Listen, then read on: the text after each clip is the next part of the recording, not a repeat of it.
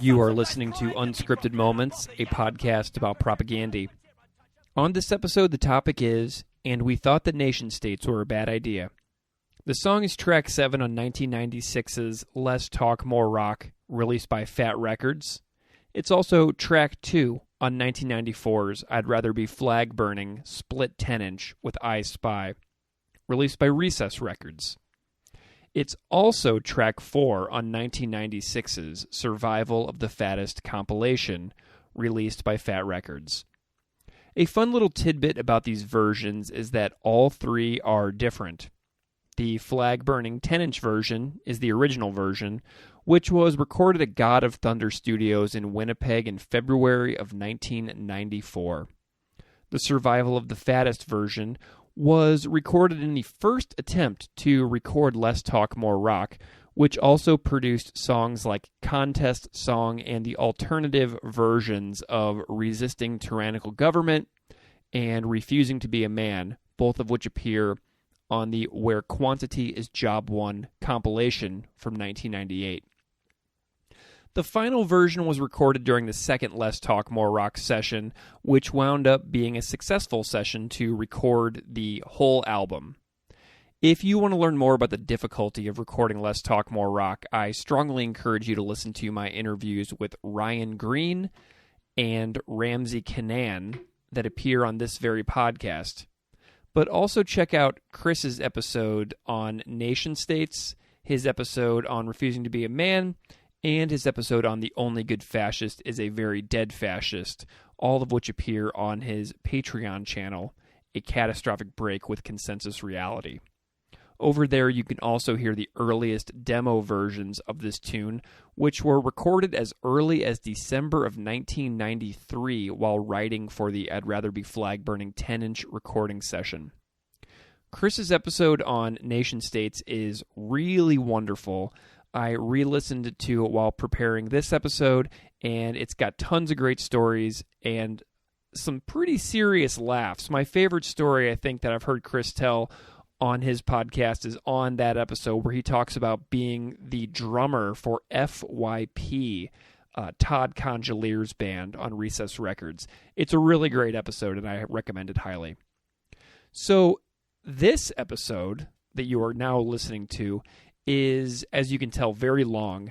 This is a compilation episode, but it also has a brand new hour-long segment to start off the episode with Dr. Chris Deutsch. Early listeners of this podcast will remember Chris's fantastic commentary on our Cop Just Out of Frame and Purina Hall of Fame episodes. Chris is a history professor, military veteran, lifelong propaganda fan, historian of agriculture, the environment, and the meatpacking industry. And he's been an amazing supporter of what we do on this podcast since the very beginning.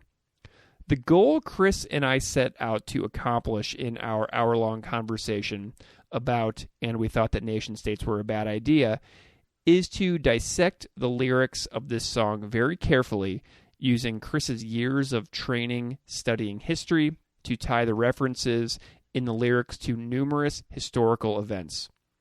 In my view, that is what the other episodes talking about nation states on this podcast lacked. And how can I conclude a podcast about propaganda without proper academic and historical discussion of the concepts found in this incredible and iconic song? Chris spent an hour with me painstakingly going through these lyrics, and I am certain that you will learn a lot in what he has to share in our conversation. The other parts of this episode have all appeared on this podcast before, but have never been compiled in one place. Similarly to the Bangers Embrace Deluxe episode, here is a preview of what you can expect on this Nation States Deluxe episode. First, we will hear a cover of the song from Eric Epps and Josh Kemble that originally appeared on episode 77. Then we will hear the hour with Dr. Chris Deutsch. Then we will hear Frank Zed's cover from his Lullabies album, followed by interviews with Jonah Bayer from the band United Nations and the author Mike Damante. After Mike, you will hear my conversation with Billy Hamilton, bassist of Silverstein, and then a snippet of my conversation with Raylee Perkins from the Queer Ed podcast, and my conversation with Frank Zed will bring it all to a conclusion. It has been a real delight putting together this compilation episode, and I love having everything in one spot for this episode, and I am certain that you are going to enjoy the first hour with Chris Deutsch. It's brand new, just recorded it, and I am super happy with it. I learned so much from Chris across the last 4 years of making this show, on his numerous appearances, and just in his advice, in his emails and the correspondence that he and I have had. So I know you're going to like it. So please enjoy the deluxe episode 4, and we thought that nation states were a bad idea.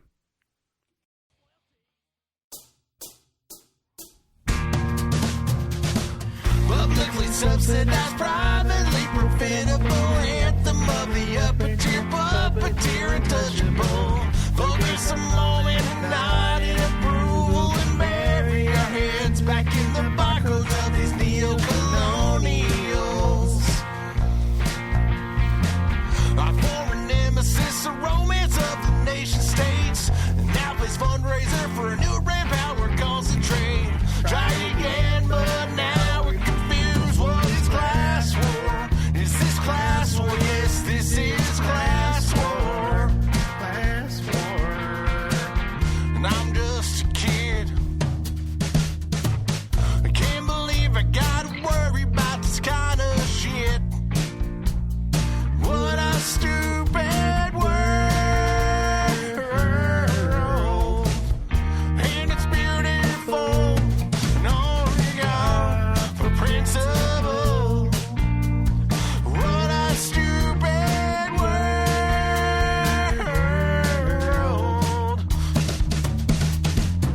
Born, hired, disposed, where that job lands, everybody knows. And you can tell by the smile on the CEO. Environmental restraints are about to go. You can bet the laws will be set to ensure the benefit of unrestricted labor laws, kept in place by displaced government death squads. They own us. They own us. Produce us. Consume us. They own us. They own us. Produce us. Consume us. Can you fucking believe what a stupid world? Fuck this bullshit display of class loyalties. The media and our leaders wrap it all up in a flag shit rag. Hooray! Hooray! Hooray! Yes. Dr. Chris Deutsch, welcome back to Unscripted Moments, a podcast about propaganda. I cannot remember exactly when you were last here, but you've been here several times over the years, and it's a delight to have you back on the show. It's always a delight to be here. I think it was Purina Hall of Fame, another excellent track to be talking about. I think the last time we hung out wasn't actually virtual. I think that we hung out in Columbia, Missouri when I was in town for work, and we got to hang out in person a little bit, but I don't think you've been on the show since then. I think that was the last time we really kind of hung out was actually in person, which is kind of a delight. Yeah, always a delight. Excellent. Love it. Well, Chris, we are here to fill out some missing content, is what I see as sort of a blank space in this podcast. And that is a discussion about the song "And We Thought That Nation States Were a Bad Idea," which appears in multiple ways across Propagandy's recorded output over the years. There are 3 separate versions, the first being on the I'd Rather Be Flag Burning 10-inch, the second being on the Survival of the Fattest compilation from Fat Records, and the third being on Less Talk More Rock LP. Fun fact, all three of those are three separate recordings. They are not the same version, so you can hear this song in three separate officially released versions over the years. So I am just excited to hear your thoughts on these lyrics, which are have a lot of vocabulary and a lot of ideas and intensity within them. And I decided to bring you back on the show to kind of help me parse the lyrics a little bit. But before we get into any of the specifics, I'm curious about your memories of coming to find this song, and we thought that nation states were a bad idea. In the first place, tell me about your memories of like becoming a fan and enjoying this song. Yeah, it was man, it was definitely the first Propaganda song I listened to where I was like, oh wow, these guys, they're special. They're not just every other fat band. And it was probably Physical Fatness back in high school when I was taught by my punk elders, you want to find good music, you buy a compilation for like $1, $2, right? Because you don't have enough money for an album, a CD, or what have you. But like you can afford a compilation, and it's going to be just like 20 amazing tracks.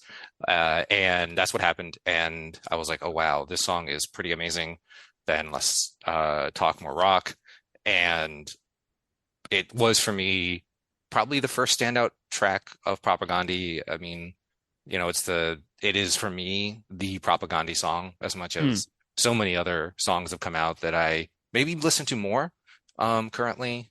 But if I'm thinking about Propaganda, it's nation states, and I think the live audience, whenever they play, I think probably, although maybe I'm wrong, you would know more than me about this, but I think resonates. There's something about that song that just captures mid-90s leftist skater punkish, although maybe Propaganda might not fully identify with the scene or the sounds they were put around, but that moment in time, and it's kind of like a lightning in a bottle moment that I felt fully connected to their songs, the complexity of what music could be. That's the first song I think I really said, oh wow, songs can be meaningful and political. Yeah. And yeah, so in rock big time. Oh, it'd just be an amazing track that still gets me going in the morning if I need a good pep. Yeah, well, just for any listeners out there who may not know this, on Chris's Patreon, he did a deep dive breakdown into the creation of this song where you can hear some of the earliest demo versions of he, John K. Sampson, and Jord rehearsing it in late 1993. And it was recorded for the Flag Burning 10-inch in February of 1994 for the first time. So this is a song that is very close to the end of the release cycle for How to Clean Everything. This was not a song that got slept on very long at all.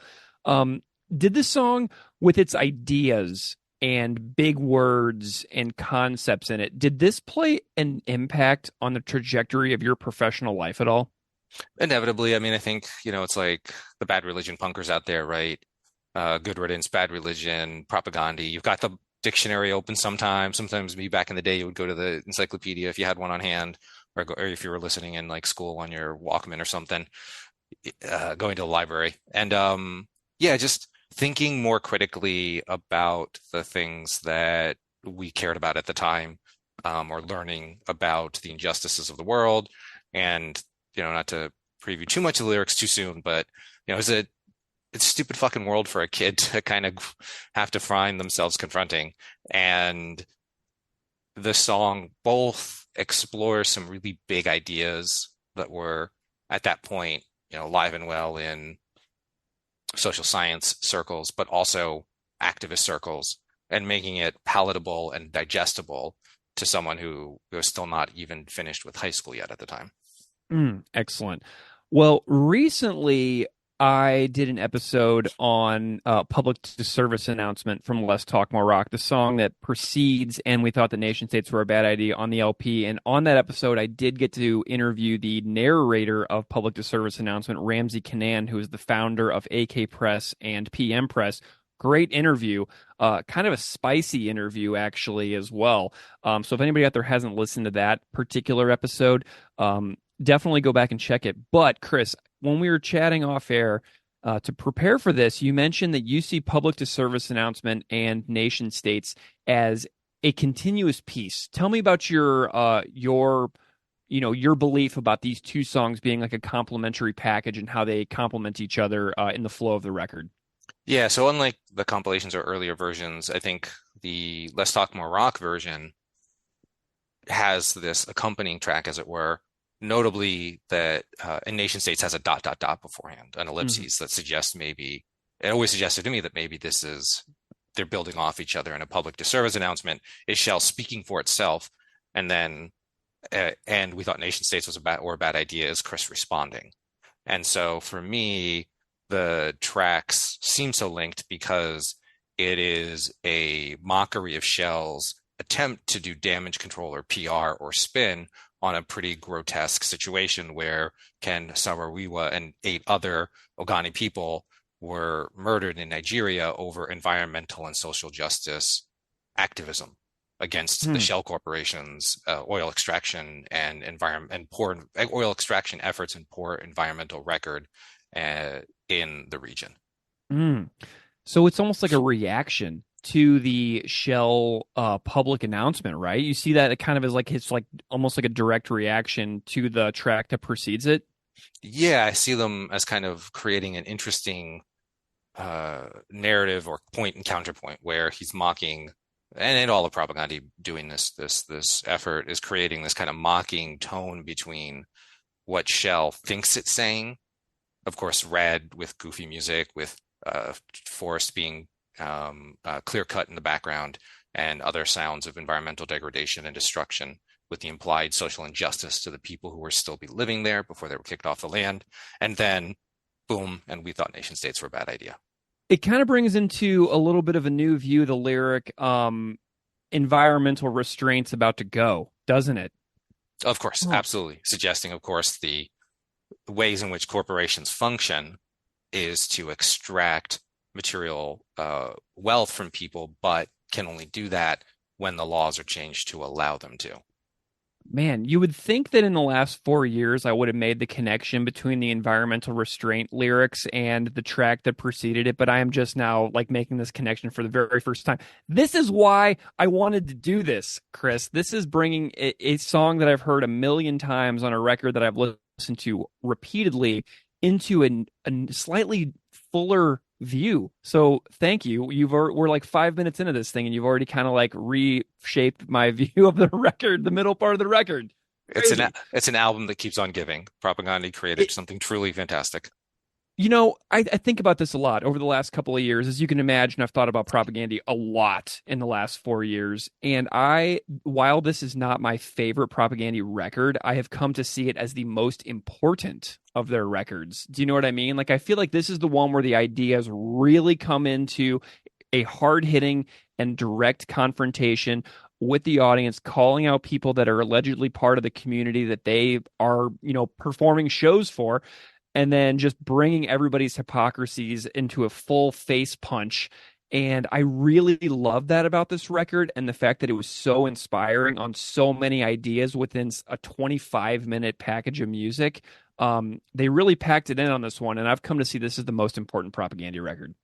Yeah, I mean, I think it's hard to say otherwise. I could be way off on this. I was obviously, again, you'd be the expert, but this seems like the album that solidified Propaganda. You've had a clean and all their other outputs, put them on the map. I always felt like this is the album that people got, as with so many of the mid-90s to late 90s Fat Wreck output. This is the one that was playing in everyone's dorm back in like 99. This is the one that people have heard the most. And whether this is their best or not, or your favorite or not, I certainly do have my internal ordering, as it were, of favorite to least favorite. I think this is the one that this is their public facing album. This is who they are, whether whatever they've done since, which I think is fantastic. And I think Nation States is the perfect emblem of their output of that album. And I think the track from the album that everyone seems to like the most, seems to resonate with. Chris even agrees with that. I listened to his episode that he did on Patreon about this song where he tells the backstory of the tune. He's like, yeah, this one and Anti-Manifesto and Back to the Motor League, like these are tracks that like we know our audience sees as sort of our definitive output. They're aware of it for sure. Okay, so let's get into the lyrics here. I want to break these down. I want you to just kind of react to the lyrics itself. So I'm going to be annoying about this, just so listeners know. So the opening line, publicly subsidized. I don't even want to talk about the next two words yet. Publicly subsidized. What does it mean for something to be publicly subsidized?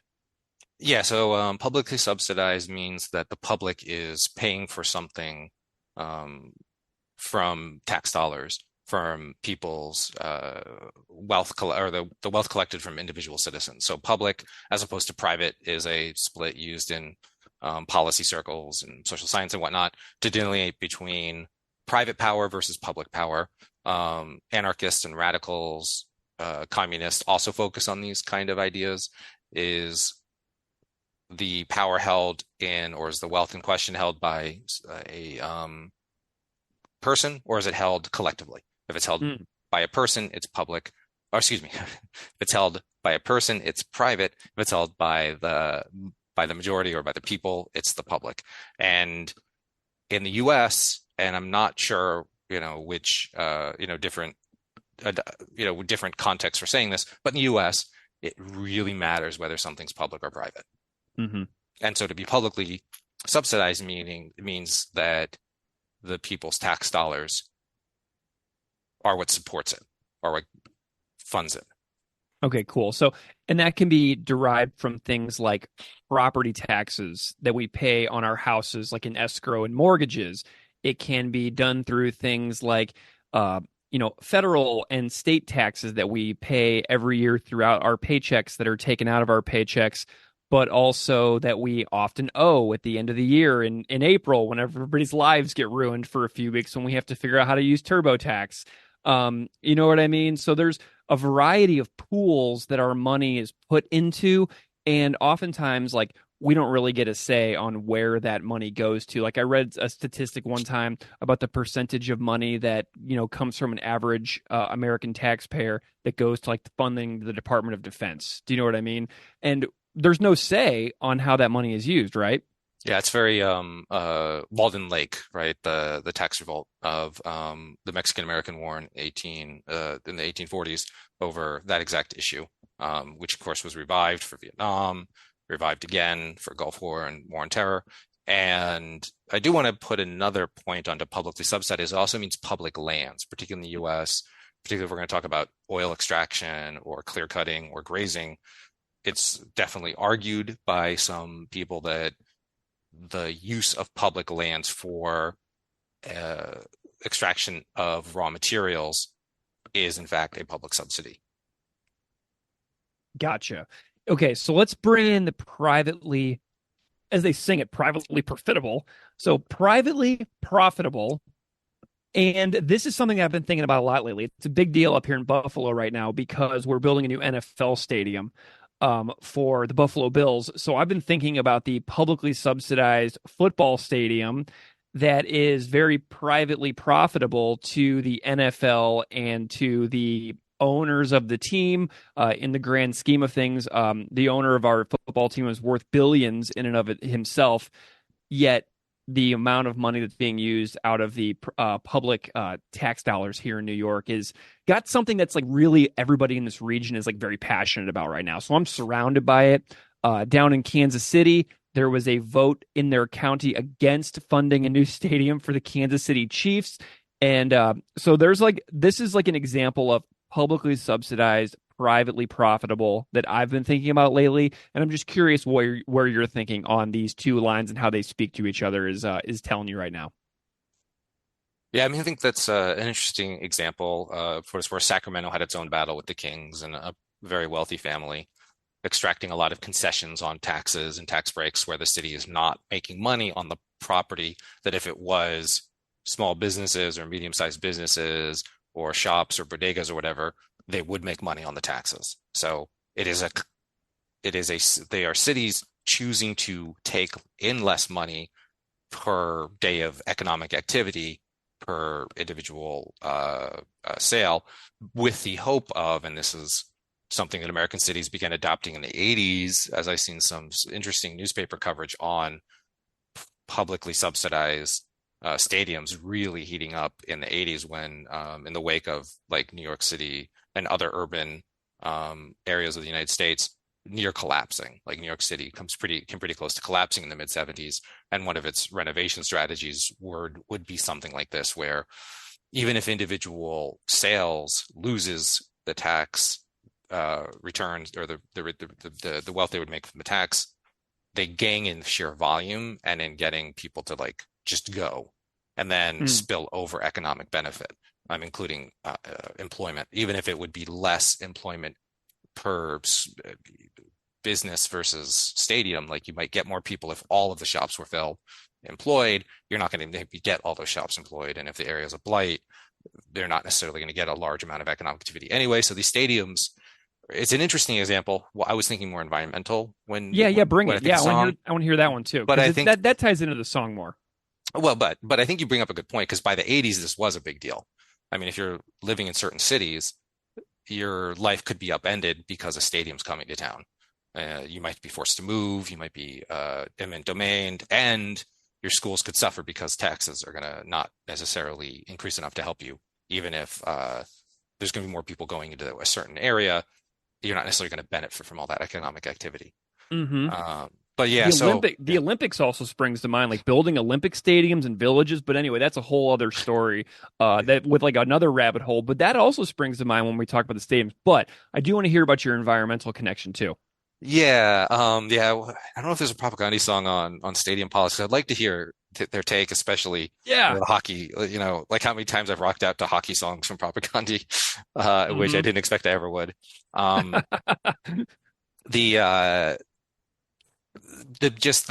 idea of externalities, which is what this line I think calls to mind. It's an economic concept that says that an externality is a price or a cost paid by someone besides the actual economic actor involved. So if a company extracts oil from a region and then makes a lot of money selling that oil to crude, refining it, pumping it into cars, etc., but doesn't pay for the cleanup cost when there's a spill. And of course, since we're talking about petroleum, we're talking about an incredibly toxic substance that is incompatible with life, as to borrow from a scientist talking about another chemical, but similar kind of outcome. And it doesn't pay for these costs. So the cost of cleanup is an externality to the company. But who pays for it? Well, it's the public fund. Because if no one else is going to do it, that's what the public does. The public is the person who can't say no to something. And that's the way it works in education, right? Like the most uneducated, the people with the most issues who are the most difficult to educate, right? They're the ones that the public educates. When it comes to environmental cleanup costs are uncoverable by most corporations. So they need the public to step in because they're the ones who can't say no. And we see that in the United States with like the Superfund law of 1980, that was all about cleaning up otherwise uncleanupable environmental catastrophes that were ruinous to life, that were incompatible with life. And I think this opening refrain captures that by having us think about, especially after we hear like clear-cutting sounds in the previous track, and as we hear Shell defend its record in a foreign country, arguably one it's exploiting to great personal cost to the people there, at least for most people, with only the few benefiting, that this only happens because the public's paying the cleanup cost, right? If Shell had to incur the cost of cleanup, could it?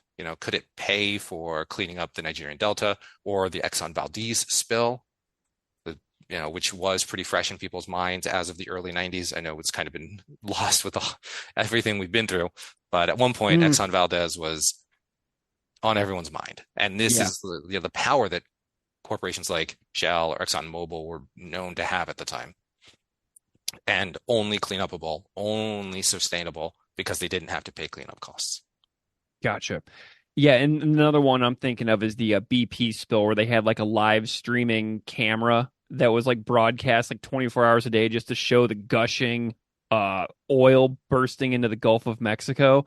That's one that lingers in my mind because I was like, mostly pretty much an adult when that one happened. So, it's pretty wild to see it in real time as well and be able to watch it live streamed 24 hours a day to see what's happening. It's like, wow, this is so immense. And think about how many hundreds of these have happened, over the last 100 plus years. Wild stuff.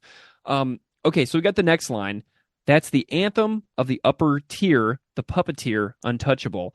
How do you like think about the upper tier being untouchable in reference to this song?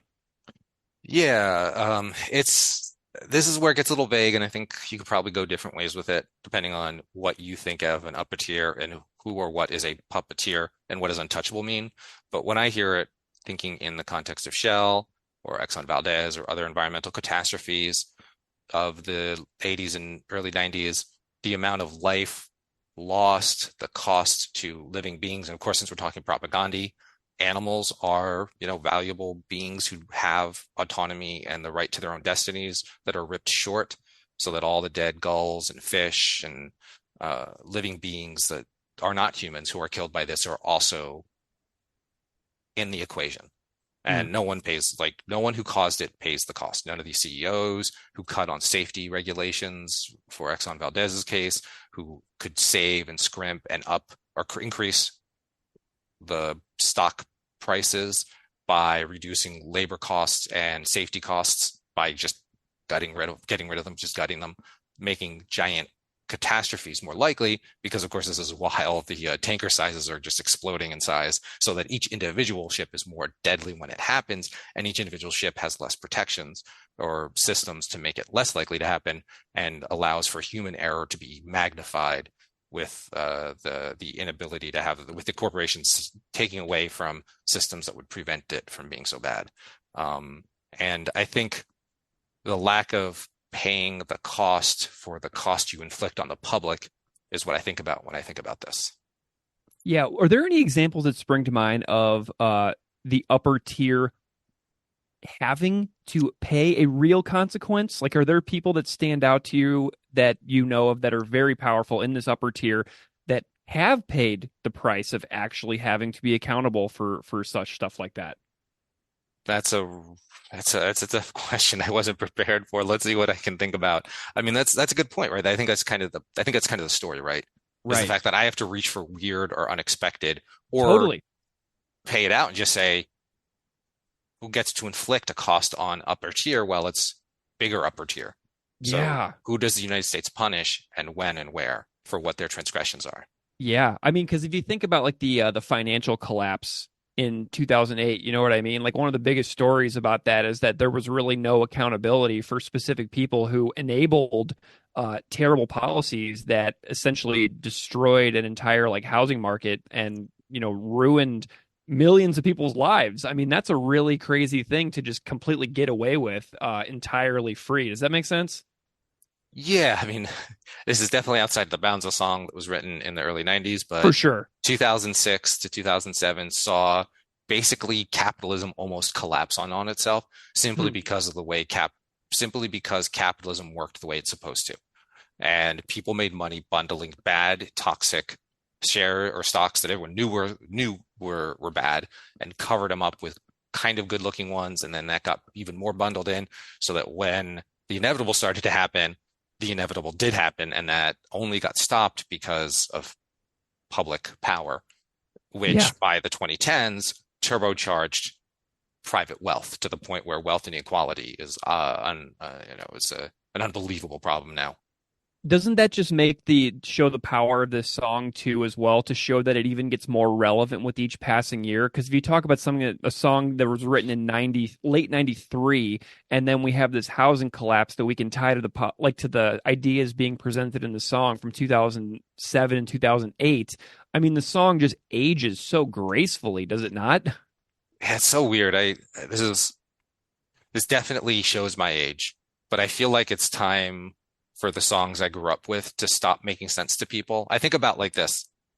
Imagine someone I don't know if this will resonate with anyone, but imagine someone in 1988 listening to a song written in 1952 and having it feel relevant and fresh and hip and happening and like kind of clued in to the problems that were emerging. I don't know, maybe you get a couple songs, maybe, but to have someone still kind of speak so powerfully, I don't know. It's kind of funny.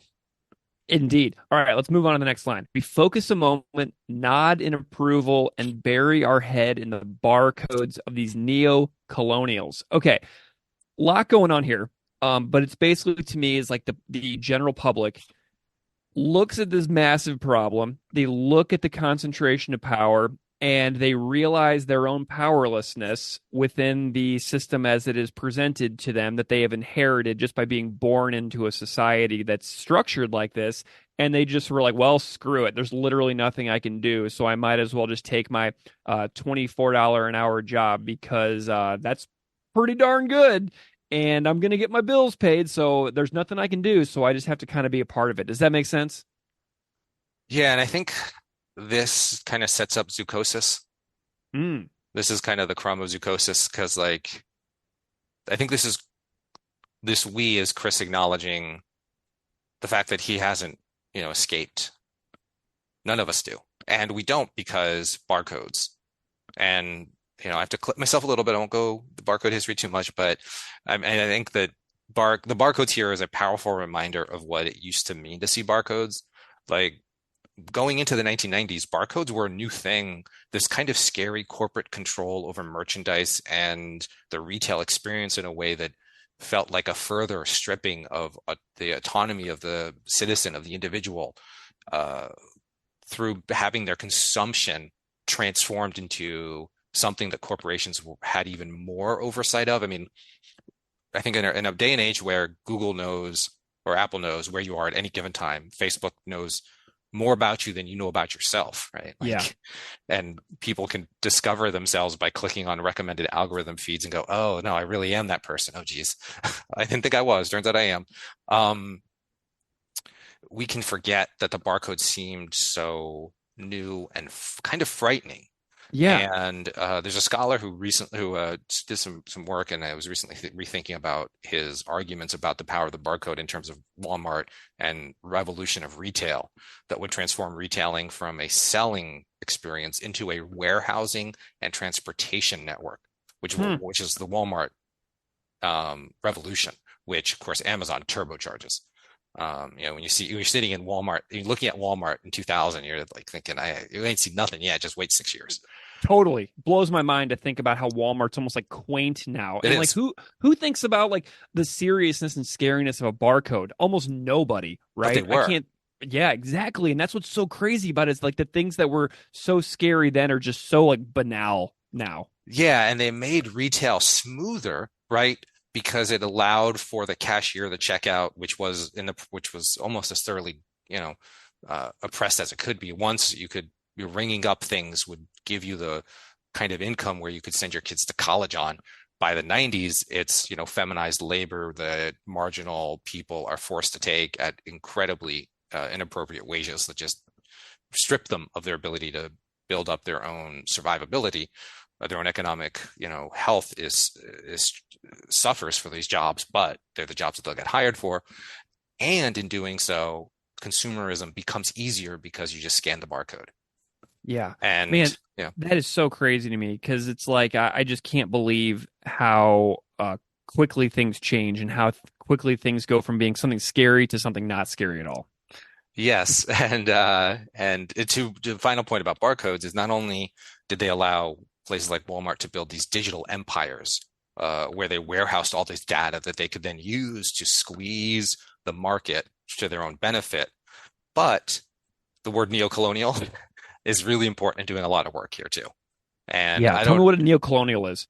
Yeah, this is a term it doesn't get used too much anymore, but at one point there was a lot of consternation on the left among communists, Marxists, socialists, anarchists over how Lenin's theories of imperialism played out. Was Lenin right? To what degree? What's going on?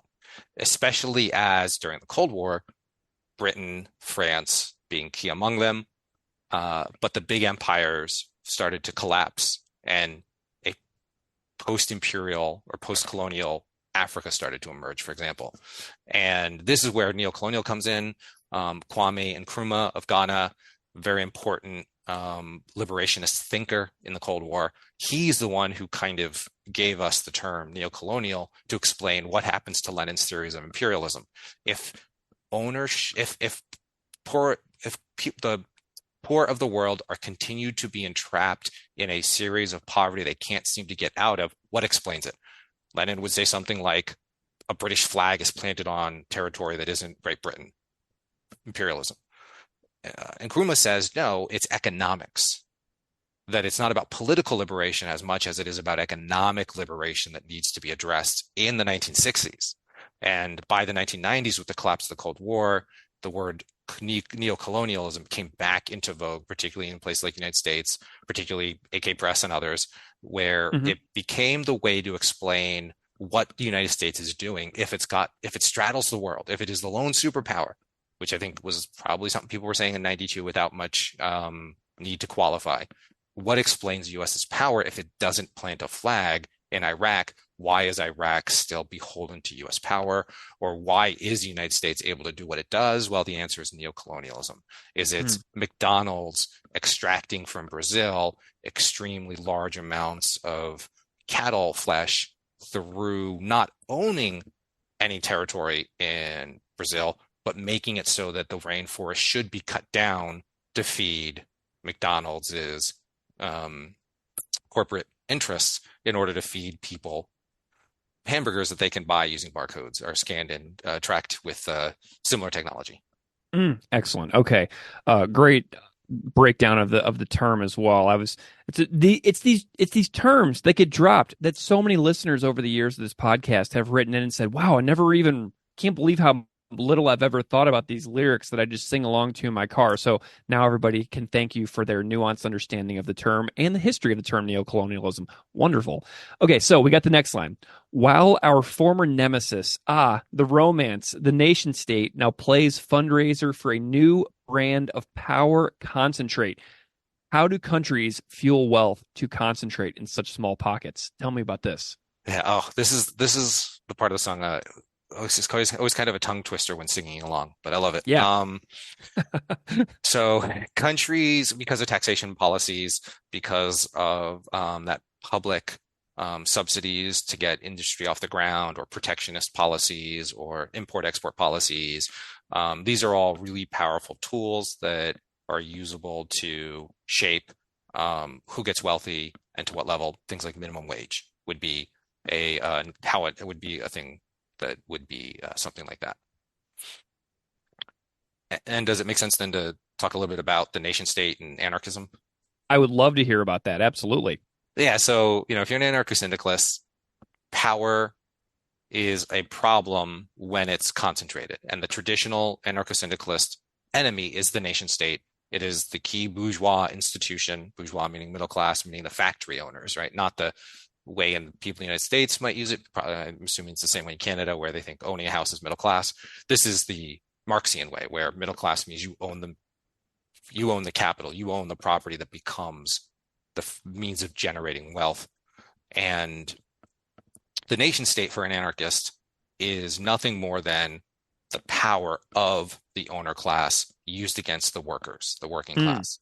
And so an anarchist solution is to break up concentrated power. So if you're sitting in 1985, it's easy to point the Soviet Union. Of course, an anarcho-syndicalist would have absolutely hated both the Soviet Union and the United States, the two great powers of the Cold War, and their allies and associated governments, and point to everything, whether it's the Cambodian genocide, whether it's the Soviet war in Afghanistan, whether it's the U.S. in its Latin American Operation Condorian grotesque operations there, creating the desaparecidos and other vile human rights abuses. You can look at those and say the problem is government.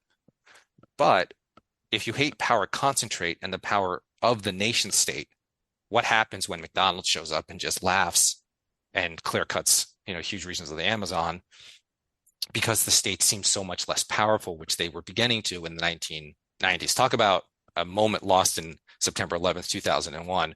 But there was a good 10 years where so many people were beginning to see the nation state as less powerful, as going the way of the dodo, of an extinct or about to be extinct dinosaur way of thinking about the world, that nation states were no longer important when you live in a world with Shell and ExxonMobil, who can do what they did and get away with it, and no one can seem to hold them to account, especially with the North American Free Trade Agreement going online and the WTO about to go online.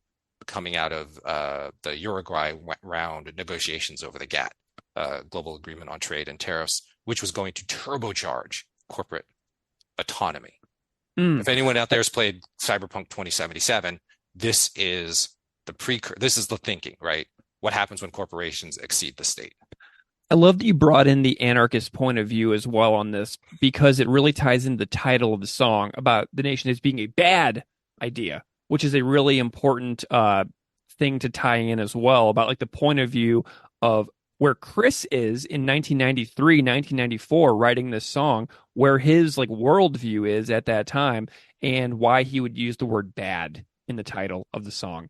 Okay, so for somebody who just needs to define the term nation state, how does a nation state differ from just like saying like the word country? You know what I mean? Like, what is the distinguishing factor of what is a nation versus a country versus a nation state? Yeah, it both matters and doesn't. In Yeah, exactly. fine-tuned language of a poli-sci specialist, it matters just beyond belief. Like these are you miss these up, you're making a huge mistake. But on the other hand, it kind of gets at the same thing. So it kind of is and kind of isn't. So think, for example, Germany. It might be the archetypical nation state, unified in the mid 1800s, creating all of the Germanic speaking people into one state, one government, where the nation, the German speaking peoples, are united. So Germany as a nation state is a newly created object out of prior kingdoms and Holy Roman empires and whatnots, all that European history stuff, that becomes a centralized government governed by one head of state, one legislature, one judiciary, that creates a singular government. Mm-hmm. And for anarchists, for anarcho-syndicalists, the nation state, that creation of the nation state divides workers who should be together, even if they speak different languages, who create power structures that concentrate policing powers and judiciary powers that can be then used to prevent factory ownership by the workers, that prevent the syndicalists from forming, that prevent worker communes from emerging. Okay. All right. So now we've got the next line. Try again, but now we're confused. What is class war? Is this class war? Yes, this is class war. Tell me about the academic understanding of class warfare, and tie it to the song. Sure. Well, it's basically a way of describing what the bourgeois do to the working class, and it's a Marxist idea. So out of activist circles and people who are actually engaging in radical labor activities, this would be the thing that they would be the most worried about, because in their minds, the way the bourgeoisie keep the proletariat, the working class, the people who actually go into the factories and do the work that get paid an hourly wage, as rather than earning residuals from some bank account that some property puts into their life, that class war is done to them. And they fight back against the war that was launched on them by dint of economic privation, starvation, what a early, not Marxist, but labor radical Sarah Bagley called the whip of necessity, that makes us work for a wage in a place that will kill us because we're going to breathe in noxious fumes, we're going to get chemicals on our bodies that are going to just destroy us. An easy, for example, would just be miners and black lung, right? I think that's an easy for example. Workers take on the economic and personal and biological burden of black lung because it pays a wage. And class war, therefore, is a way of stripping the working class of their power. Got it. Well, okay, so now we've got a kind of a turn in the song, right? We've got this line, and I'm just a kid. Can't believe I got to worry about this kind of shit. What a stupid world. Yeah, this is just beautiful. Absolutely no regard for principle. What a stupid world. Tell me about you being a young person, getting into history and politics, and having like a connection to Chris here in this moment of this, this youthful explosion of frustration. Yeah, and I think the previous line really reinforces this. I know I struggled with this for a long time. Like, what is the question mark of, is this class war mean? Because can it be class war if there's no bourgeois state involved, and instead it's private corporations, for example, putting down indigenous resistance to extraction of resources, whether it's stopping mining, whether it's stopping clear cutting, whether it's stopping oil, whether it's stopping cattle grazing. And we have to decide if that's class war or not, when it seems like the private actors are more powerful than the public actors. And if so many libertarian types, US libertarian types who are very friendly to corporate power very historically, are okay with private power being concentrated, what does that say about class war? And the confusion woven through, because I think by the 1980s, libertarianism screams louder than anarcho-syndicalism when people think of anarchism. That like anarchism in the United States, and I'm assuming Canada, gets kind of co-opted in a weird way by a libertarian sense that it's fine if Exxon can have the power to create an Exxon Valdez power a spill, that power is okay because it's not the federal government. And I think this is a real confusion moment where people are wondering, there's a gut check. Is it okay if private corporations are that powerful? And I think this line about being a kid and having to sort through this all kind of on your own kind of makes a lot of sense, because we kind of were like, without discovering AK Press, without the Z network or the Third World alliances and the various media systems that were then beginning to emerge out of the Cold War, which propaganda exposed me to a lot. Check out the liner notes to this album. You're kind of alone, and you're kind of thinking, well, all these libertarians are saying it's okay that corporations are so powerful, but it doesn't feel like it. And when I see what they do, I feel bad. Like Ken Saro-Wiwa and the other 8 didn't deserve to die. That wasn't right. Or it's not okay that polar bears are dying because of the oil that got into their systems that's now disrupting their systems, particularly their endocrine systems. That's not okay. But yet you're telling me it is because Shell did it, not the federal government. Yeah. Oh, man. Okay. So the next line ties into where we go after we're kids, right? So it's got this like very abbreviated timeline of a human being's lifespan, right? Born, hired, disposed. I mean, that's really kind of like the gist of being a person in this society, in a couple of grim, I realize this is a grim assessment, very macabre, but Chris and the band were talking about, labor and humans working in careers throughout their career. Like in one of their earlier songs called Government Cartoons, they were talking about dragging your twisted, mangled carcass out of bed in the lyrics. And it reminds me of being a cast off at advancing ages to be replaced by like cheaper people, and then having plans for retirement like go up in flames because you suddenly find yourself in a financially calamitous situation when you're like 51 and you're laid off very suddenly out of nowhere. It speaks to kind of like the heartlessness of the system and the unfriendliness against humans in general. And I'm just curious about your take on the born, hired, disposed line. Yeah, it's a pretty grim way of describing economic man, as it were. The concept that human economic activity puts us into a status where we are born, we have life, we are organic beings made of cells and all possibility of youth. Then we have to be hired. That's the big mark of adulthood, whether you're hired when you're 20, whether you're hired when you're 10, which of course, we're reminded is a new and emerging problem as the meat industry is played around with. And then our bodies are part of the economic activity that have to be disposed of when they can no longer do the economic activities act itself. So if your work exposes you to fumes that elevate lead levels in your body, over time, your body is going to break down and you can no longer eventually do that work. You're disposed. Or meatpacking plants, carpal tunnel syndrome on the cutting floor. If your job is to make certain cuts at certain speeds, eventually your joints are going to lock up due to repetitive stress injury that the motion sets in on, let alone accidents that might involve slashing or cutting, or even office work, as I'm reminded as I look at my wrist brace that I have to wear there you go. In order to type and use a mouse.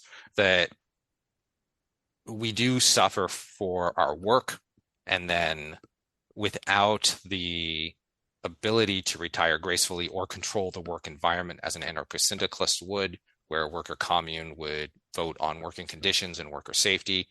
Other people choose for you, and if that power concentrate gets away with it, which it was increasingly by the 90s, as talks about stripping away, particularly the United States, but Canada and England as well, worker protections and old age insurance were picking up steam. Gotcha. Okay, well, we got the next line. We are cruising right along here. Where that job lands, everybody knows, and you can tell by the smile on the CEO that the environmental restraints are about to go. So we kind of talked about this earlier. We've talked a little bit about Shell and their involvement in Nigeria. I went over that in as much detail as I could muster in the public to service announcement episode as well, which I feel this conversation complements that nicely because I didn't make the connection between this being a response to that specifically. But what do CEOs do to put forth a certain view on what they say to the public and then what they really wind up doing? Because I feel like there's like a lot of bait and switch going on here that leads to that knowing smile where they then say one thing publicly and then do something entirely different after we've all been like, sure, great, that sounds good.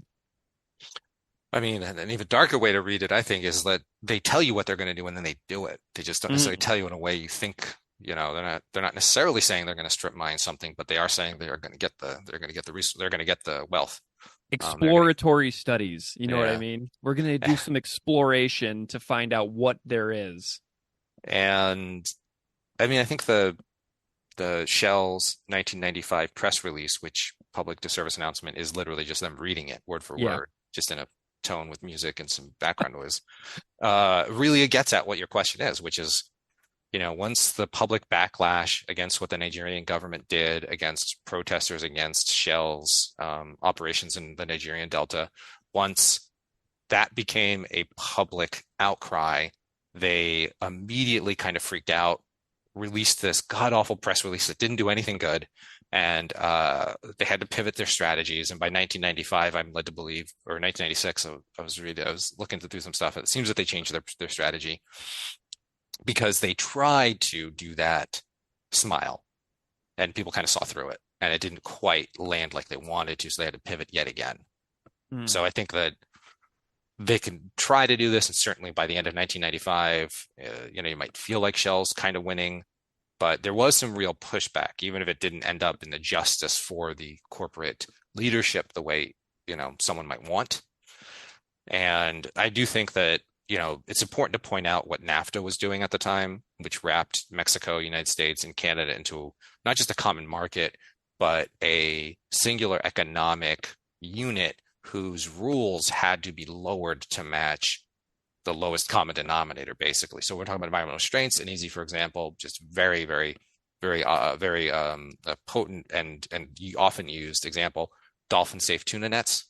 And one of the environmental restraints the United States struggled to adopt was the purseine nets used to gather all the tuna that would go into the cans.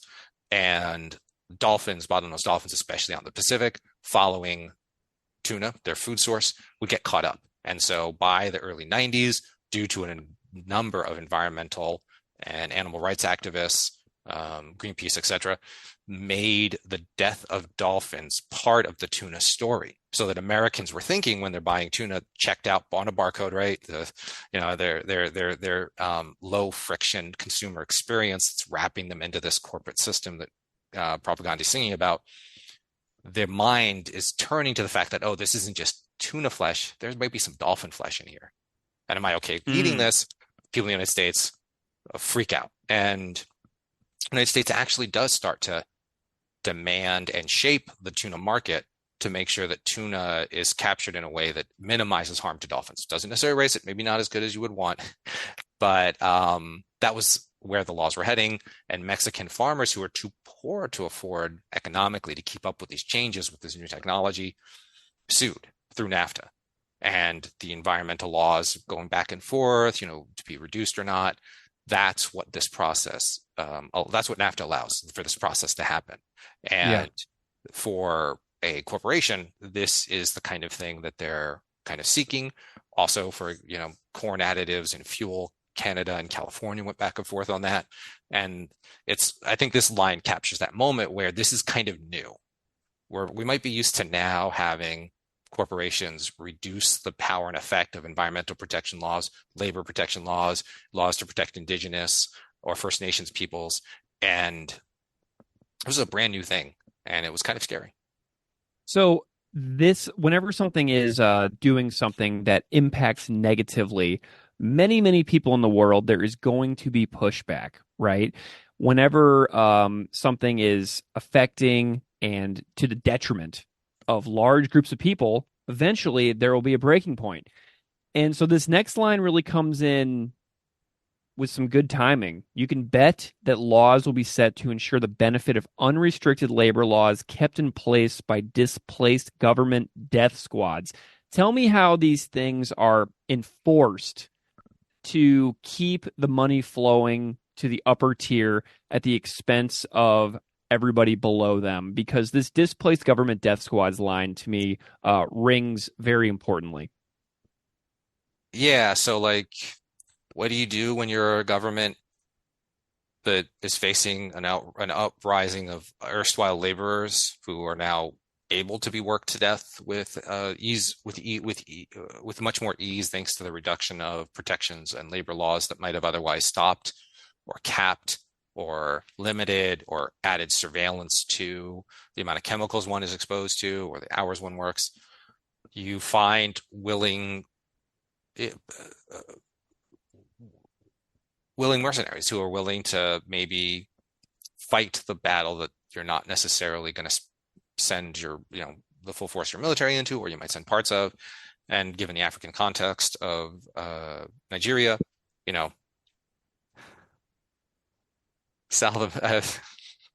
there's a very fun cat adventure happening right now. He's terrible. Anyway, keep going. Yeah, throwing me off, but in a good way, in a happy, cuddly way.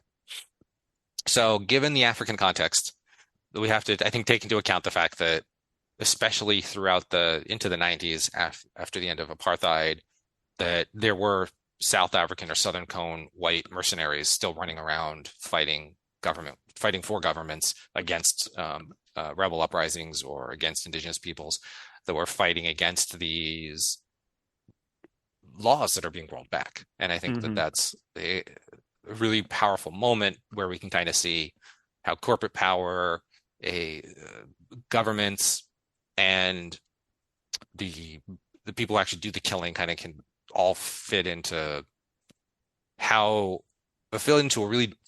really dark view of the process taking shape, and how someone with anarcho-syndicalist leanings or inclinations, or who are appreciating anarchist insights, would be so upset and disquieted.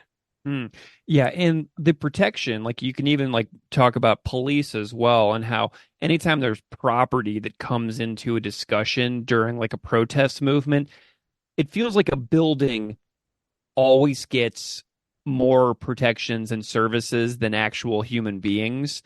And so to me, that's another wing of this displaced government death squad thing, where you prioritize a piece of property over people, Yeah, that's the one thing I would add to that is I think it's a really powerful reminder of how far we've come since then, because in Chris's context, or the propagandist context, I think they're more thinking about literally Nigeria and other places in the world where death squads were literally used to put down labor unrest. Of course, we can't exclude Chiapas, Mexico, which was in full rebellion at this time. While the property damage, I think that's really a reflection of the 1999 November WTO protests, where very infamously a Starbucks window was broken by a trash can being thrown through it, and the news media ran with that because that was the only violence that the protesters were putting out that day. And maybe this resonates with recent events, but when there's a lack of violence from protesters, it's very typical, I think, for corporate media, for media who have to sell advertisement space. Yeah. Whether it's New York Times, whether it's CNN. They need to fill content. They need the bleed because it needs to lead. And lacking any actual violence by the protesters, they see the violence against objects and people as so offensive that they elevate a Starbucks window to the same level of importance or significance or value as a living being in order to like kind of gin up hatred, right? And I think against me she has an amazing trait. I think about, right, maybe her best song, right? When it came time to smash the Starbucks window, you left me there all alone. Oh yeah. Okay, great. Okay, cool. So we got these last couple of lines here. They own us, they produce us, they consume us. Thoughts? Yeah, so I think this is kind of a fun and playful inversion of the horror of the modern marketplace of the 1990s of economic activity, where, in a consumer system, because of course we're talking the United States and Canada largely when we're talking about propaganda, and the typical experience of the consumer capitalist citizen and person is you make, you consume, and you're an autonomous being. You're not someone else's property. And Chris is, of course, saying here, they own us. She's saying, no, they do actually own us. They produce us. No, you're not producing something. They are producing you, which I think also hints at some of the ways in which barcoding products and streamlining the consumer experience puts pressure on consumers to become a cog in a system that was built that didn't fit humans, but humans could shape themselves into the consumerist economy. So you don't know how to shop at Walmart until you shop at Walmart, and then you've conformed yourself to Walmart, such as it were. Yeah. And in the end, that is them consuming us by extracting our labor, by extracting our free time, and by turning us into things that serve them. Now, I think social media has turbocharged us in many ways. But, at the time, even without modern day TikTok, he was thinking of, and anarchists and anarcho-syndicalists and radicals and progressives and others were thinking in these terms already, when it's just like television, the cinema, and that's the big power that corporations have, as well as music, of course. And I think this line kind of throws a curveball at what we might think of as consumer activity in a capitalist system. Well, we got our last couple of lines here. Can you fucking believe this? What a stupid world. Fuck this bullshit display of class loyalties. The media and our leaders wrap it all up in a flag. They're fucking shit rag. Hooray. Very comedic ending, but, darkly humorous, very clearly so. What are your thoughts on the last line here? Yeah, because I think the displays of class loyalties in the media and our leaders, I think, is the cinch of it all. Is, well, if anarchists were saying for years that the nation state was the worst thing to happen to workers, now we're saying, well, maybe corporations are worse, but why isn't the nation state, or why aren't other people besides people like Propaganda and AK Press, why aren't they saying more about it? Well, it's because people on the New York Times are capitalists who are a private corporation who benefit from this. The Washington Post, the LA Times, the Canadian newspapers, who I don't know off the top of my head, they're all benefiting from this. The local news stations aren't going to cover it in this way because it's in their economic interest. And in fact, their class loyalties are to the bourgeoisie, not the proletariat, not to the working class. So to portray McDonald's as a bad thing for workers just isn't in the interests. So they're going to portray McDonald's as a good thing because it is in their economic interest. So it's to kind of explain kind of willing consent, the kind of Chomsky-esque manufacturing consent, as it were, and the logic behind it hints at these things. And finally, I guess the flag.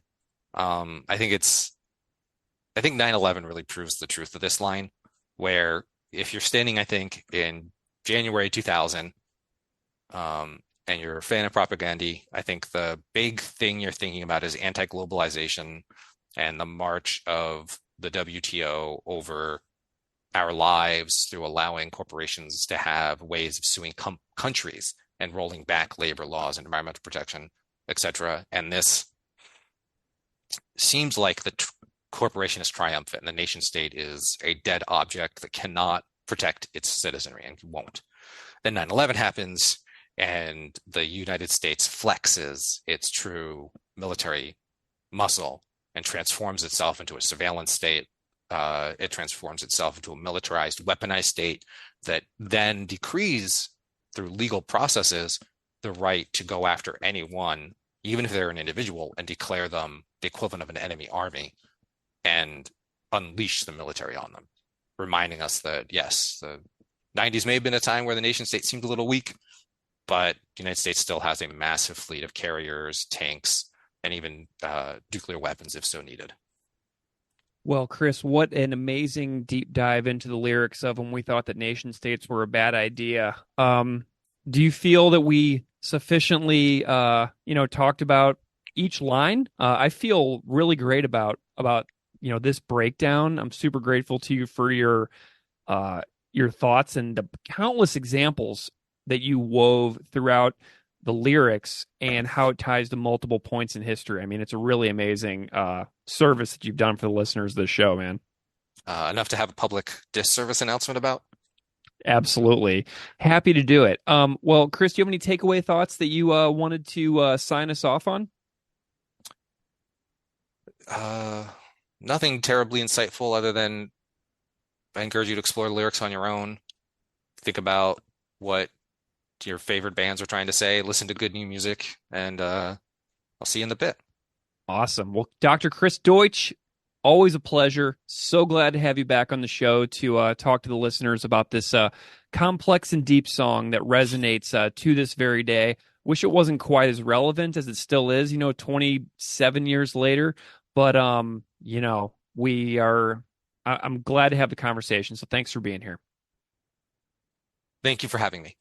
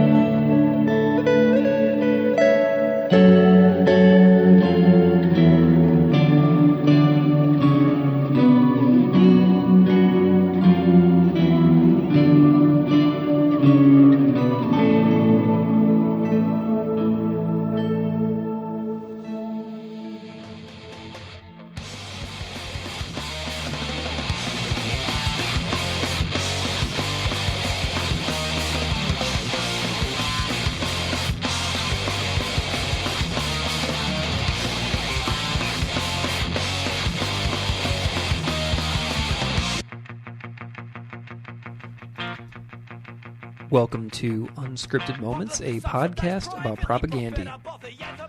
When we started this show, we went as fast on the pace as was humanly possible. What this meant was that I was accumulating recorded interviews to release over time at a rapid rate.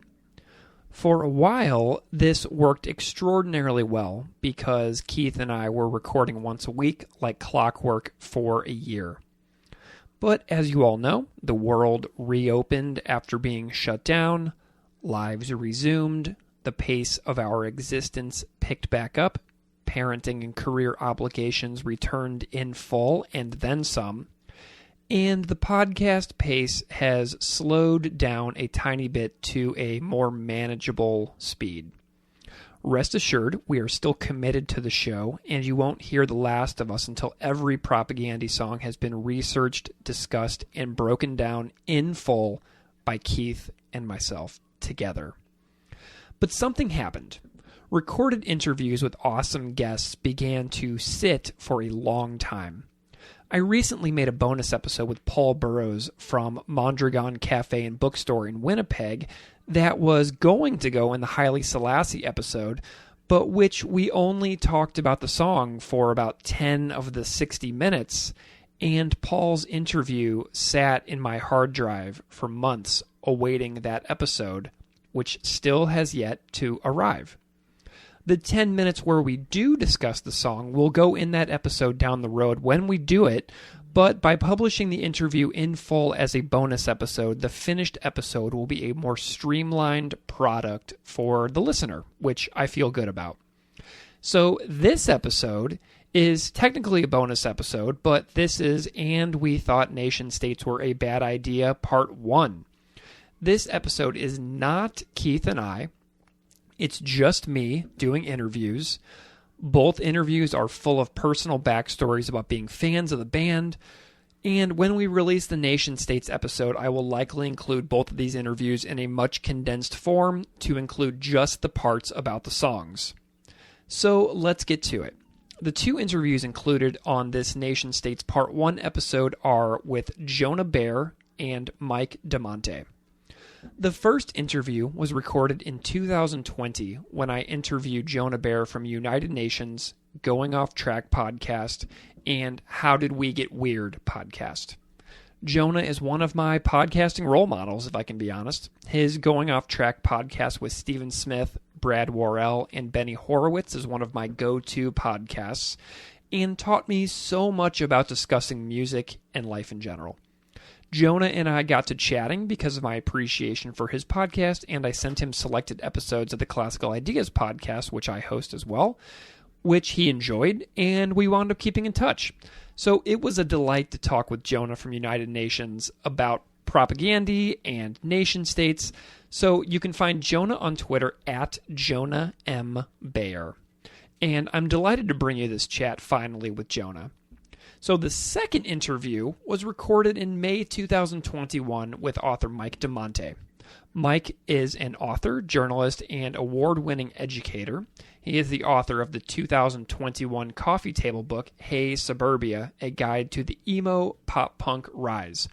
We recorded this interview leading up to the release of Hey Suburbia, and my intention was to correspond the release of the Nation States episode with the release of that coffee table book, but it didn't happen. So Mike is also the author of the nonfiction trilogy of the paranormal Punk Rock and UFOs series, the books are called Punk Rock and UFOs Stranger Than Fiction, Punk Rock and UFOs True Believers, and Punk Rock and UFOs Cryptozoology Meets Anarchy. Mike released a young adult fiction novel called Pumpkin Spice and Nothing Nice in 2019, and he previously worked for the Houston Chronicle as a copy editor, writer, and reporter, and he has interviewed tons of bands like Blink-182, The Descendants, Bad Religion, Taking Back Sunday, Tom DeLonge and his Angels and Airwaves band, and many more. So you can follow Mike on Twitter at Mike Damante. So there are 2 interviews in this episode. The timestamps are in the show notes for the start and end time of each interview. And without further delay, let's kick it off with Jonah Bayer, and we will roll right into Mike Damante after that. Thanks for listening.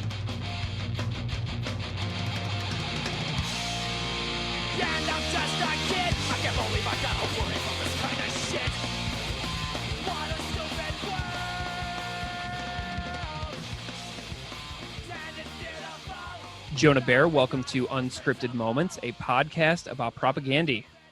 Thanks for having me, Greg. You know what's interesting about this podcast? I think it made me realize I've been pronouncing the band's name wrong my entire life.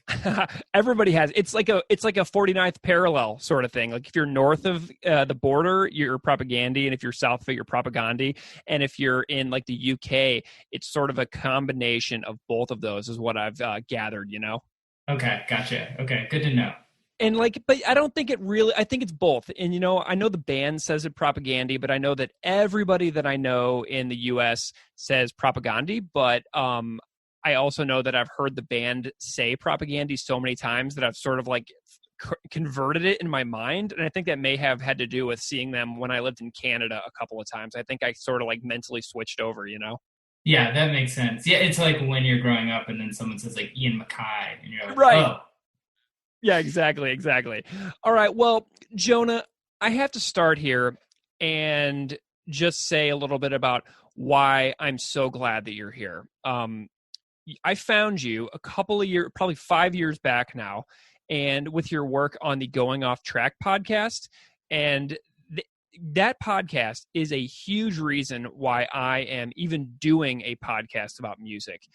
I mean, some of the interviews that you guys did on that show, and which like Benny and Brad continue to do so well, are among like my favorite media I've ever encountered ever.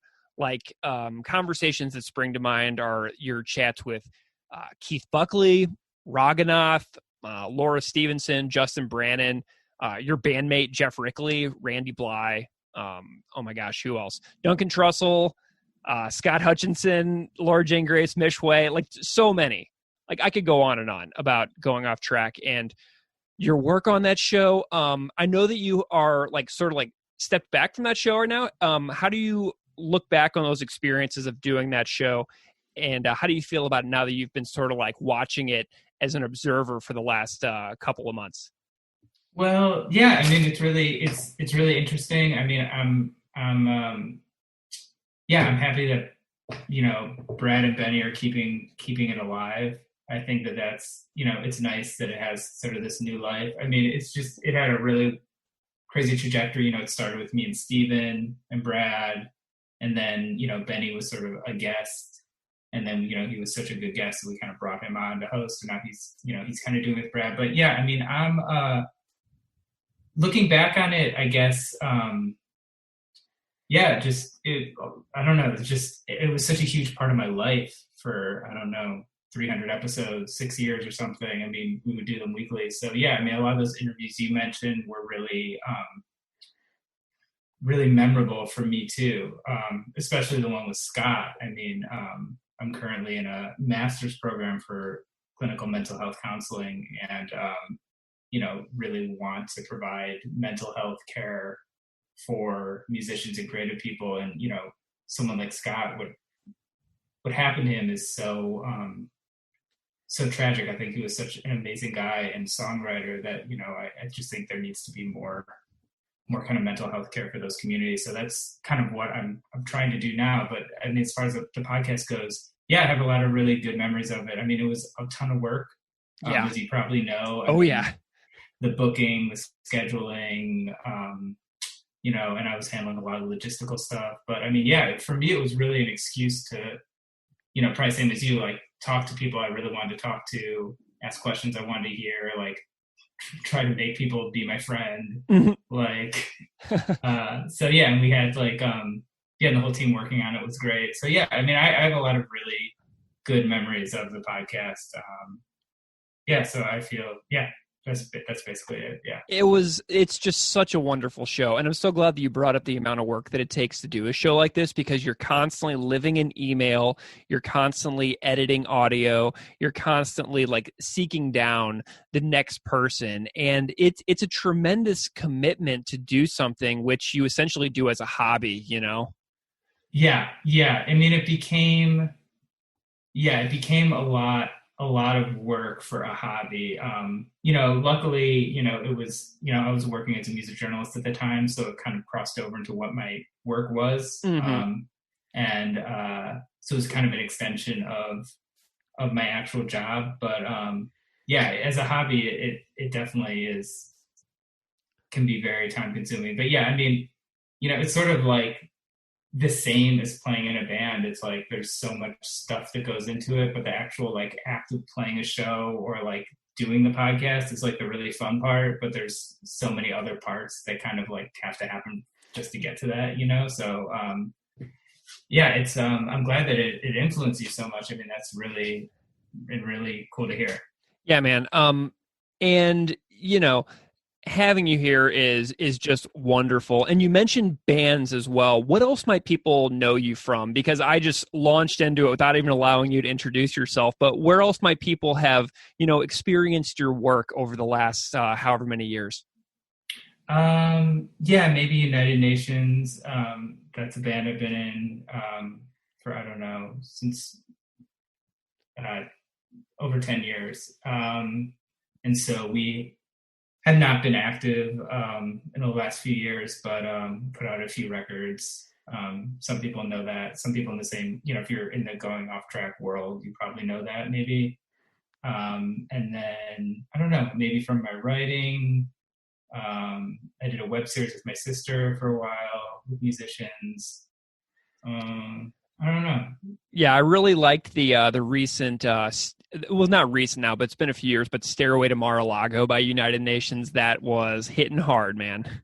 Yeah, that came out actually I believe on Inauguration Day, 2016. So, yeah, that was, I think that came out really well also. But yeah, I can't believe that's been almost 4 years. I feel like it's been like 45 years. It does. It truly does. Absolutely. So that's sort of, that feeling about the world kind of brings us to why we're here together today. As you know, I invited you to come on my podcast that I do with my good friend Keith to talk a little bit about the band Propagandhi or Propagandhi. I'm curious how you found this band originally. Like, do you have an origin story of your interest in this band? I do. And I think like a lot of people, I'm 40. I think like maybe a lot of people my age, it was a Survival of the Fattest Volume 2 compilation. Mm-hmm. And Nation States was on that. I mean, and it was like, it was like all, it was like High Standard, Frenzal Rom, NoFX, like No Use for Name, all the bands of that era. And to me, the Propagandhi song just really stuck out to me. Like I loved it. I went out, I bought Let's Talk More Rock, and then sort of worked my way back from there. I think those were maybe the only 2 albums that they put out at that point. But then, I got like the Work Quality is Job 1 7-inch. Yes. And maybe they had a split with FYP. Like it was kind of weird because like Let's Talk More Rock was so intelligent. It still had a sense of humor with it, but then rediscovering that earlier stuff, it was like, it's kind of so goofy. It was interesting. I was like, oh, this is the same, but you could tell it's sort of the same band. But I don't think at that point Today's Empires or any of that stuff had been released yet. So I think that's how I discovered it. And I sent you, I did an article with Dan Ozzie for Vice a few years ago called The Shape of Punk to Comp, where we talked about Punkorama and Survival of the Fattest and sort of the influence of these punk comps in like the late 90s, early 2000s, and how crazy it was. Like, like a band like Diesel Boy could have a song that like 50,000 people would know. And, it's just, they had such a huge influence on the scene because they gave these CDs away for free. And became these kind of the hallmarks of this sort of movement at the time. So yeah, but that was my introduction to the band. But I don't think they ever really came to Cleveland when I was living there. I didn't see them till way later. So I don't know if they just didn't. I feel like if they'd been on tour, I would have definitely gone. I saw like every other band from that era. I just don't remember them ever coming to town. Well, you are not the first person to mention that compilation. Another guest I've recently spoken to mentioned that exact same compilation and having Nation States be the first song they ever heard by the band. So in the scope of the project, I'm finding that just how influential that compilation was. And it was the same thing for me and all my, 8th grade friends in St. Louis, Missouri's suburbs. We got that compilation and all those punkaramas, and we went out and we tried to get absolutely everything that we could. And it's so funny that you mentioned Diesel Boy, because we went to a show at the Creepy Crawl in St. Louis, Missouri, and I think that FYP actually opened it, funnily enough, but Diesel Boy played to a sold-out show in St. Louis in like 1998. And that is truly mind-blowing because, I mean, that speaks to the power of the compilation. You know what I mean? Back then? Yeah, I mean, my first punk show that I remember was, it was Good Riddance touring on Forgotten Country. Oh, yeah. This is a crazy bill. It was first up, I think it was Melancholy touring on Life on a Plate. Then Good Riddance, Forgotten Country, and then it was the headline was Down by Law turning on All Scratched Up. Wow. Unbelievable. Well, and Propaganda was definitely not touring that much then. I know that in like 97, I think it was, they founded G7 Welcoming Committee. So I think that they were sort of working from home on like establishing the label. So I think that this very formative time, which was formative for me as well, and I was just across the Midwest in St. Louis, we were all chomping at the bit watching the Riverfront Times, the newspaper that posted all the shows that were coming to town. We were just chomping at the bit waiting for Propaganda to show up in the newspaper for the upcoming shows, and they just never would show up. And it was just this constantly heartbreaking thing of never seeing them show up, because we all thought about that. We all wanted to see them so badly, and they just wouldn't come to town. It was the same exact situation for us. Yeah, I remember like thinking about going to Canada to see them. I remember like seeing them, like checking their tour, like seeing them touring around Canada, but never coming to Ohio unless I just totally missed it. This is like sort of pre-internet, so I don't know. But yeah, I don't remember them ever coming. But do you have a story of how you like realized over the course of time by diving more into their music that they were sort of special? Did you ever have that feeling like this is like a special band? Yeah, well, what's interesting is I actually wrote them letters when I was in high school.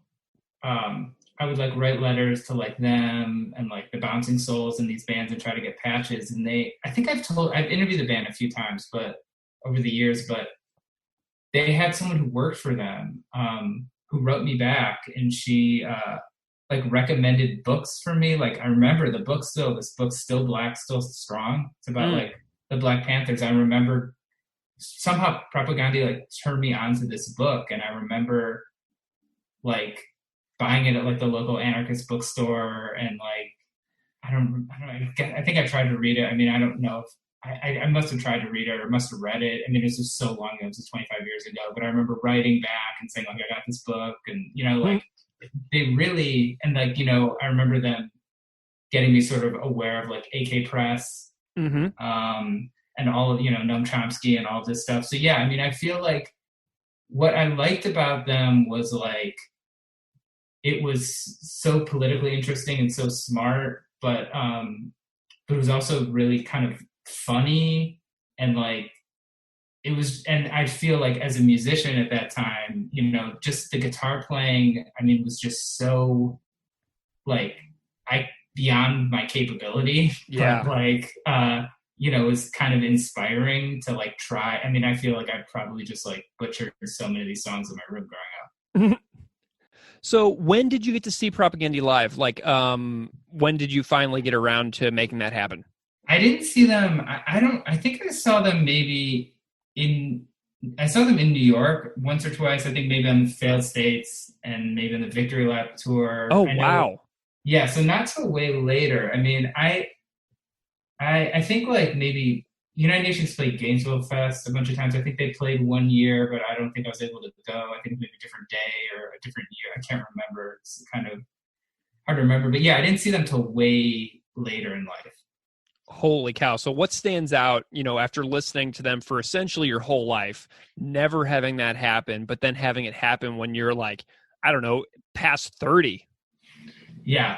I don't know. I feel like I wish it happened earlier because, like, I saw them at the point where I'm like, I don't want to be near a mosh pit. I want to be in the back. I want to be like seated. I want to be, like kind of like that's more my attitude at shows now. But it was still good. I mean, like for me, it's like I'm just I just wanted to hear all old stuff, which like obviously is like, like not a realistic expectation. So I'm not as familiar with the newer stuff. So for me, it was like when they played the older stuff, that was really cool. I remember a kid coming on stage and then like messing with him and being like, okay, you should stage up when we start the song. And they like counted it down like 3, 2, 1. And then they went to go start and the kid stage up and they didn't play the song and just like, laughed at him basically. Awesome. Have you ever, I know you play guitar in United Nations. I know you've been playing guitar your whole life. Have you ever like tried to learn any Propaganda songs specifically on guitar?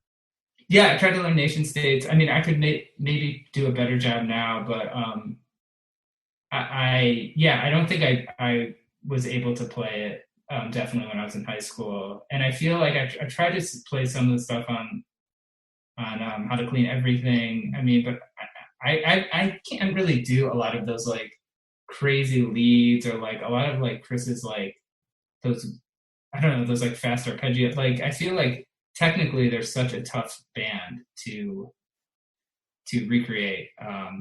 So yeah, I've never really sat down and tried, I guess. I see he did like a book of tabs recently, didn't he? Yeah, I think they have a few of them out now. Yeah. Through Sheet Happens. I think that they're doing some great stuff. And I know that they do like Protest the Hero books, a Wilhelm Scream books. I think that they're doing a lot of really amazing work over there. Yeah. So, I mean, I'd be interested in maybe, now that I have maybe if I had some free time sitting down and maybe trying to tackle those for my own vindication. But That would be awesome. I don't know if I could do it. Yeah, we'll see. So, Jonah, when I reached out to you to invite you to come on this show and be a part of this project that I'm doing, I asked you to tell me some songs that specifically stand out to you as being especially meaningful.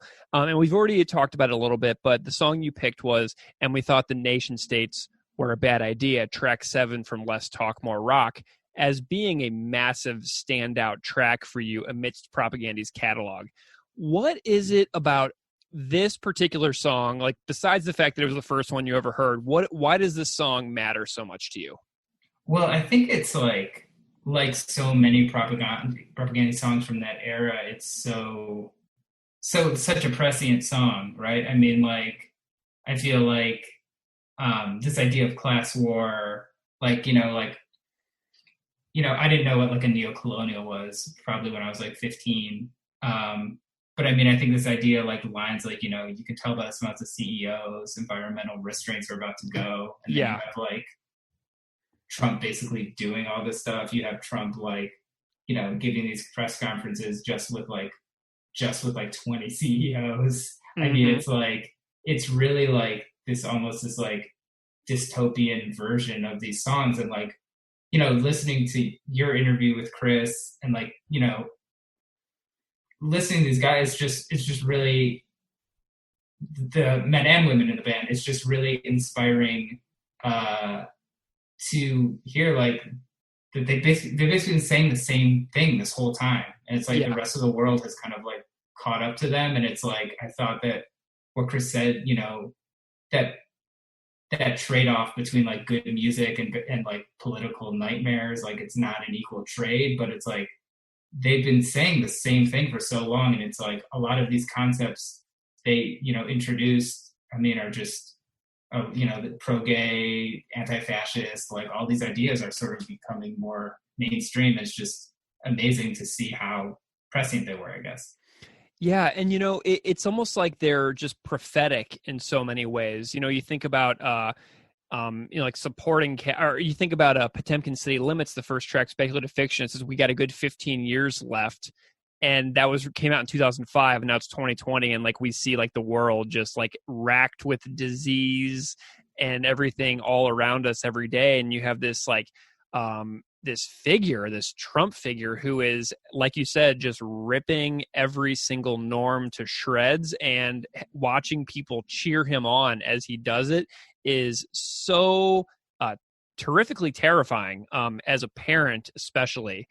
And so like whenever I listen to these Propaganda songs from like the 90s and seeing how it could be that could come out today, and it would just be as real now as it was then. And that says a lot to the power of this band.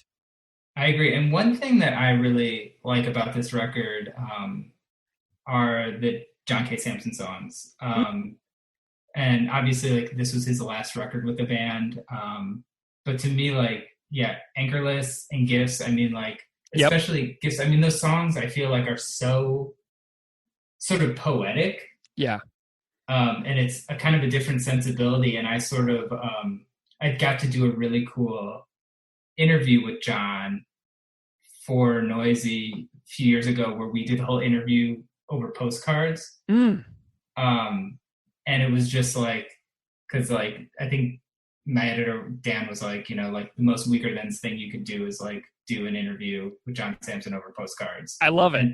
And so it was great. And he's just someone who is just a really great guy. And I saw them, you know, I was a huge fan there. I saw them like on their first tour, I think. Yeah. So it's like, but those songs to me are really, really special too. And I think they really work well in the context of the album.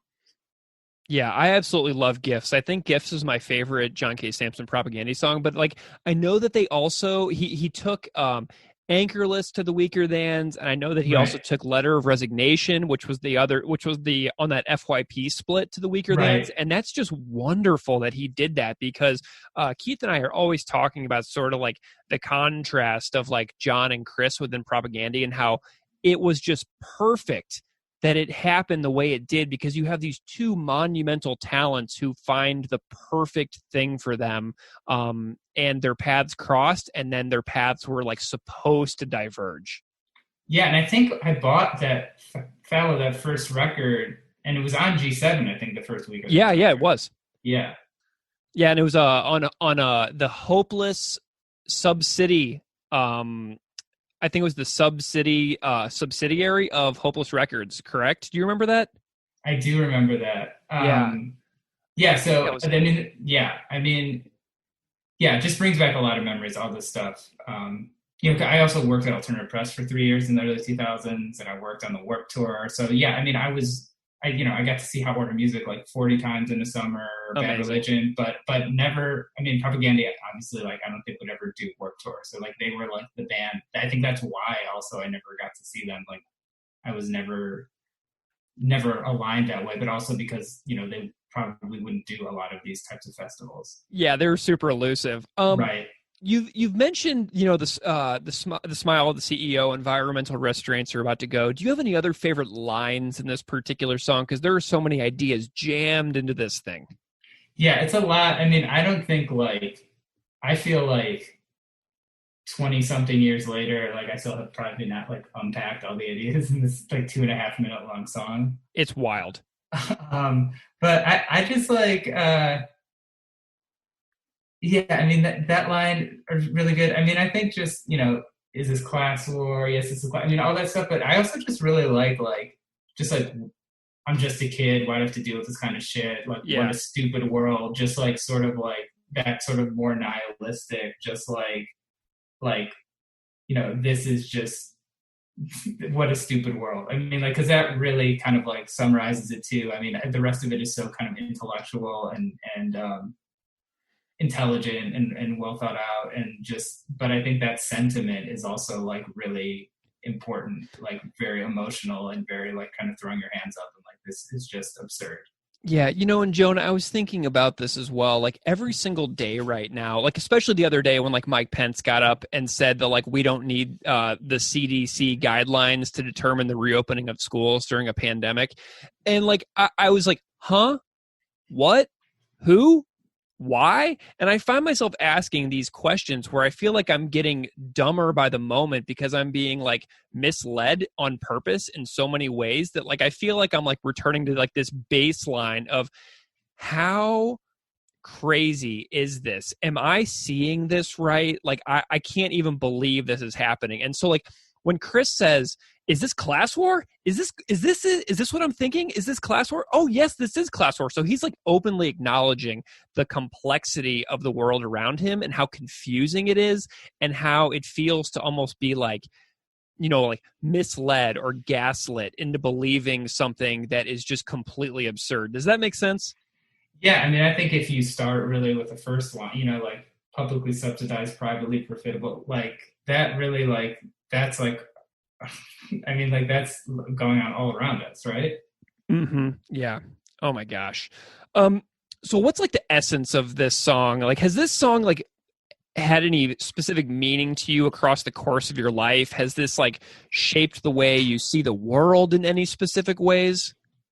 I think, I think maybe it's less, maybe the song specifically and more like the album. I Mhm. feel like the artwork, everything about it, I think definitely like was, even on that, even on that comp we're talking about, like, yeah, there were other, Good Riddance, I think was a pretty outspoken political band. I mean, there were definitely other political bands, but I feel like compared to a lot of those acts, it was such a different vibe. And so I feel like like I said, like it was, having me go out and buy, you radical literature, researching this stuff with AK Press, getting turned on to these ideas. So, yeah, I think it definitely changed the way I kind of viewed things as like a 15 or 16-year-old. I don't know. A lot of it, looking back, like a lot of it was just over my head. Yeah, for sure. Like the spoken word thing, like all of that stuff. I feel like I didn't really understand at the time, and I still don't feel smart enough to really understand all of it. Yeah. But I do think that it definitely was like, okay, there's like a lot of ideas out there that I haven't been exposed to in other ways, and this kind of like gave me a way to kind of like dig into it a little more. So I don't know. I think it probably led me down some of these paths to like learn more about different people's points of views and stuff. But like I said, I think it's still so relevant. I think there's still more that, I could take away from it for sure. I'm curious if if Propagandy, if their ideas found within their work resonate with anything involving your own musical endeavors. Like, for example, I was watching some United Nations live performances earlier, and I saw one video where Jeff said on stage, nobody owns these songs. We're not trademarking this. These are for everybody. These songs are for everybody. Like, does this band and their philosophy and their way of doing things sort of resonate with your own musical work as well? Yeah, I think it does. A lot of the ideas with UN are Jeff's. Jeff really is super intelligent, kind of politically outspoken guy too. So I think, I think that it's really aligned with Propagandy's kind of message in a way. But I do think that, yeah, I do think they're related. I think that's like a long tradition of punk, right? Like I feel like, for Propagandy, there's a Clash, the political bands, but I think Propagandy really kind of like was like the band that got me into it. And I think like to be playing in a band, whatever, 10, 20 years later, that kind of, is kind of outspoken against this stuff. I'm sure it's related somehow, but a lot of that is kind of Jeff's messaging as well. He's really good at coming up with these kind of innovative ideas, and we kind of all work together to kind of, make them sound the way they do. Absolutely. It's just wonderful. I've been digging into your back catalog. I really liked your the EP that you did on Death Wish as well. Like that's like my favorite thing I think that I've been digging back into from United Nations. Yeah, that's an old one. Yeah, love it. So I'm curious what the music of Nation State. So as a person who at certain points in your life has made parts of your living playing music professionally with very talented collaborators, or writing about or discussing music in various outlets, like on Going Off Track with Benny, Brad, and Steven. I'm curious if there's anything about the performance of this song that is striking. And it can be anything. It can be vocal performance, guitar, bass, drums, anything that jumps out at you musically. Well, yeah, I've been kind of like watching kind of like live versions of it recently, just kind of because I knew we were going to talk about it. And I just think it's like that kind of opening guitar riff is just like so iconic to me. Because it's like so that like it's such kind of a weird riff. Like it's like it's like sort of like the power chords, and then it's like the single note thing, but it's like just so many notes kind of crammed in there. Yeah. Like it sounds like it shouldn't make sense or something. And that it's just a very strange melody, yet it's so catchy. And then I feel like it's so much going on, and then it kind of breaks into just like the straight kind of palm muted, like and I just feel like the way, and then I don't know, it's like it's not like a super groundbreaking chord progression, but I feel like just the drum beat and like sort of like the way it's muted and with the vocal melody, I just feel like it's like there's just something really magical about it that's hard to put my finger on. But I think going from something really complex to something really simple, and then having this super catchy melody, I don't know. I was always really into the melodic punk stuff. Like, I like their heavier stuff, but to me they were so good at that sort of just super melodic, super aggressive kind of punk stuff. Have you, along the way on their other records that got heavier, they definitely have those old throwback style songs like thrown within, like they have Name and Address Withheld off Potemkin City Limits. They have Cop Just Out of Frame on Victory Lap. Have you found stuff on the more recent stuff that kind of like harkens back to that old sound that you can really latch onto? Totally. I mean, I feel like when I get a new record by them, I usually have like 3 songs. I'm like, okay, I love these songs. Nice. These sound like the band, and then I feel like there's other songs, and I feel like sometimes maybe I get into those later or I don't. But yeah, I do think all of their albums definitely have throwbacks. But I do feel like their sound, to me, when John left the band, to me the sound changed a little bit, and there was more kind of like a hardcore sound overall, I guess. Yeah. Do you, I particularly like the bass tone and the drum recording on Less Talk More Rock. Do you latch onto those as well? Yeah, I think so. I mean, I was really listening, I was a guitar player, so I really was always paying attention to guitars. I mean, I feel like the guitars on How to Clean Everything are just like, like just ridiculous too. I mean, like, by the way, I stole this lick, and it's like that, like all this crazy. Yeah. But I mean, I thought the whole record sounds really good sonically. I think it's really, really held up well. I think a lot of the records I listened to from that era have not held up nearly as well. Yeah. I'm really grateful for the ones that do. Like, I'm still super into Comprehensive Guide for Modern Rebellion by Good Riddance. Super into Making Friends by No Use for a Name. Twisted by Design, Strung Out. Like, there are some that still sound just so great. And they probably recorded that stuff like to 2-inch tape, and it's just such hard work to make records like that, Yeah, I totally agree. Yeah, for sure. I think that, I don't know. I'm trying to think of some records from that era. Yeah, but I mean, those are all good ones. There's so many. But yeah, I mean, a lot. I feel like especially the hardcore stuff, like the more like Victory Records type metalcore stuff. That to me is the stuff where some of it I listen back, I'm like, man, like this stuff has not aged well. Some of it has, but some of it just like a lot of this super screamy stuff, like it's kind of a moment, I guess. Yeah. Well, Jonah, does anything else about the band Propaganda or anything about their work resonate to you across the years? Like, what are some of your other favorite stuff? I'm just curious if there's any like big things that you would like to talk about before we wrap up today. I'm trying to think what else.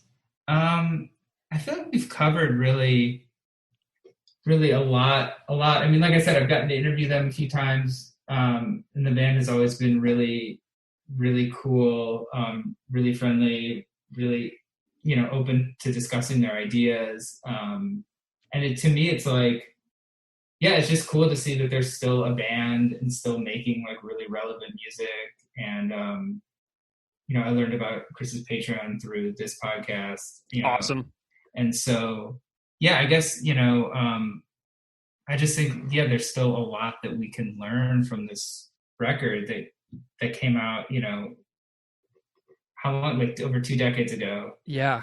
And, real. I just think it's great that this band is still around doing this and is kind of like stuck to their message for this long. It's like, you can't really you can't really name many bands that have been like have that kind of credibility and that kind of dedication and kind of intellect and talent. So I think they're a really special band.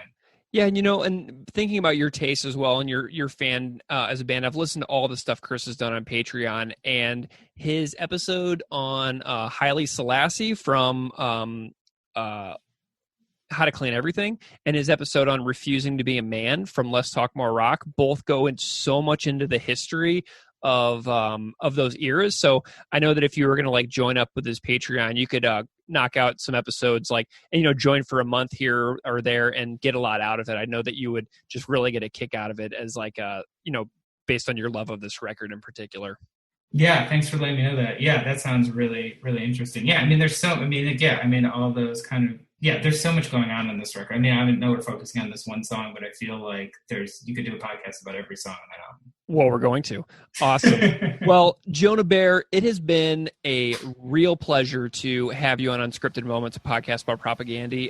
I've just loved your work over the years. It's a delight to include you in this project. And I'm just super grateful to you for spending some time with me this evening. Yeah, thanks for having me, Greg. I'm a fan of this podcast and Classical Ideas. So it's been nice to finally talk to you. Publicly subsidized, privately profitable, the anthem of the aperture, puppetry, untouchable, focus a moment, not in approval, bury our heads in the barcodes of these neo-colonials.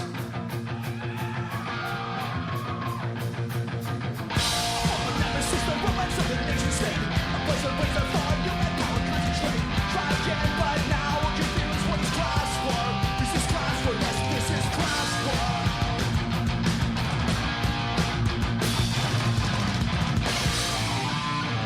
Just a kid, can't believe I got away with all this kind of shit. What a stupid boy. And it's beautiful. No regard for principle. What a stupid boy.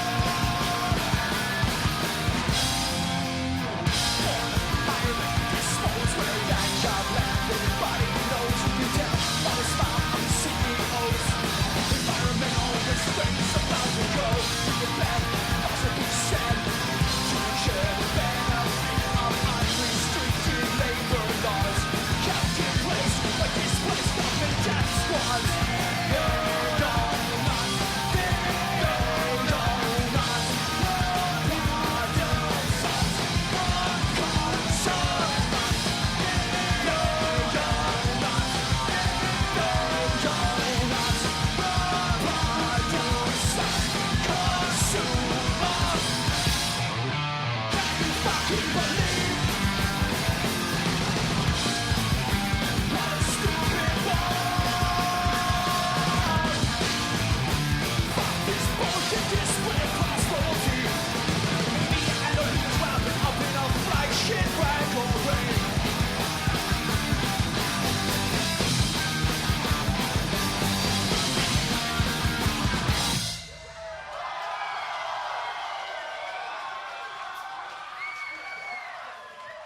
Holy shit, hey, there's Hopper getting a present. Yes, yes. So, This gentleman here has been touching my leg all night, and I think he'd like to say something. hey, I saw you out Spoil washing your windows. squeegee kids. I seen you out there today. Joking, man. Smells good. Hey, what was I gonna say here? Oh yeah, this one's for Dave Green. Let's have a chant of give Barney a raise, just for fun here. Give Barney a raise. Give Barney a raise. Give Barney a raise. Give Barney a raise. Come on, that's the sound man. Would here. that be barn raising? That would be. I got that off Eaton. Did you really? Okay, one more time here. Give Barney. Mike Damante, welcome to Unscripted Moments, a podcast about propaganda. Barney a raise. Thank you. Thank you so much for having me. I'm glad we're able to make this work. We've been followers of each other for a long time. So this is cool Yeah, to man. Finally connect, verbally. It's awesome. I'm really delighted that you're here, Mike. So I first found your work, I believe, because I obsessively search propaganda on Twitter like every night before I go to bed. And I go through and I just like tweets, like I en masse, to see if I can find more propaganda freakazoids like me to draw them into this community. But so I think I found you that way. But I also found you because you were the first guest on Shauna Potter's amazing podcast, But Her Lyrics, which I listened to while I was grocery shopping one day. And so, you know, I've found you in a few different ways. And I'm wondering if you can just tell the audience all about who you are and what you do. Thanks. So my name is Mike Damante. Previously, I worked for Hearst Media / the Eastern Chronicle. I basically worked mostly on the copy on the website, but I would also cover, you know, whenever there was the opportunity to do so, because the salary writers, like the main music writers, really didn't cover punk rock music or pop punk or any of that stuff. So I would kind of unofficially, you know, that's my unofficial thing I would cover, you know, as a style of music. So I did that for, you know, about 8 years before I started teaching. But, you know, I've written books about UFOs, and I've interviewed tons of like punk rock bands. I've interviewed, Bad Religion, Alkaline Trio, Blink, Taking Back Sunday, TSOL. I'm just trying to think. There's just a lot of. Ooh, nice. You have some Jack Grisham stories? Yeah, Jack Grisham's really cool. Really cool guy. And like, I'll tell you later. Like, or I can just say it now, whatever. Dude, Jack Grisham at the last Warped Tour, and I have my website, which is my paranormal UFO website. And I didn't know that, like, because I was telling him, hey, you know, I just told him I have this website too, but this is for, you know, the Eastern Chronicle. But, you know, I've written books about UFOs. He's like, oh, yeah, paranormal. I'm like, yeah. And he's like, did you know I lived in a haunted house? I'm like, I had no idea. So he told me his haunted house story. So that actually worked out. When I was able to use his quotes for two different stories, two different outlets, my own and what I was doing for the Chronicle. So that's my Jack Grisham story. It was really cool. Awesome, man. You know, I read that American Demon book that Jack Grisham wrote, that memoir that he wrote. It is the wildest book, one of the wildest books I've ever read. If you've never read American Demon by Jack Grisham, you should get it, man. It is such a wild read. I cannot even recommend that book enough. Like, it blew me away. Well, Mike, let's talk about your new project that you are prepping for right now. You have a coffee table book called Hey Suburbia, A Guide to the Emo and Pop Punk Rise, which comes out June 10th. And I'm wondering if you can, you know, while you've got the listeners of Unscripted Moments, of podcast about propaganda listening, tell us what your book is about and what they can expect if you want them to check it out. Because a lot of people will listen like these bands that I'm seeing here on this synopsis. Absolutely. So, I mean, covering the scene for years, you know, I mean, I did cover it. It was definitely a top 4 market in the country. So I definitely had a lot of opportunities to meet and interview with some of my heroes, and just so to kind of do something with all those interviews I've done. Really, writing it took me so long to do, not because it takes me a long time to write. Like, I could write a book in a summer, but just it took so many different iterations before it finally landed on the coffee table book idea. So yeah, it's basically a guide. So if someone who is into that music then will pick it up, and it's going to be instant nostalgia. And then for people who are newer to it, they're going to learn the roots. You know, they're going to learn about, you know, East Bay, SoCal punk rock, and basically how all the regions, right? How different, you know, punk rock was regional at some point. You know, like all the bands in Florida kind of, you know, had the sound, and Chicago, the Chicago scene, New York, Long Island. So it really kind of goes back to the roots, and it kind of goes from, you know, how it started to the boom and what the bands are doing these days. And yeah, I mean, the interviews that are in the book are interviews I've conducted through the years. I have Mark Hoppus in there, Matt Skiba, Tom DeLonge. I have Milo Ackerman from The Descendants, Stephen Egerton, Chad Gilbert from Newfound Glory, Chris Carrabba, Dashboard Confessional. I have Shauna in there, Shauna Parter. The guys from Phoenix TX. So I really kind of, you know, go all throughout the punk rock spectrum, because it's all under the same umbrella ultimately, you know, all the subgenres and stuff. So yeah, it's, you know, interviews with them, and then I have some testimonials from people who were in the scene. It's called Scene Report, and it's just kind of like them commenting on certain aspects and stuff. So there's that in there. There's also pictures and like compilations and lists and like charts and stuff. So it is a true coffee table book. And the artwork is by Cassie Potash. Yeah, it looks great. I always wanted to do something with her. So a couple years ago, I wrote a young adult fiction book.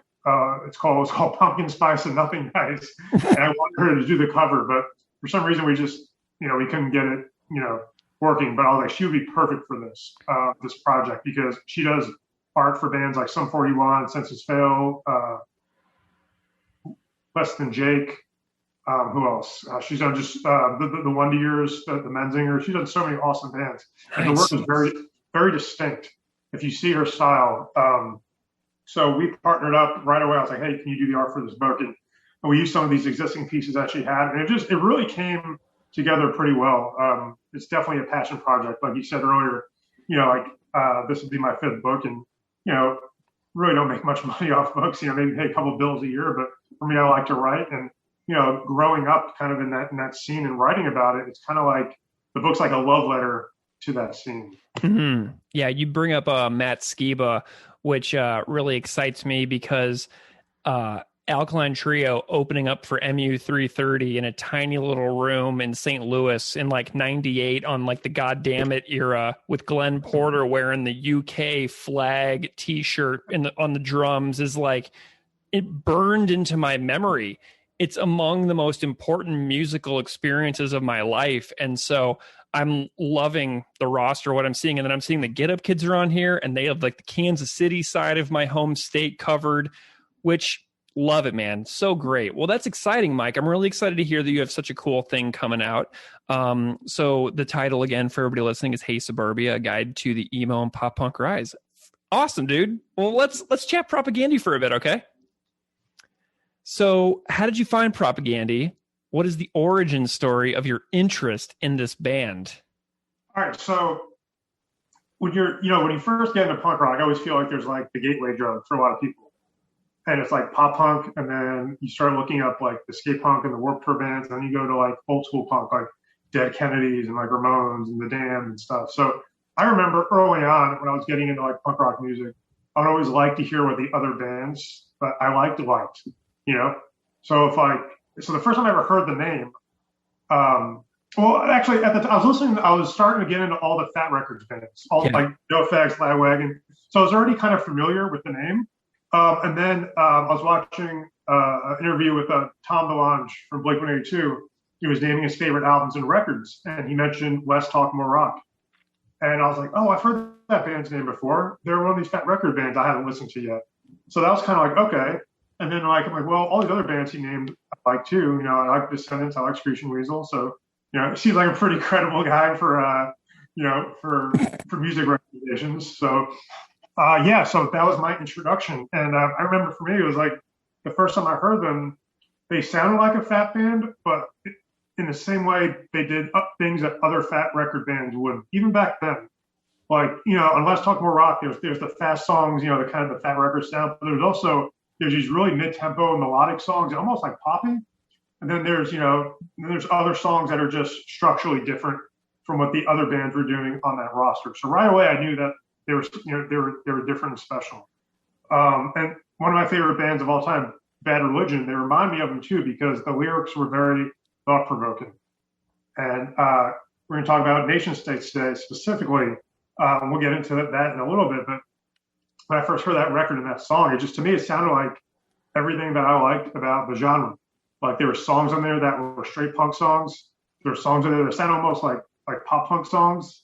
There were songs in there that sounded like hardcore. So it was kind of like a little bit of everything. Like you listen to, Nation States, and that sounds like a skate punk like anthem. I could just picture people like skateboarding to it, or seeing a Pit of Warped Tour. Then you listen to like Gifts, and I'm like, this sounds like Newfound Glory could have wrote it. You know what I mean? So it's like, it's I just right from the start, I knew their songwriting was kind of elevated from the other bands on the roster. Yeah.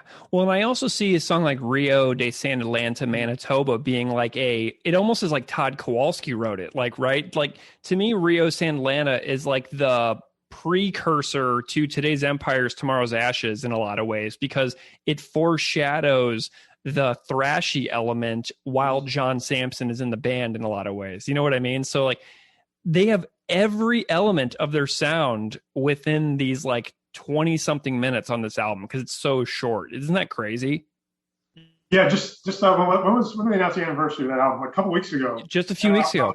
Yeah, I was listening to it while working out, and I was like, "That's it." I'm like, I was trying to work out for like an hour and a half, and it was only like a 28-minute album or something. It's so short. But if you think about it, a lot of those Fat Records bands had shorter songs too. They were all about 2 minutes. They were fast and they were over with. So, I love it. How did you? So you realized pretty quickly, I'd imagine, that they were special. But tell me about your progression of being a fan of this band over the years, not just with Less Talk. So we have the starting point, but then how do you feel about the rest of the years going forward from there? Yeah. So as soon as I heard that album, I was hooked. Listen to the older stuff. What came after that? Was that Tomorrow's Empire? Yeah. It was Empires in 2001. That was when they took a little bit more of a heavier sound, and I liked it. I feel like everything since then has been a lot more progressive in terms of like the guitar. It's a little bit more metally. I've listened. I've liked those records. And then Victory Lap, I thought was a really good full circle. I felt like Victory Lap really encompasses everything from the beginning to the end. And that record really blew me away. I was like, sometimes when a band comes out with an album, you just go in with no expectations. You're saying, oh yeah, I'm looking forward to hearing it, or this should be good, or we'll see what it's like. And for that one, I was just really like, I was pleasantly surprised, not in a way like I didn't think it was going to be good. I was just like, wow, they really captured what their legacy is about on one record, on Victory Lap. I couldn't agree more. I could not agree more. Have you been able to see the band live? Do you have any like Propaganda live stories that stand out to you in any way?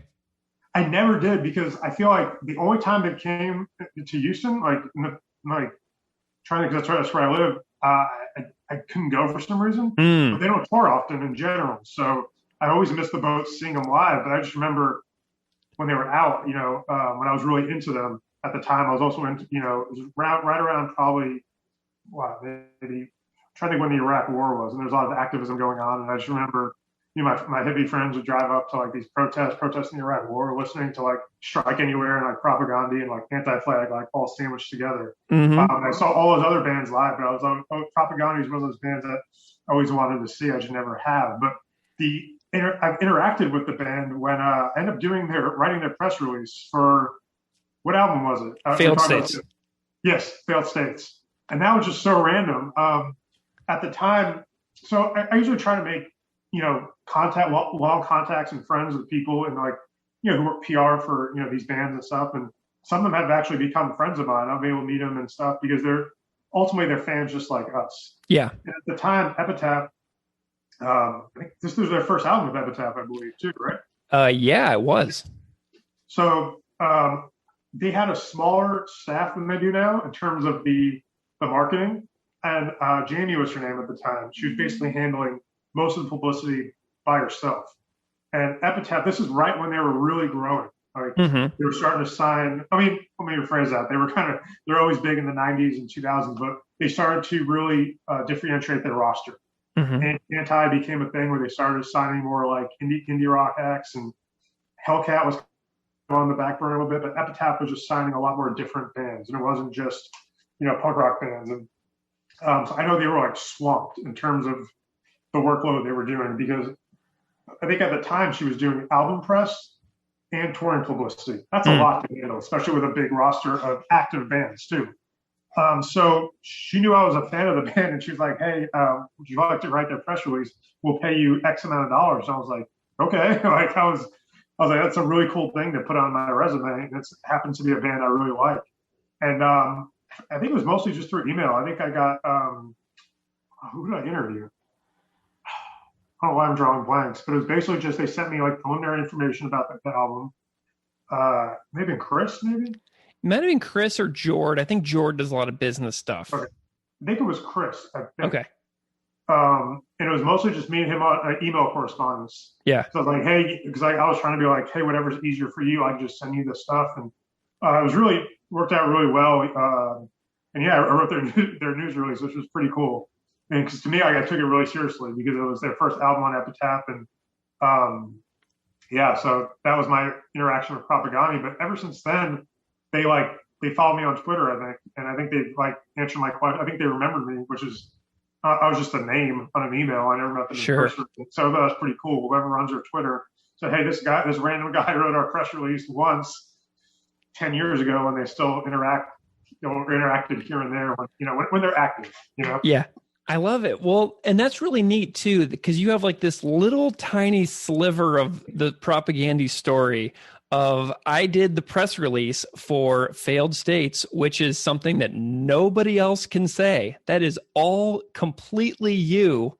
And so you have this little corner of the propaganda story pie. You know what I mean? You have a little tiny slice all to yourself. That's so great.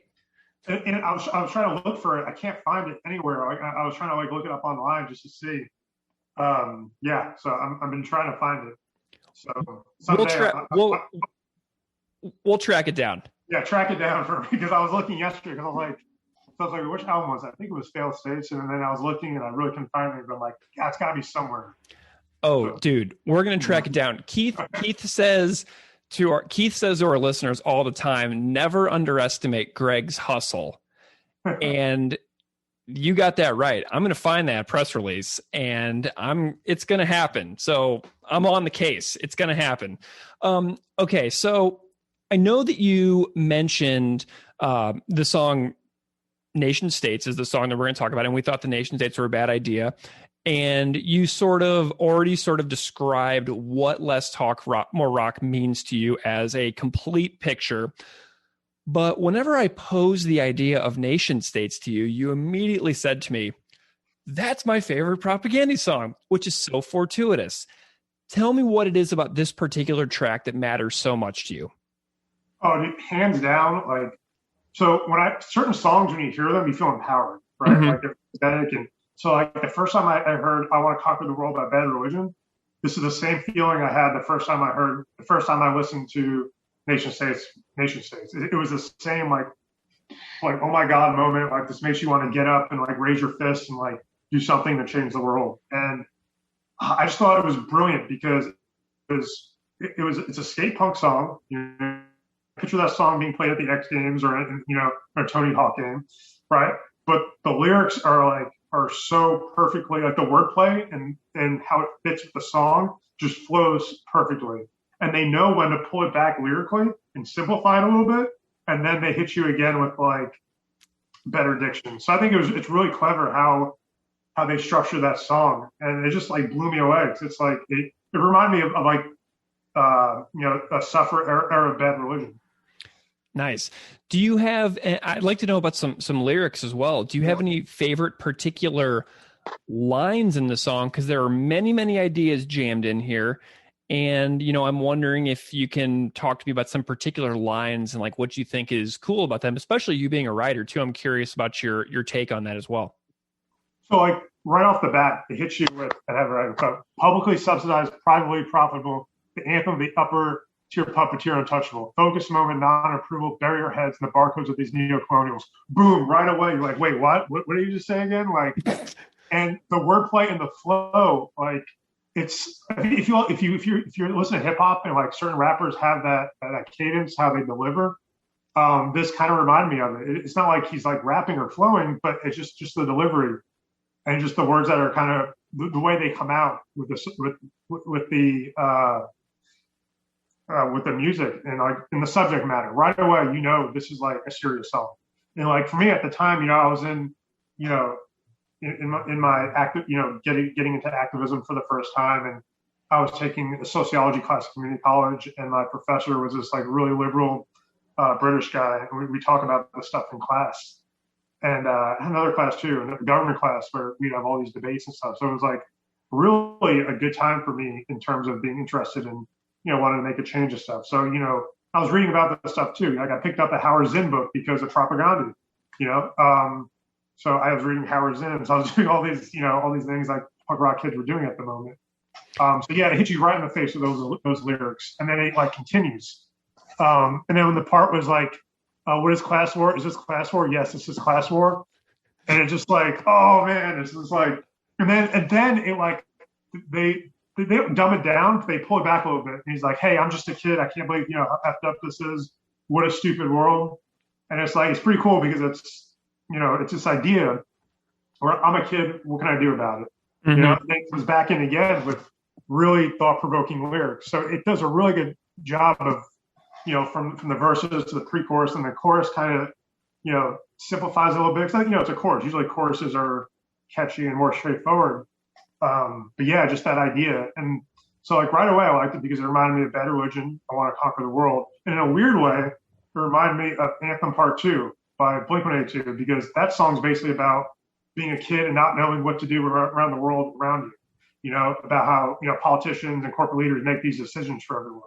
So in a weird way, it reminded me of kind of like both those songs, like in terms of the subject matter, but just the way Nation States hits, like, something about it. Every time I hear it, I can't help but just get like psyched up, Do you have any thoughts on the class war line? Did this teach you anything specifically about the way that we are stratified within the world into groups of people, and how it's so much like beyond our control in so many ways? Like, because that's kind of what it teaches me. It's just, it has this sense of foreboding that there are so many things beyond my control, and I inherit them, and I will die, and many of these systems will still be in place regardless of how they exploit people who grow up in a certain place and who are born in a certain time and place, which is purely the luck of the draw, where you are born and when you're born. Like, there's no say.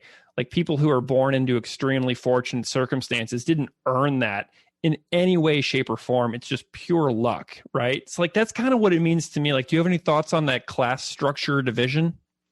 Well, I think as the song progresses, later on lyrically, it talks more about the people, quote unquote, at the top of the class war, right? It talks about the CEOs and environmental restraints about to go, and unrestricted child labor, just unrestricted labor laws, and all these things. So it's like, it mentions class war in the beginning, and later on in the song, it's like, hey, here's some examples of it, right?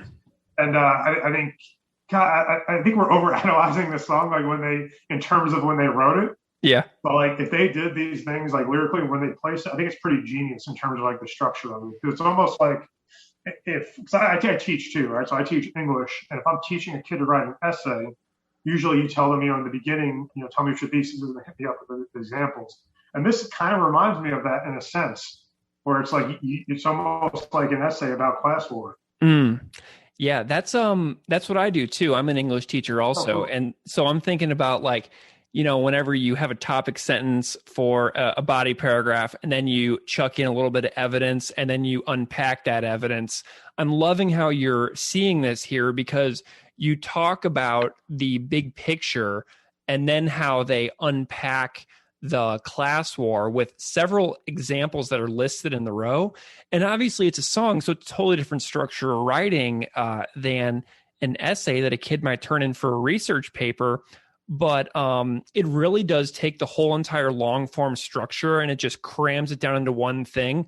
So that's really cool. I love the way that you explain that. Love it. Yeah. And also, just like, I'm a big fan of like just rhyme schemes and the way they rhyme certain words. Like, even like, it sounds like, I'm not trying to like say it's simple, but like some of these words that easily rhyme just sound so good together. You can tell by the smile of the CEO, environmental restraints are about to go. Like, yeah, I just think the rhyme schemes are clever. I think what are some other, I'm looking through right now. I love how, one thing that stands out to me that's always stood out to me is when bands cleverly change the pronunciation of a word slightly. Profitable, right? Yes. Publicly subsidized, privately profitable. It's not profitable in the song. He doesn't enunciate it like you would if you were saying it in a normal conversation. It's profitable, right? So he changes the pronunciation slightly, which I think is really clever. And I like when bands do that, when they tweak something so that not only does it fit within the song better, but it also becomes a memorable song strategy, so that it sticks in the mind of the listener as being unique. Because if you say a word in a particular way, that's going to make that song have a different kind of earworm effect on like long-term retention and memory. You know what I mean? Yeah, and like you don't even care that they're pronouncing it wrong because it's you know that they're doing it to fit, and it's like who cares if they pronounce it wrong? It's obviously on purpose, and it fits well. It works here. So I think I this love it. song, lyrically, it's a prime example of that. Do you have any thoughts on the musical performance? So we have John K. Sampson, Chris and Jord, the classic trio lineup. Do you have any thoughts on the way the performance that stands out? Anything like any parts that really jump out at you? I just think the opening. It starts with basically like all skate punk songs. It starts off with a really cool riff, and it goes into the drums. And just even like and then how like the music kind of stops for a second, and then you have the lyrics. Like it's almost like that spoken word, like like the music's like kind of muted down a little bit, and then it kicks back in. Yeah. And then even at the end and at the bridge, the they don't own us. Yeah. And then the drums come back in. It's just overall, it's a very well put together song. And most of the songs on that record are similar in terms of the way they're put together. I think just this one stands out because they do so many different cool things on there that are little things. It's like nothing is like earth shattering, but everything is done so well. They took this simple skate punk song and they just made it work on every level, lyrically and the way the music goes. And I always wanted to know what the writing process was like for this song because it seems like something that came very naturally to them. Mm-hmm. Yeah, well, and they have the other version of it too on the "I'd Rather Be Flag Burning" 10-inch that they put out with I Spy, like the year prior to this. So there's a different recorded version of it too, which is really cool. If you haven't heard that in a while, it's on that "Where Quantity Is Job Number One" compilation too, which you can stream on YouTube. It's really wonderful. I love it when there's multiple versions of songs that I love because you can really just geek out to the full extent, which is obviously what I'm here for. Well, Mike, do you have any other Propagandhi related things, like any things that you wanted to like share or other albums that you wanted to point out as being like some of your something special or any other songs that you were just like really stoked about throughout the course of the band's catalog? So it's for me, my favorite albums for them are Less Talk and Victory Lap. Mm-hmm. But it's funny. So when I was in college, I was in a photojournalism class. One of the things we had to do was make a multimedia PSA. And at the time I was vegetarian. I'm vegan now. And I did a PSA on don't eat animals. And the song was Nailing Discarded to the Wall.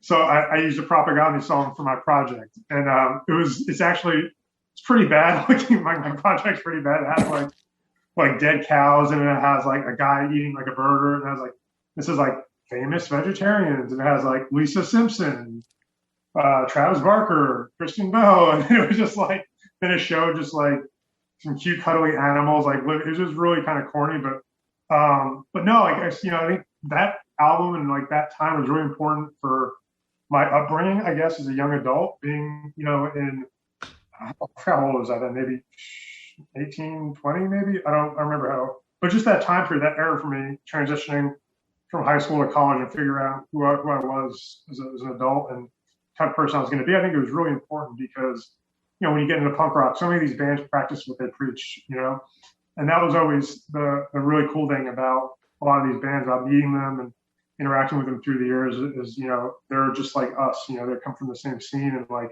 the guys from Anti-Flag are like the nicest dudes. Like they don't just, talk it, they walk it, Yeah. And even like some of like the bigger bands like Bad Religion, like, they're all about, the stuff that's in their music. So that album, like Less Talk specifically, came at a really good time for me to get into the album personally in my life. Because it was into all the stuff, not only into all the music I was listening to, but the message behind the music as well. Because, punk rock is not just music. It's, kind of a way of thinking and a lifestyle. And I think, so specifically that album, I think embodied a lot of, punk rock lifestyles. And, they weren't afraid to like change it up, and you would never think to call one of their songs like a pop punk song. But if you listen to Gifts, it almost sounds like something that would have been played on the radio during that time. Yeah. I heard that, and I was like, this sounds like Newfound Glory would write it, especially with like the breakdown. It's like very riffy. So it's like for me, I was like, that record really just hit on a lot of cylinders for me. And then, like I said, I was always a fan of the band, the stuff that they've done since then. But yeah, I was never into an album as much as I was Less Talk, and then Victory Lap came out, and that really kind of reignited my love for the band again. Like I always liked them. I always liked them and listened to them. I never stopped liking them, but Victory Lap, I think, really captured what that band is about. Well, let me rephrase that. How to Clean Everything and Last Talk began that. Hey, this is them, and then Victory Lap kind of tied it all together. You know, so like if they retired like today, like that would be a good album to end on. You know, and like I said that, like there's a few other bands like put out albums and then like broke up. Like Motion City Soundtrack, like their last album, a lot of people didn't like it. But I was like, if they go out on this album, this sounds like them. You know, it sounds like stuff that they've done their whole career. So same thing with the Get Up Kids last album. I think that album sounded like the best of the Get Up Kids, like all throughout different eras. And so I think Propaganda, like they did that on, you know, in the beginning, Less Talk, and then they kind of full circle with Victory Lap. That's awesome. I mean, I totally agree about that Get Up Kids record too. That latest Get Up Kids record's fantastic. Well, Mike, I am really pumped that you wanted to hang out and chat Less Talk More Rock right on the tail end of this 25th anniversary of this record, which we've been all celebrating for the last month or so. Also leading up to the release of your new book, Hey Suburbia, A Guide to the Emo and Pop Punk Rise, which I am personally very excited about. But Mike, thank you so much for coming on Unscripted Moments, a podcast about propaganda, and chatting about nation states with me and your new book, and just being a fan of this tremendous band that we all love so much. Thank you. It was a blast. I think it's really cool.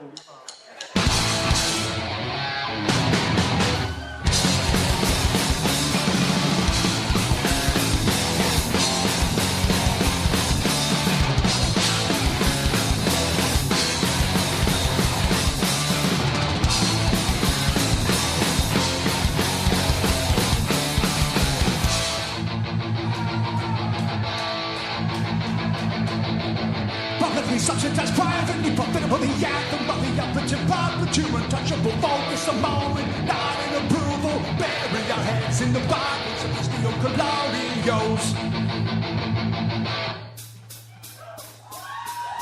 For analysis, the Romans of the nation state, that was a race of human power concentrate, try again, but now we're confused, what is class war? Is this class war? Yes, this is class war.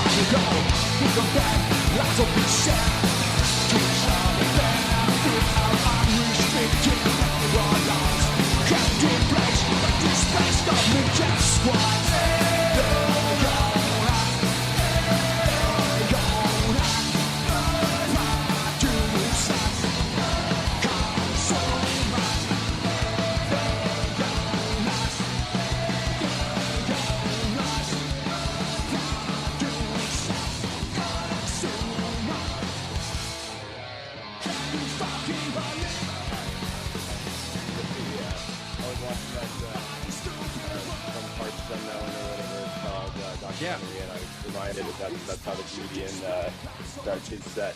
But I was reminded the beginning of that is a very popular sort of thing in the Silverstein van back in the day.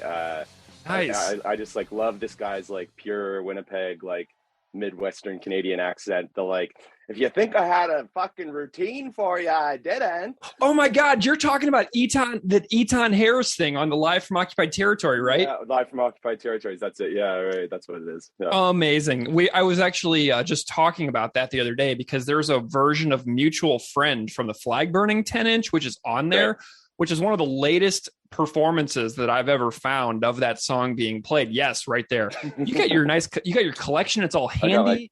Collection right here. I pulled it I out. love it. I love it. You've got all of your hard copies there. Which cover is that of the flag burning? Which color variation? This is the like brown one. It's like brown and brown. And then the I Spy is yellow. Nice. I've had a couple of copies of this over the years. I've like a big record collector, and I've kind of gone through phases of like being a completist with certain bands.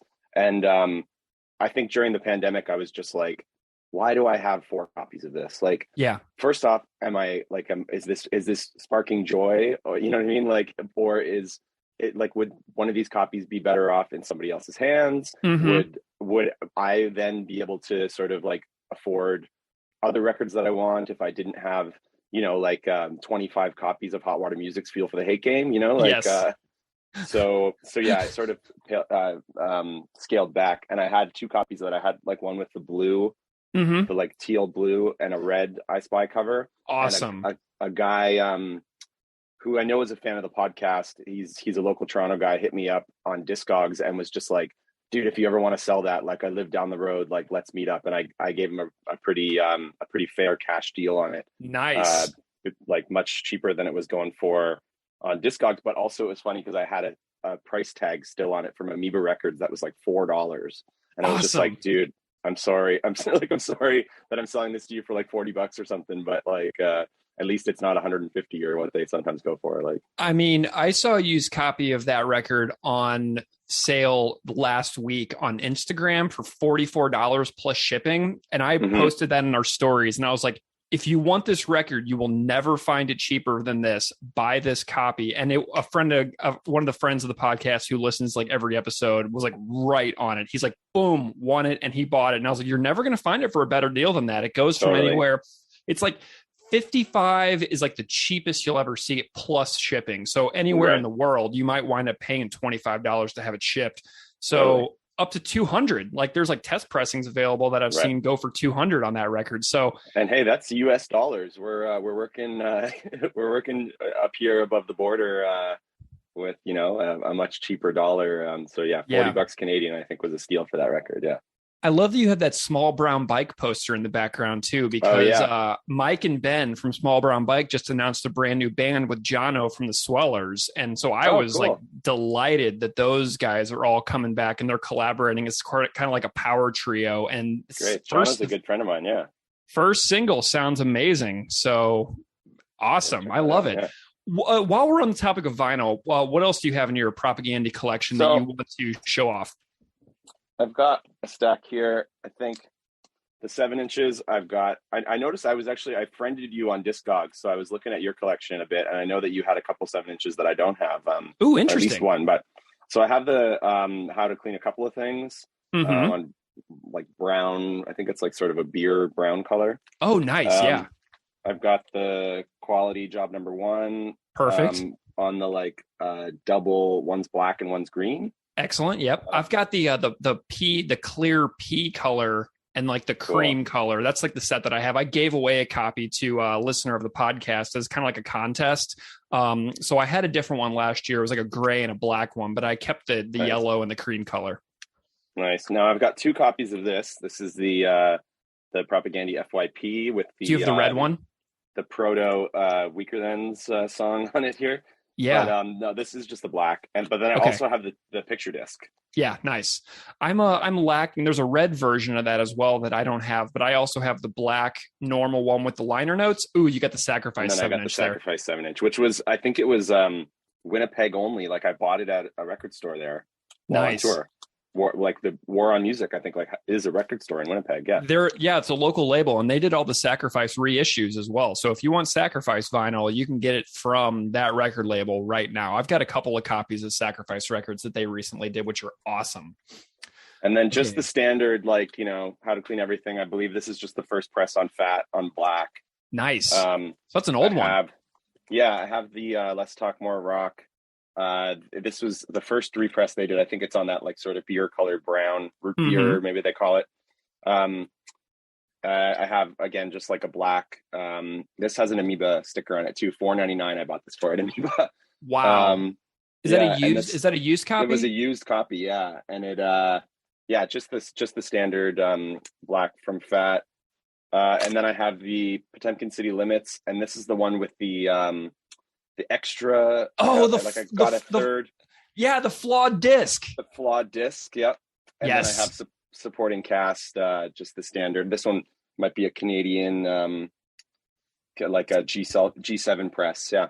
Is that the Small Man one? Did they make that one in collaboration with Small Man, or is that just G7? I think that must be. Let me check. Let me see what it says on the back. Yeah, Small Man. Yeah. Okay, cool. But it has all the like you always know, especially later on the Canadian pressings, because they have like all the like Manitoba Arts Council funding and Factor funding and all the publicly funded punk rock that we get up here in Canada.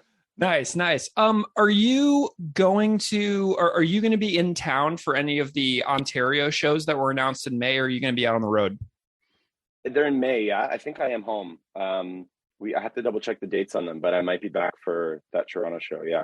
Cool, because they're playing 2 shows at Lee's Palace, back to back, a Tuesday show and a Wednesday show. I'm going to the Wednesday show only. But then I'm also going to go to the Guelph and London shows as well, which are that weekend. So I'm going to be doing the Southern Ontario Propaganda tour in late May. I'm taking a week off work, and I'm going to have a nice adventure for myself. Yeah. So I'm hoping, like, there are tons of listeners of the podcast in that Southern Ontario area. So I'm hoping to just meet as many people as I possibly can, and maybe you and I will come across each other. You never know. Yeah, that'd be great. It would be awesome to hang. Yeah. I would love it. Okay. So, Billy, you're in Silverstein. And so I just want to remind the audience of who we're talking to here. So go ahead and tell everybody what your projects are. Yeah. So I play bass, in Silverstein. I've been in the band, for 22 years. We started in 2000. I joined at the very end of 2000, just, a show just right around Christmas. And, yeah, we put out, we're about to release our 10th album.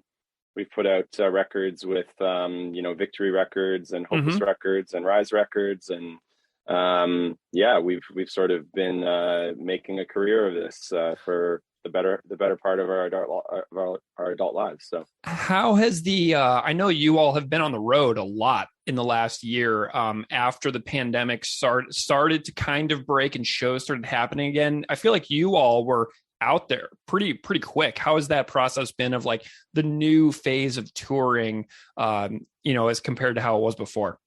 Yeah, we were in the midst of a 20th anniversary tour in March of 2020, and we had released an album March 6th.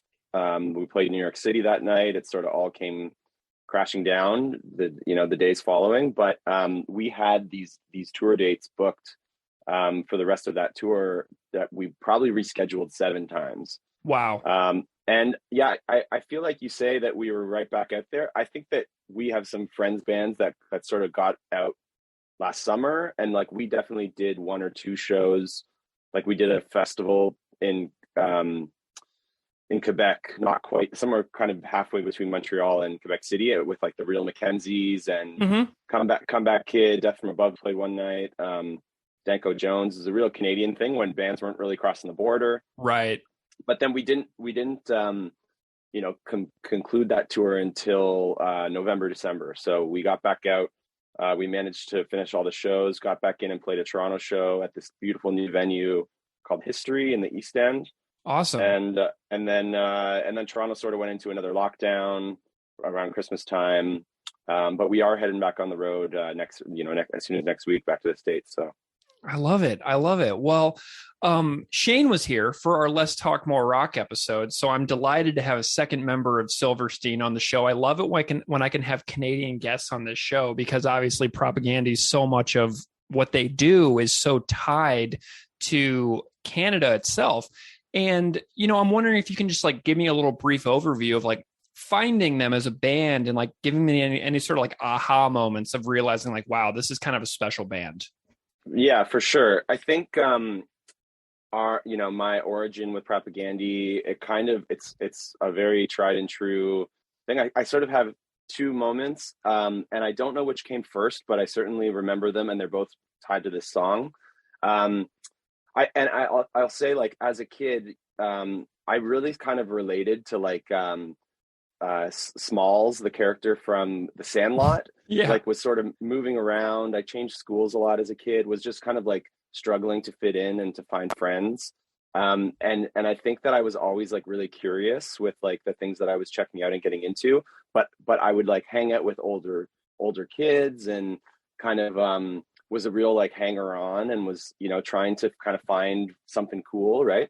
Mm-hmm. And so I sort of remember knowing the band name Propagandy and hearing it and kind of being like, oh yeah, of course I know Propagandy. Like I know, Mm-hmm. you know, of course I know who that is. And then like kind of going home, and I mean, this is before the internet, that Let's Talk More Rock came out in 1996. I was 12 years old.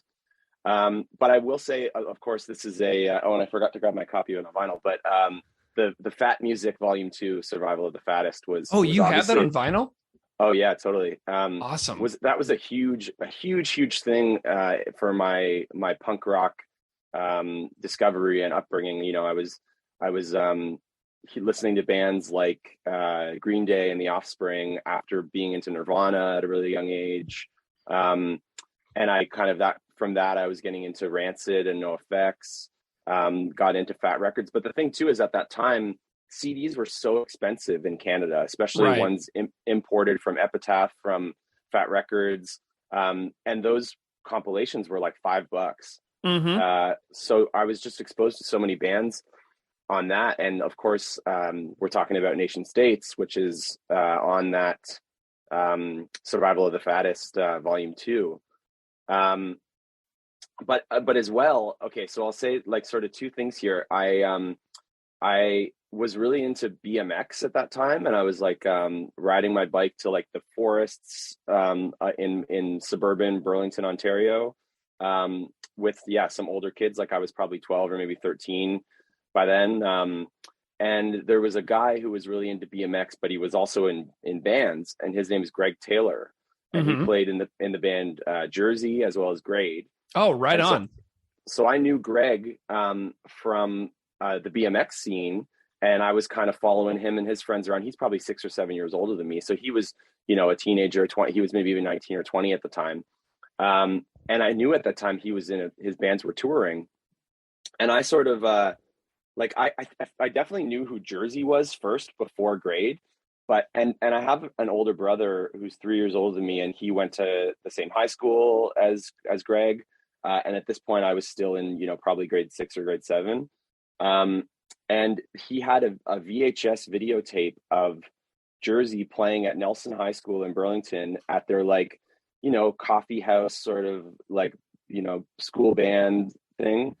And I used to just like watch it when he wasn't home. Like I'd sneak into his room and go through his things and watch his Jersey VHS, right? And they say on that record, like they're at their high school and they're like, yeah, we're playing a show in Toronto this weekend with a band called Propagandy. And that Nice. that would have been the 1997 tour. I think it was Todd's first tour. It was so just after Let's Talk More Rock came out. So like I said, I was sort of aware of the band name. I was hearing about them. I was sort of like, aha, right, Propagandy.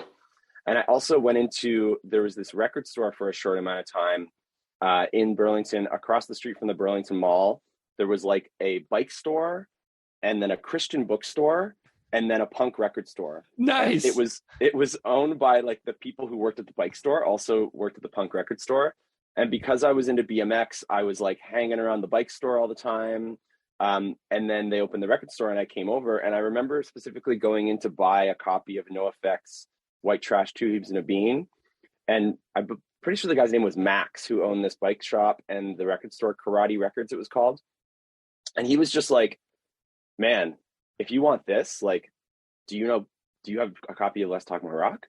And I was like, no. It's like, do you know what Propaganda is? I was like, oh, of course I know what Propaganda. You know what I mean? Like, so he kind of like suggested that I buy that CD as well. But then I remember he also gave me a copy. It was like a promo copy he had of the Vandals, Hitler Bad, Vandals Good. Mm-hmm. So I was getting all these records at the same time, but that like truly Let's Talk More Rock like was a very just like eye-opening record. Like absolutely like the aha moment was when I got that CD. You know, sort of like changed my life, changed my worldview, influenced so many choices made in my life like, it was a real turning point for me with punk.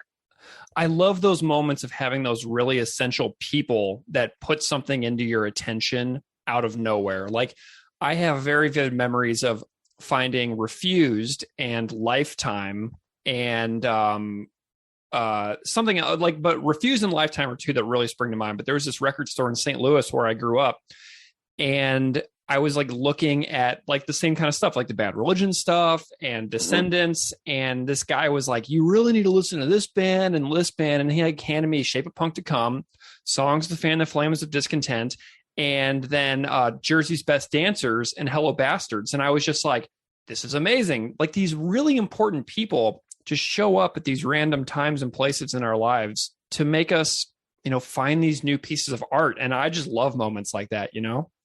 Absolutely. It's so cool. Do you have any perspective on the, like, when you realized that Propaganda was Canadian and you're like, ooh, this is kind of cool? Because you mentioned tons of other bands like No Effects and everything, but bands from the States. But like, how does that Canadian aspect come in for you with Propaganda? I think I didn't like really put it together, and I can't think back to a moment where I was like, oh, right, this band's Canadian. But I think I just sort of figured it out, or the more we or heard about, you know, Winnipeg, and like, I obviously from there, like, I got super into, you know, John K. Sampson stuff, the Weaker Thans, and like made that connection. And I remember seeing the Weaker Thans play, like, you know, in 2000 or 2001, before Reconstruction Site had come out, and he was playing the like I Hate Winnipeg song. And so I was aware of that. But I can't really think of a moment exactly where I like was like connected them to being Canadian, but I certainly like always like held them really high as like a national treasure, right? Awesome. Do you have any stories of seeing Propaganda live or memories like that that really jump out at you? Totally. I will just say too, that moment, you know, and I know it's been said, you know, so many times over about this record, is just like the stamp on it, right? Like the seal of, I'll just pull out the Let's Talk My Rock, like on the vinyl here, it's like says it all around the thing, like animal friendly, anti-fascist, gay positive, pro-feminist, you know? Yep. And so that was just like right there, like that was like their thesis, right? Like it was like, here it is, right out on the cover for you. And I know Chris Hanna has said many times that like it changed their audience, and it, you know, their record sales suffered from it. But for me as like a 12-year-old or something, it was just like, oh, cool, you know, like, and so like, so informative about things that, you know, like a middle class, you know, white suburban teenager in Canada, like I wouldn't be exposed to this kind of thing. And like, I might see something like, you know, gay positive, and like at that time think that gay was a bad thing or something, right? Mm-hmm. Like, so that was always super, like, it was super informative. And it also, I think, kind of coming back to like my origin story with punk, I also remember there being a show at Karate Records. It was the first time I saw Grade, and this band Gym Class Joke played as well, which was like Connor from Boys Night Out's old skate punk band. Right on. And I just remember seeing the flyer for that. It was like the first show I went to in my like first year of grade 9 high school. And the flyer had something written on it that said like it was just so, like, it felt so inclusive. Like it was just like, we're all nerds and like everybody fits in and like nobody's going to pick on you here kind of thing. Right. And I think coming from like, you know, moving around and trying to find my place in, you know, in like friend circles and social circles, and like being picked on and stuff as a kid, I felt very welcomed into this scene, and finding punk was it was like, oh, finally there's like somewhere that I feel like I fit in. And I felt that the Propaganda record was like so tied to that it was just like, you know, it, like, while I, you know, I don't identify as, you know, gay or like these sort of things, but like it felt like everyone's welcome here and nobody is turned away. And that was so important to me. Right. I love it, because if you think about how important that age is, and how fragile it is being a teenager, whenever, you know, like telling somebody that they are gay is an insult, especially in the 90s. Like you and I think are about exactly the same age. And those are some of my most prevalent memories of like, you know, junior high and high school. is people insulting each other and trying to like be defending yourself against these attacks and accusations of being something that was seen as bad at that time and place. So like this is such an essential record for me as well, because it helped me. I don't know where else I would have gotten those ideas, to think about this stuff in a different way. So, I mean, that's the exact same way I feel about that record cover, because you don't see that elsewhere in those records in the 90s. That was a rare thing to do. Totally. And so I will say, back to sort of to answer your question, I didn't see them live for quite a while. There was that 1997 show that I had only heard about in the Jersey high school video, and then of course Everyone Great, I think, played that show as well. And I think there's a video of it on YouTube. It was at the Elmo Combo, and yeah, I think it was Todd's first tour, and like that show has sort of gone down in Toronto history, and I've heard people talk about it. But then of course there was I feel like Propaganda didn't tour for quite a while, and right. They did a tour in, I want to say 2000 or 2001, it might have been 2001, when Today's Empires had come out, and it was with 60 Stories, which were a band that were on Small Man or G7 as well. And I remember that tour happening, but I was playing lacrosse at the time, and I had a lacrosse tournament.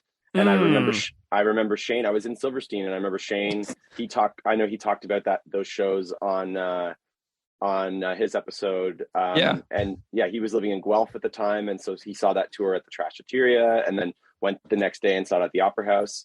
But I was away like at a lacrosse tournament that whole weekend, so I missed those shows, and I was kicking myself. But then I finally saw them. I think even they took like a break after that, and I didn't see them until Potemkin City Limits had been put out. And me too. That was mine too. First show was at the Phoenix in 2008. I saw them. So you never saw them. You never saw them as a trio. As a three-piece. No. Okay. I saw them mostly in the Beeve years. So yeah.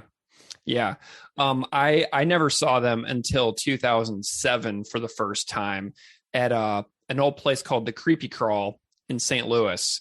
Wait, Silverstein played there. I'm sure you have many times. We also are on our very first tour.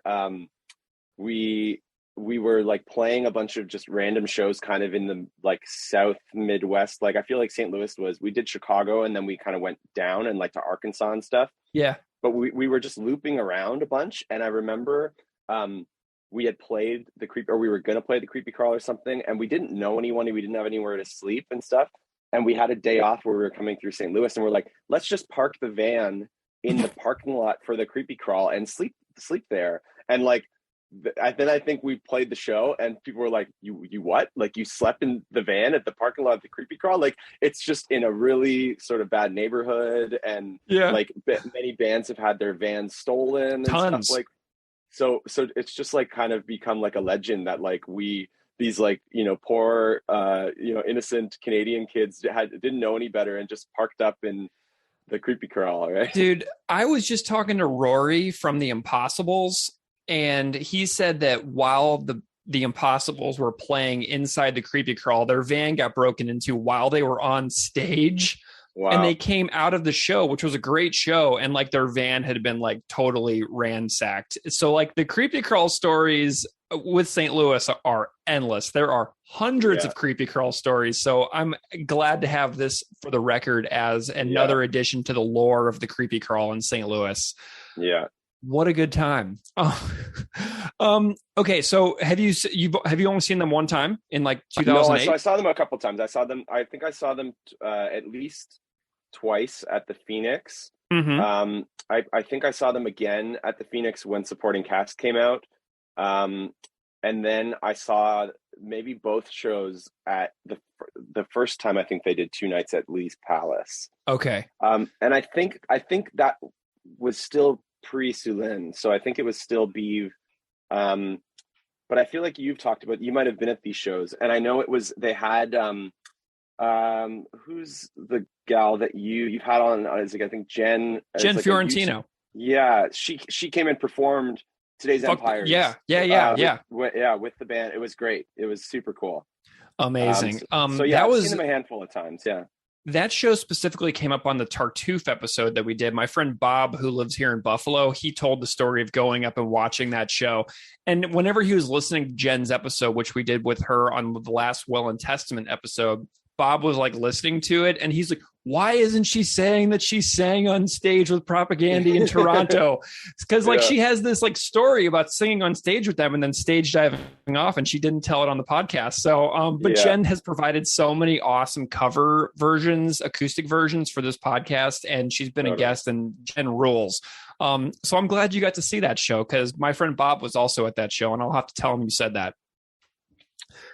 Okay, so Silverstein, I have you have a 7-inch that I want to talk about, and you had it there. You showed it to me, where Silverstein covers "Fuck the Border" for I believe it was a 2011 Record Store Day 7-inch, where you also covered, I believe, Kid Dynamite and American Nightmare, right?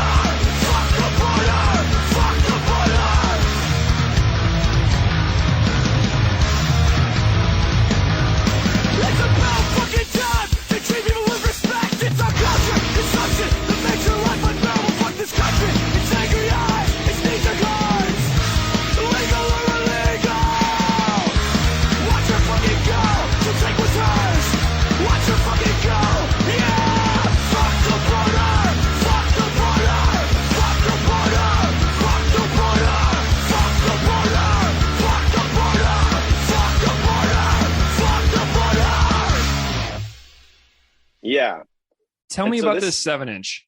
Yeah, this sets up a lot that we can talk about here. So I think we had just signed with Hopeless Records, and they were really keen on us doing something for Record Store Day. We had a record that was about to come out, our record Rescue, and there was a song on it called The Artist that is kind of a little bit more of like a fast kind of punk and hardcore song. Yeah. And we wanted to, I think at that time too, we were really in this phase of like wanting people to know that we were punk or something, like right, that we had come from this like hall shows, and we were various stages, vegan, straight edge. Like we wanted to kind of give off this like credibility. So we're like, let's do these covers. Like these are our favorite bands. They're influencing our music, even though we might have a bit of a different sound.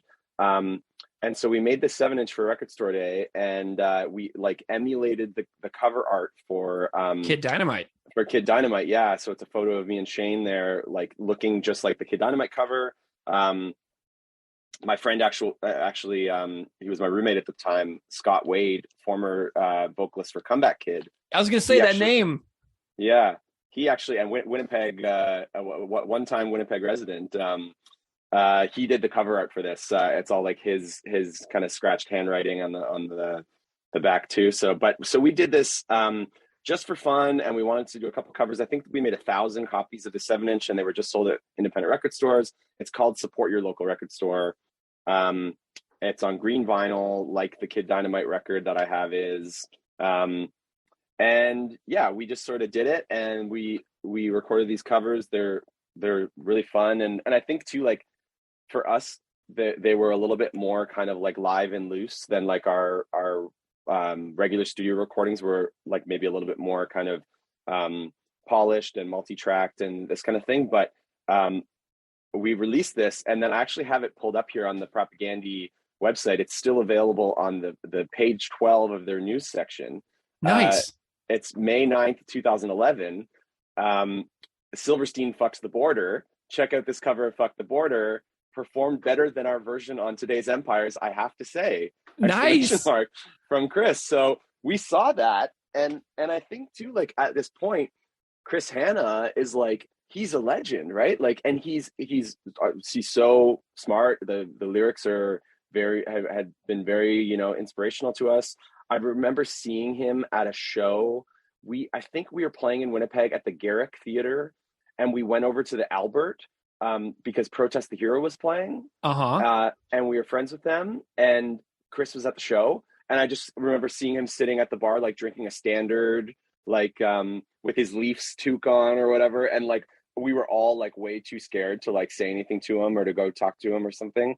And it might have been Counterparts, actually, not Protest the Hero. But I think we were on tour with Protest the Hero or something like that. I remember maybe Protest the Hero was with us. But I think it was Counterparts, because Protest would have been too big to play at the Albert at the time. But and yeah, just Chris was just there at the show, and we were just like, oh my God. But then he posted this on the website, like, check out this cover of Fuck the Border. Damn it. And we're like, oh, this is so cool. And like, just saying that it sounds better than it's performed better, when like we were trying to make it sound like, you know, punk or whatever.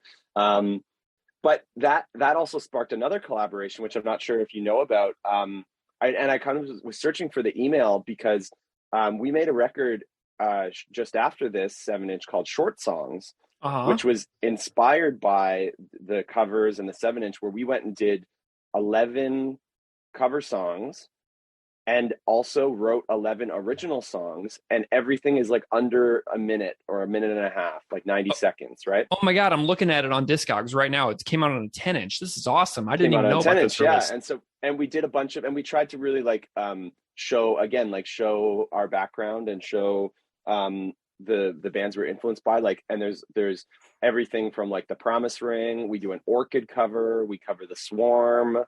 Descendants is on here. Descendants, yeah. But it's my job to keep punk rock elite. Nice. Yeah, we but then we also covered the title track. Short Songs is a Dead Kennedys cover. Rick Wakeman, eat your heart out. Here we go.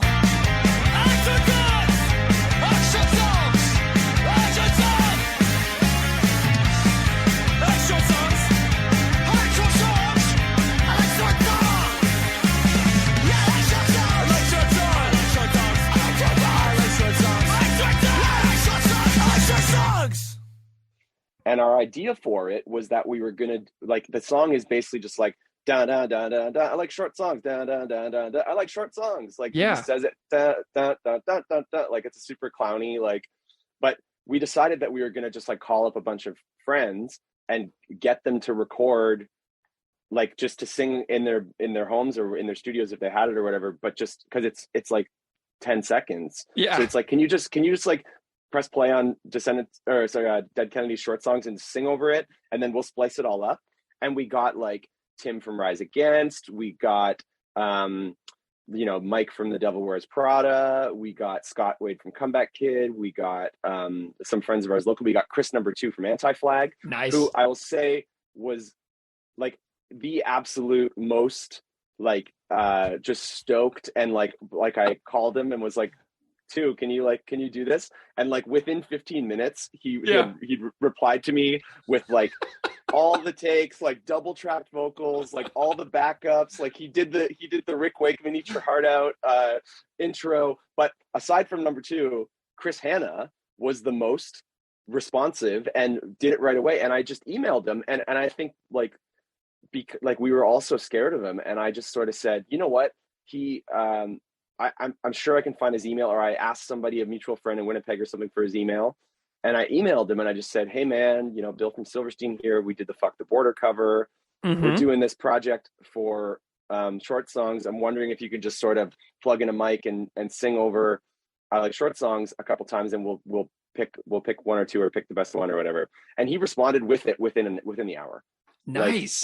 Yeah. And he was super, and I wish I still had the email. We sort of purged our website back end a little while back, and I couldn't find emails going back that far to 2010 or 2011 or whatever it was. But he was super kind, and he was just like, this is fun. Sure. Like, here it is.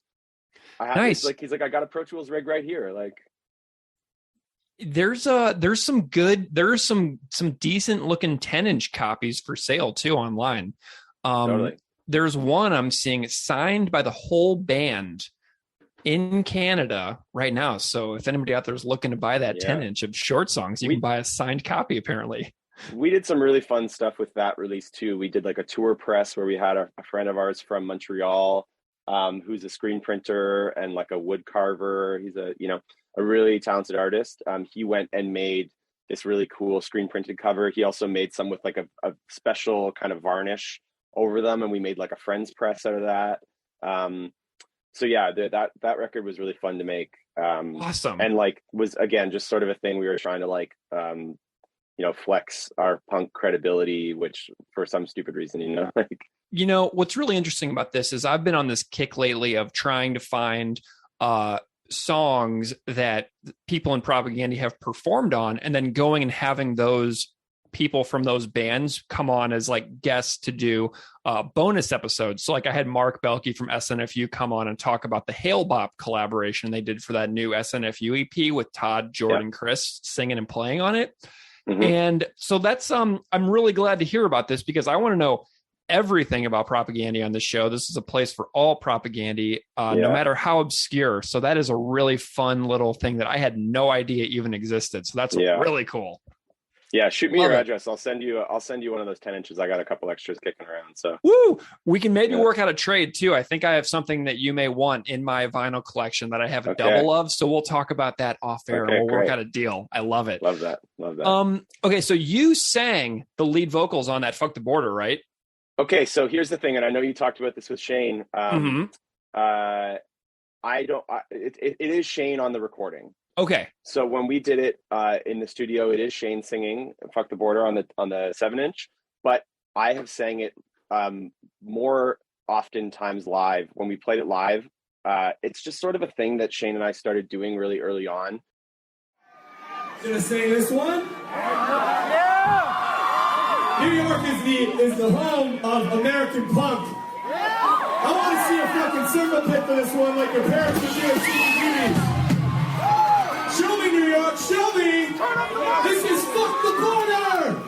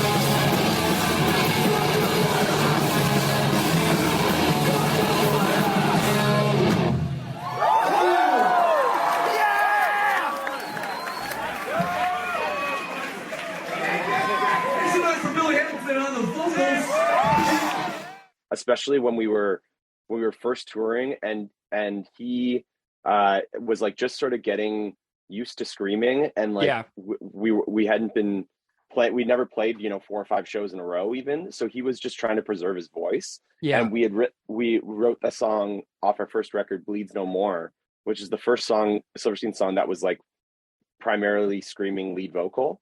And we used to play it last so that Shane, if he blew out his voice, it was like the end of the show, right? Right. And when we first did a tour to Eastern Canada, it was the kind of thing where Shane was just worried about losing his voice. So I was just like, well, I'll sing it. Why not? Right? You can play bass and I'll sing it. And then when we started doing Fuck the Border, it was just like, a fun thing for us to do, give Shane a break. It's like quite a breathy song. And the fact that like Todd sings it, to have the bass player sing, I think is fun. But you can see there's actually quite a few they're YouTube great videos of me singing it. And I think I like to kind of ham it up, like with the sort of mosh moves and get the crowd going, call for a circle pit, this kind of stuff. So there's also a great video we played. I want to say it was like 2016 at the So What Music Festival in Texas somewhere, and this was like when a new law had passed. I think it was like kind of the first Trump in office, like putting kids in cages kind of scenario. And we were pissed off about that, and we're playing in South Texas, and so we're like, let's play Fuck the Border. And our friend Chris, who actually is the artist that did those screen printed covers, he comes from immigrant background, and his parents and grandparents immigrated to Canada, and so he's very passionate about that song as well, and he sings the lead vocal on it. So there's a video of us doing that. It looks like it's quite small, like kind of quality, but it's very cool. It was a very cool performance, and super just like charged up to like be in the moment of that crisis that was happening down there. So what I'm going to do in this episode is, even though this is the Nation States episode, when Shane was on for Let's Talk More Rock, I put the full Fuck the Border studio version in that episode. So what I'm going to do for this episode is I'm going to rip a live version off of YouTube, and I'm going to put the live version of you singing it in your episode, so that Shane has his version in his episode and you'll have your version in this episode. So I'm pretty excited about this. For sure. But yeah, let's dive into Nation States, because that's what we're really here. Let's do it. Why did you choose this song? Tell me about this. Tell me about the purpose of choosing this one. So like I said, it really comes back to that, the Survival of the Fattest comp, to Let's Talk More Rock as a whole, as being like a very important record for me. I think I heard your interview with Jonah about the song. Have listened to, a few episodes of your podcast. I know you guys have like a very lengthy, so many. Yeah, I listened. I really loved. I got through your whole Potemkin City Limits episode. Thank you for that. I listened to Shane's Fuck the Border, so I've listened to a few. But I know this is something that you guys have kind of gone over. Is just like at such a young age, like some of these lyrics. This is like the first time that I'm like learning these words. You know what I mean? Like it's like, what the heck is a neocolonial? Like right? Like as a 12-year-old, right? So and like, again, I sort of love, I love the bass playing on it. I love, to me, this was just like the song, right? And I think like now when we look back, I think so much of your podcast has been about like how prophetic Propaganda is. And we look back after coming out of, the last 2 years of this pandemic, and just seeing the shrinking middle class, and seeing all these big corporations making, huge profits, and the idea of, the conversations surrounding, the rising minimum wage, and, the cost of people saying, how dare we, ever pay $10 for a hamburger or something, right? Like, this kind of stuff is happening, and it's like it's very prevalent in our conversations, in our communities, like in 2022. And here we go back to 1996, and Propaganda was like laying it right out for us, right? And I think that something that you've gone over so many times in this podcast is just like Propaganda and their lyrics.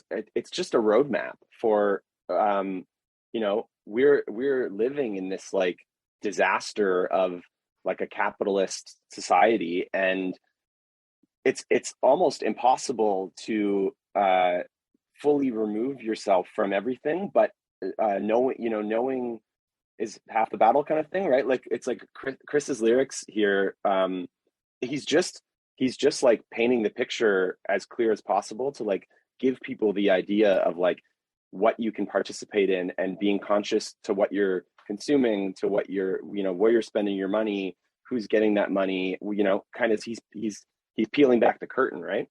Yeah. You bring up something about the distribution of a class division and how we have a growing inequality right now, which is a really fascinating thing that I've been thinking about a lot lately, because during the pandemic, record profits for our massive corporations that kind of oversee the society have continued to skyrocket, and wages for the CEOs and like the managerial aspects of those corporations have continued to skyrocket, while wages for people who do far more on the ground work have stayed pretty stagnant. And whenever we talk as a society about quote unquote taking our country back, oftentimes people have this like imagined vision of what those glory days may be. And they often think of like the 50s, 60s, and 70s.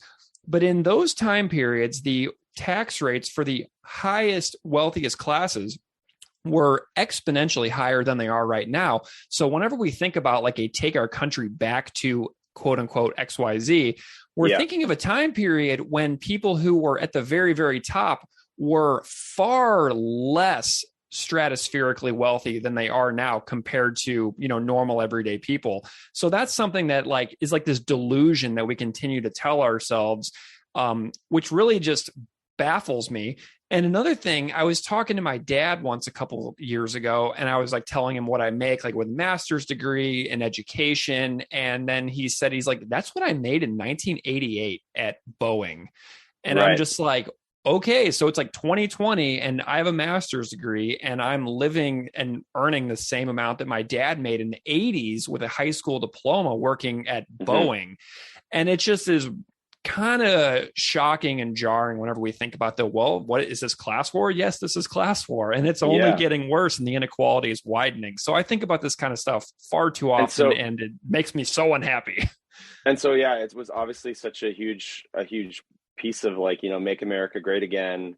And as well, we've been dealing with the Freedom Convoy up here, and it's just like you said, that the people saying that they want their country back, they want their freedoms back. What that really boils down to is white supremacy, and like they want to go back to a time where immigrants weren't taking their jobs or something, right? And like so, this is and again, I just fall back on this lyric so many times, like, you can bet the laws will be set to ensure the benefit of unrestricted labor laws kept in place by displaced government death squads, which is like, you look at like, like something like Amazon, right? And it's there's so many stories of like people, the human rights violations that are going on in these basically sweatshops of Amazon factories and fulfillment locations. It's just like, it's crazy.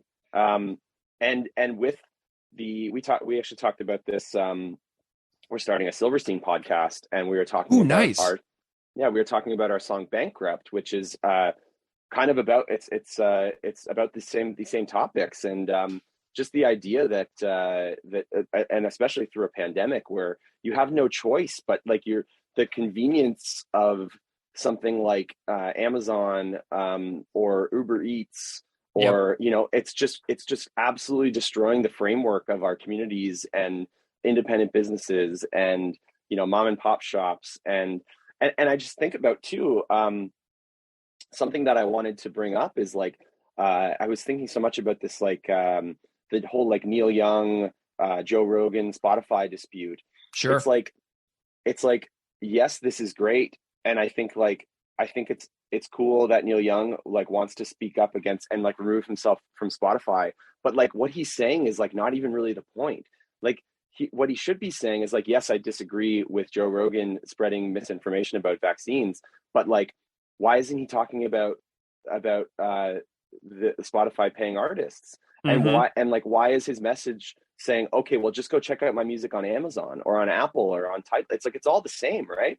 Right. And I think about bands like Silverstein and bands like Propagandhi, Spotify makes up 85% of the streaming marketplace. And like as modern bands, like we can't sit that out. Like we can't, and it's not even about the money that's generated from these streams, but it's just like being a band in 2022, you need the participation of these platforms to be able to like Epitaph Records, who puts out the modern Propagandhi records. They can't afford to like say fuck Spotify. It's I know. It's like too big of a deal. And so, but this goes back to what I say about propaganda, is that like, and like, again, I loved your Potemkin City Livings episode, because just the idea that like so much of this is just a facade.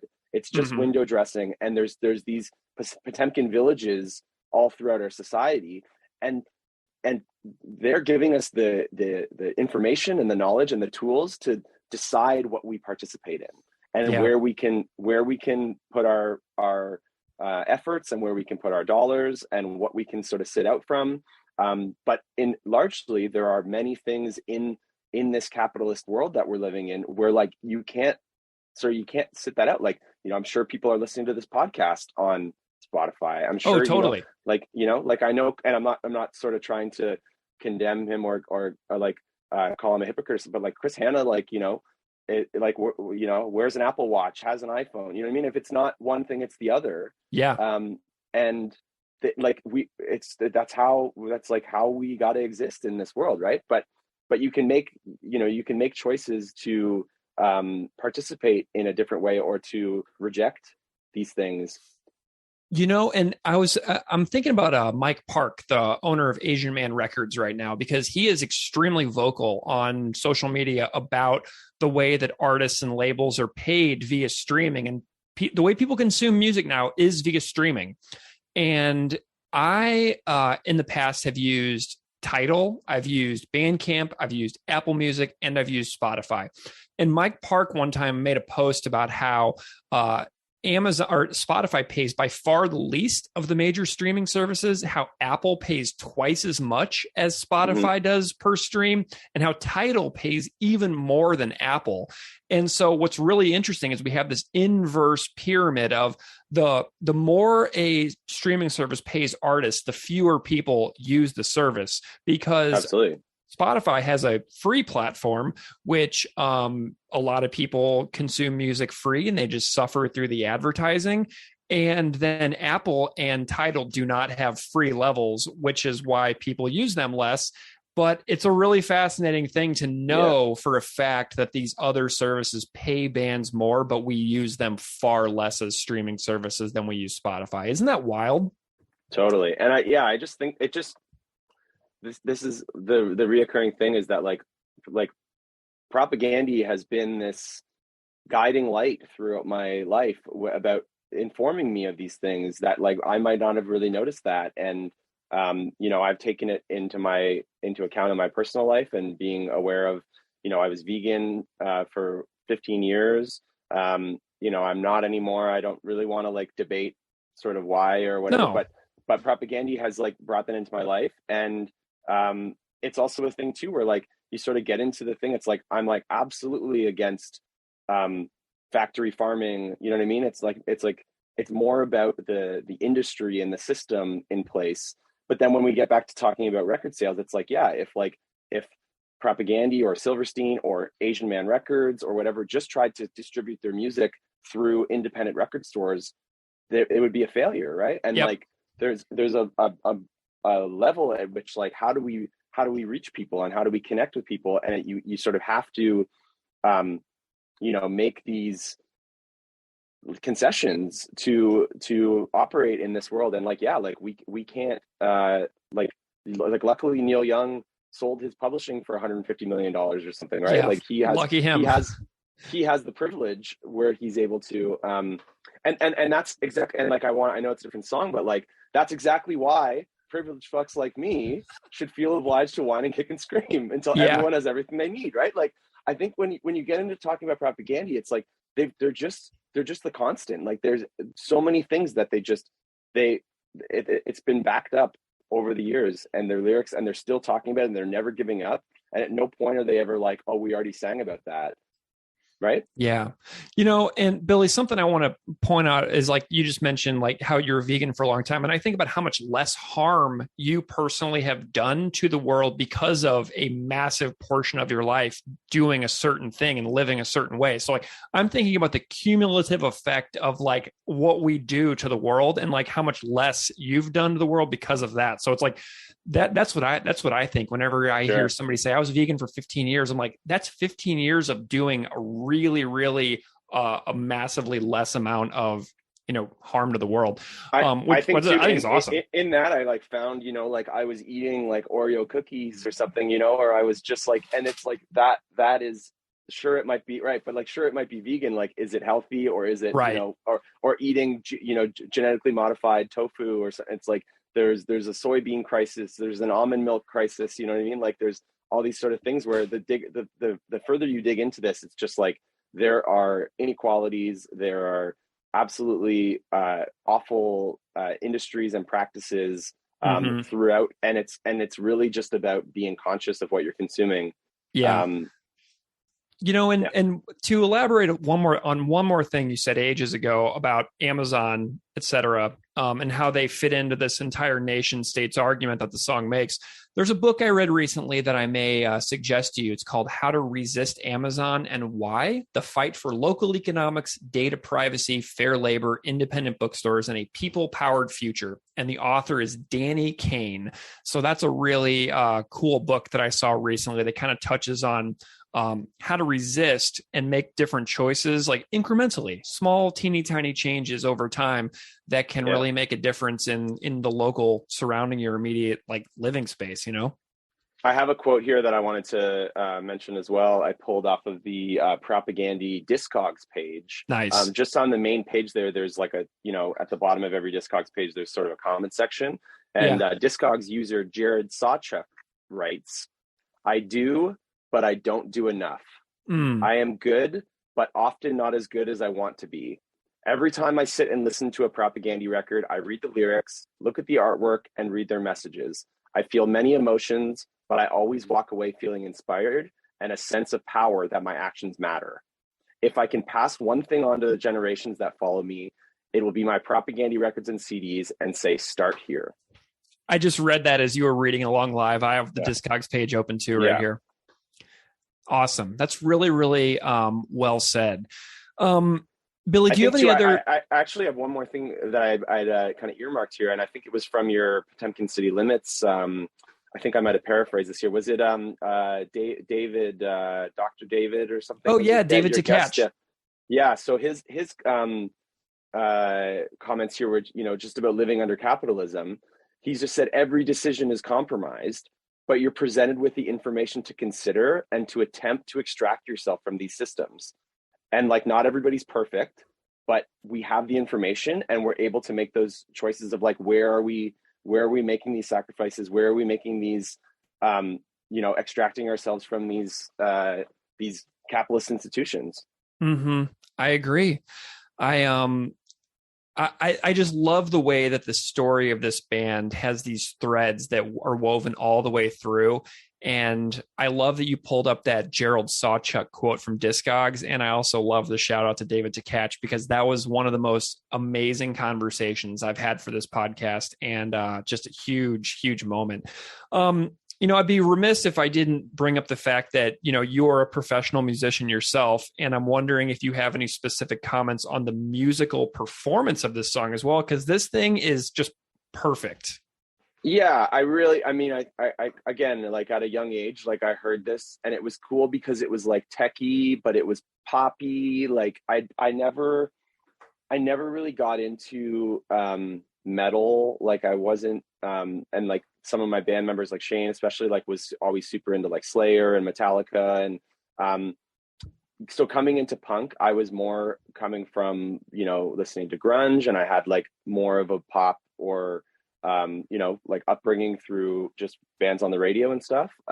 So for me, it was never about the shreddy stuff or even the hardcore, the heavy, like to me, it was catchy, and it was, but the fact that it was technical, like,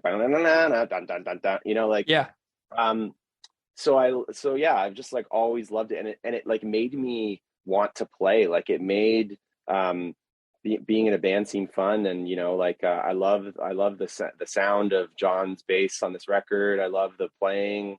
And it inspired me to want to be a bass player, Nice. I love it. How do you feel about the bass tone on Less Talk More Rock, which is extraordinarily controversial? I love it. Yeah. See, I think it's the jangly kind of bass tone, and I love like the the opinions expressed, the Shell Corporation, right? Like that, boom, boom, boom, boom, boom, boom, right? Like, Yeah. I love that stuff. Yeah. Did you ever hear the America Rules version from the Gilman Street performance in 1995 of that Shell Corporation bass line? No. Why don't you start singing the fucking anthem all together? Fucking a bunch of Captain O'Grady lovers. Captain O'Grady fucking comes home, head of the fucking Air Force walks up, tells America it's a fucking justification for having more funding to your fucking military. And why? Because it's an uncertain and dangerous world, he says. And what do they want to do? What interests do they want to maintain? They want to make sure they keep this a fucking uncertain and dangerous world. Fuck you. Fuck you.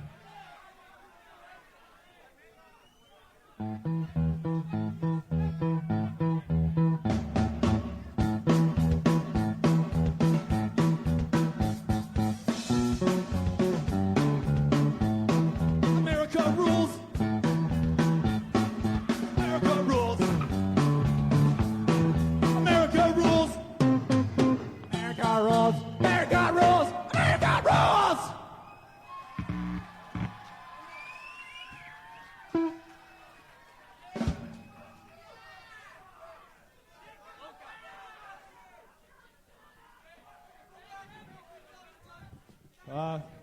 For all the pro-Americans, our van is the blue one outside. There's this really, really amazing 1995 Gilman Street performance where Chris and John basically get into active fights with the audience throughout the entire show. And I've heard about this. Yeah. You have to go and just listen to the entire set. If you search Propaganda Gilman Street 1995, it's a cassette tape picture, which shows up on YouTube. Just blast it. You will laugh so hard. I promise you that it will be one of your favorite things that you ever find for this band. So definitely do that. I'm giving you homework. Billy, what does this band kind of like mean to you as like, an appreciator of art, a person of the world who cares about, the future? Tell me about what this means to you as like kind of like a takeaway message today. Yeah, I'd say that like, I think that we've been talking about it. Like this band is a hugely important, group to myself and to my bandmates and to my community, as far as their message, their music. They're absolutely a Canadian national treasure. I will say that like sort of as a takeaway and to kind of tie it all up with Silverstein is, like I said, we were kind of going through this thing 10 years ago, like midway through our career, and where we had, received some success from like the Warped Tour and like kind of in like an alternative press kind of scene band, but like trying to sort of wave this flag of like independent DIY punk and hardcore, and being brought up with shows that were giving out pamphlets. For many years we always had organizations tabling at our shows. It's always been super important to us to like do things with charities. It's been important for us to have food drives at our shows. We've been come up just like from a scene where it was benefits for Chiapas, Mexico, and just all that. Like, I didn't even know, we had this joke that the first time that Silverstein played in Mexico, that we were going to show up and there would be a statue of our friend Eric Hoyback, who was the like hall show promoter, because he just did so many shows and like, granted, we weren't even in Chiapas, but like I just remember playing so many shows and going to so many shows that were like, benefit show for Chiapas, Mexico. It's like, we got to Mexico, we're like, yeah, where's the Hoyback statue? Nice. Nice. But yeah, this has always been like, it's just always been in the fabric of Silverstein. And I think that like now, especially after getting through this pandemic, it's more important than ever. And it's like, I think while we reached a point with like sort of our music where we're not trying to prove to anyone how punk or not punk or whatever we are, it's just part of us and it's part of our music. And we have a new record coming out in May. I'm not sure if it'll be out yet. Probably will be by the time you air this episode, but called Misery Made Me. And there's certainly a number of songs that are very much influenced by Propaganda and specifically the lyrics of Nation States. Like I mentioned, Bankrupt. We even have an even heavier and even more brutal lyrically sort of capitalist themed song called The Altar. That's really good. There's also a song called Die Alone that Shane wrote that is very propaganda. Like it's like super. And Andrew Neufeld, the current singer of Comeback Kid, sings on that one. And Awesome. he even said, he was like, I channeled my Chris Hanna sort of when I did the vocals for that. So yeah, I think it's just like this band is very much a part of who I am, who our band is. It'll stick with me forever. Sort of the sentiments I've been sharing through these comments. It's like something that I want to, pass down through generations, and something that I know, like, I'm also a fan of Damien's Turned Out a Punk podcast. And Amazing. He talks so much about the like little Ian Mackay on your shoulder, like kind of whispering in your ear, like to, and I think too about the NoFX song I'm Telling Tim, like it's just like you better put out records DIY, like this kind of stuff, right? Punk rock values. I think Chris Hanna has always been that guiding voice of all these other things, these issues that we're talking about, and about animal rights and about human rights, about pulling back that facade, seeing through that Potemkin village, and I think it all boils down to the kind of officials we want to elect. It boils down to the kind of communities that we want to be involved in. How can we contribute to that? How can we give back? How mutual aid, like these kind of things. Like how are we helping people in encampments? How are we helping people who are starving? What does the country do? What do the people do? Right? Yeah. I'm constantly, and again, like I'm constantly brought back to privilege, right? Like coming from a white, middle class suburban Canadian upbringing and community, like bands like Propaganda just open my mind to these things, and I'm reminded daily about my privilege and my position in that, and that's exactly why privileged fucks like me can feel obliged to whine and kick and scream until everybody has everything they need, right? Like and I recognize the irony, so yeah, I think just constantly these lyrics are just like woven through the fabric of my character and my brain, and it's my moral compass is Chris Hanna. There's no unseeing it once you've seen it, and everything doesn't have to be perfect immediately, but if you can continue to work towards these goals throughout a lifetime, I mean, that's a lifetime project. So I hear what you're saying. So Billy, this has been a real pleasure. Thank you so much for, coming on the podcast and being patient with me on scheduling. And it's all good. Yeah. I just appreciate you so much today. Thank you for being here. Thanks for having me, Greg.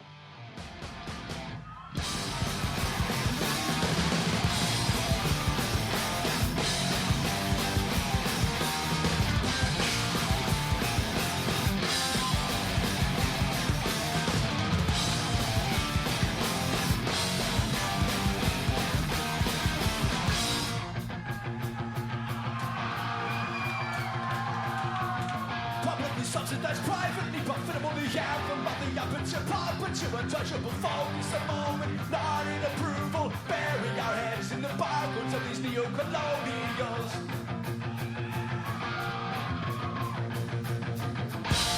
Nemesis, the romance of the nation state. A place of ways of thought, you and power concentrate.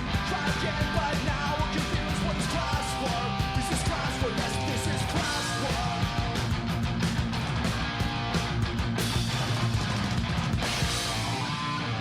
Just a kid, can't believe I got away with this kind of shit. What a stupid boy. And it's beautiful. No regard for principle. What a stupid boy. Environment disposed with a gang job left. Everybody knows who can tell. All the smile from the CEOs.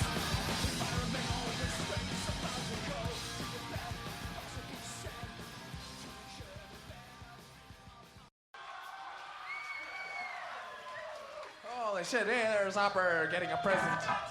Yes. So, This gentleman here has been touching my leg all night, and I think he'd like to say something. hey, I saw you out Spoil washing your windows. squeegee kids. I seen you out there today. Joking, man. Smells good. Hey, what was I gonna say here? Oh yeah, this one's for Dave Green. Let's have a chant of give Barney a raise. Just for fun here. Give Barney a raise. Give Barney a raise. Give Barney a raise. Give Barney a raise. Come on. That's the sound man Would here. that be barn raising? That would be. I got that off Eaton. Did you really? Okay, one more time here. Give Barney a raise.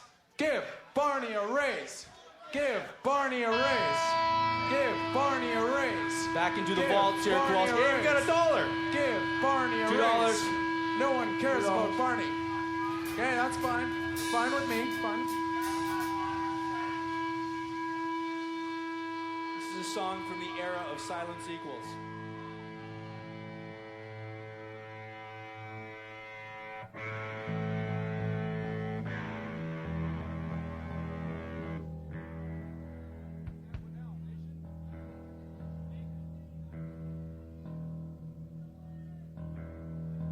This song is called And We Thought Nation States Were a Bad Idea.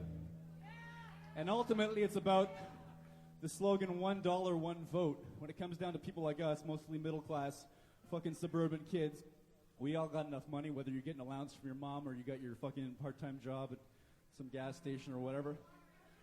Vote with your money. Don't fucking shop at corporate stores. What? Fuck you, asshole. Nice shot. Oh, Fuck you, asshole. Fuck you. You're really cool. Fuck you. Give me a big kiss. Yeah, fucking, this world is fucking doomed with this is like the fucking cross-section of the assholes that this world has to deal with.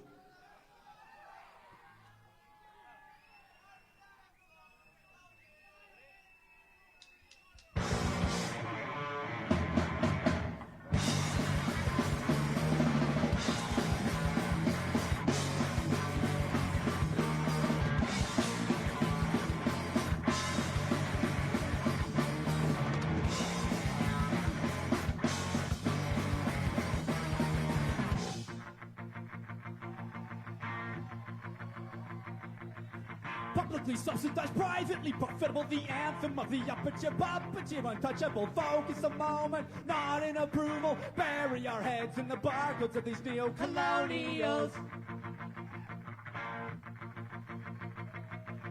Our former nemesis, the romance of the nation state, a puzzle race up for a new manpower concentrate, try again, but now we're confused, what is class war?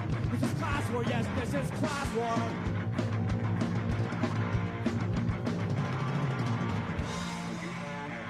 Just a kid, can't believe I gotta worry about this type of shit. What a stupid world, and it's beautiful, no regard for principle. What a stupid world. Our world, born, hired, disposed, where that job lands. Everybody knows you can tell by the smell of the CEOs. Environmental restraints, a bunch of Joe, even bad, will be sad to ensure the benefit of unrestricted labor laws kept in place by displaced government squad. They own us, produce us, consume us. They own us, produce us, consume us. Can you fucking believe what a stupid world? Fuck this bullshit display of class loyalty. Media and the Time. We got 3 years later, 1996 is Less Talk, More Rock, and your selection from that record is And We Thought That Nation States Were a Bad Idea. Publicly subsidized, privately profitable, the anthem of the upper chip, untouchable, focus a moment, not in approval, bury our heads in the barcodes of these neo-colonials. A former nemesis, the romance of the nation state, now present race up for a new manpower concentrate, try again, but now we're confused, what is class war? This is class war, yes, this is class war. So tell me a little bit about your choice and reason for choosing Nation States as your next song. So Let's Talk, I didn't get into initially. And now I recognize it's a really solid album, but at the time, I don't think I was ready for it. it was too smart for me. Like I honestly was like, the lyrics and everything they were trying to say, like, I was like, I don't have Google. I'm like dictionarying like all these words and like, what are you talking? Like, I didn't have like the contextual knowledge to really like figure out a lot of the stuff that they were saying. I liked it, but like I said, whereas How to Clean Everything is, hey, Poppy, get down. Sorry. Like Less Talk was just so much more.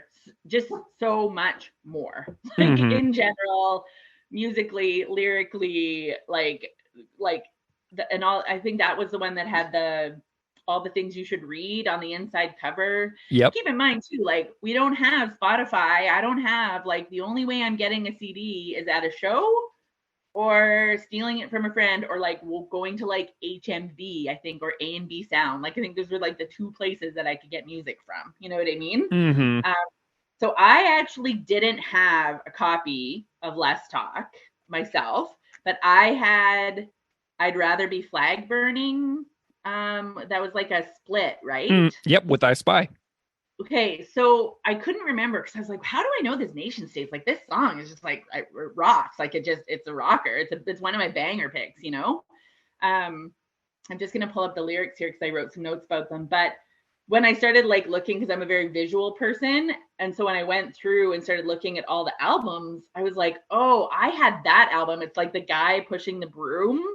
Yeah. On the album cover or whatever. Like I was like, oh, that's why I know this song, because it's on there. And I had that album, and it was like, again, kind of one of those ones that was like on repeat.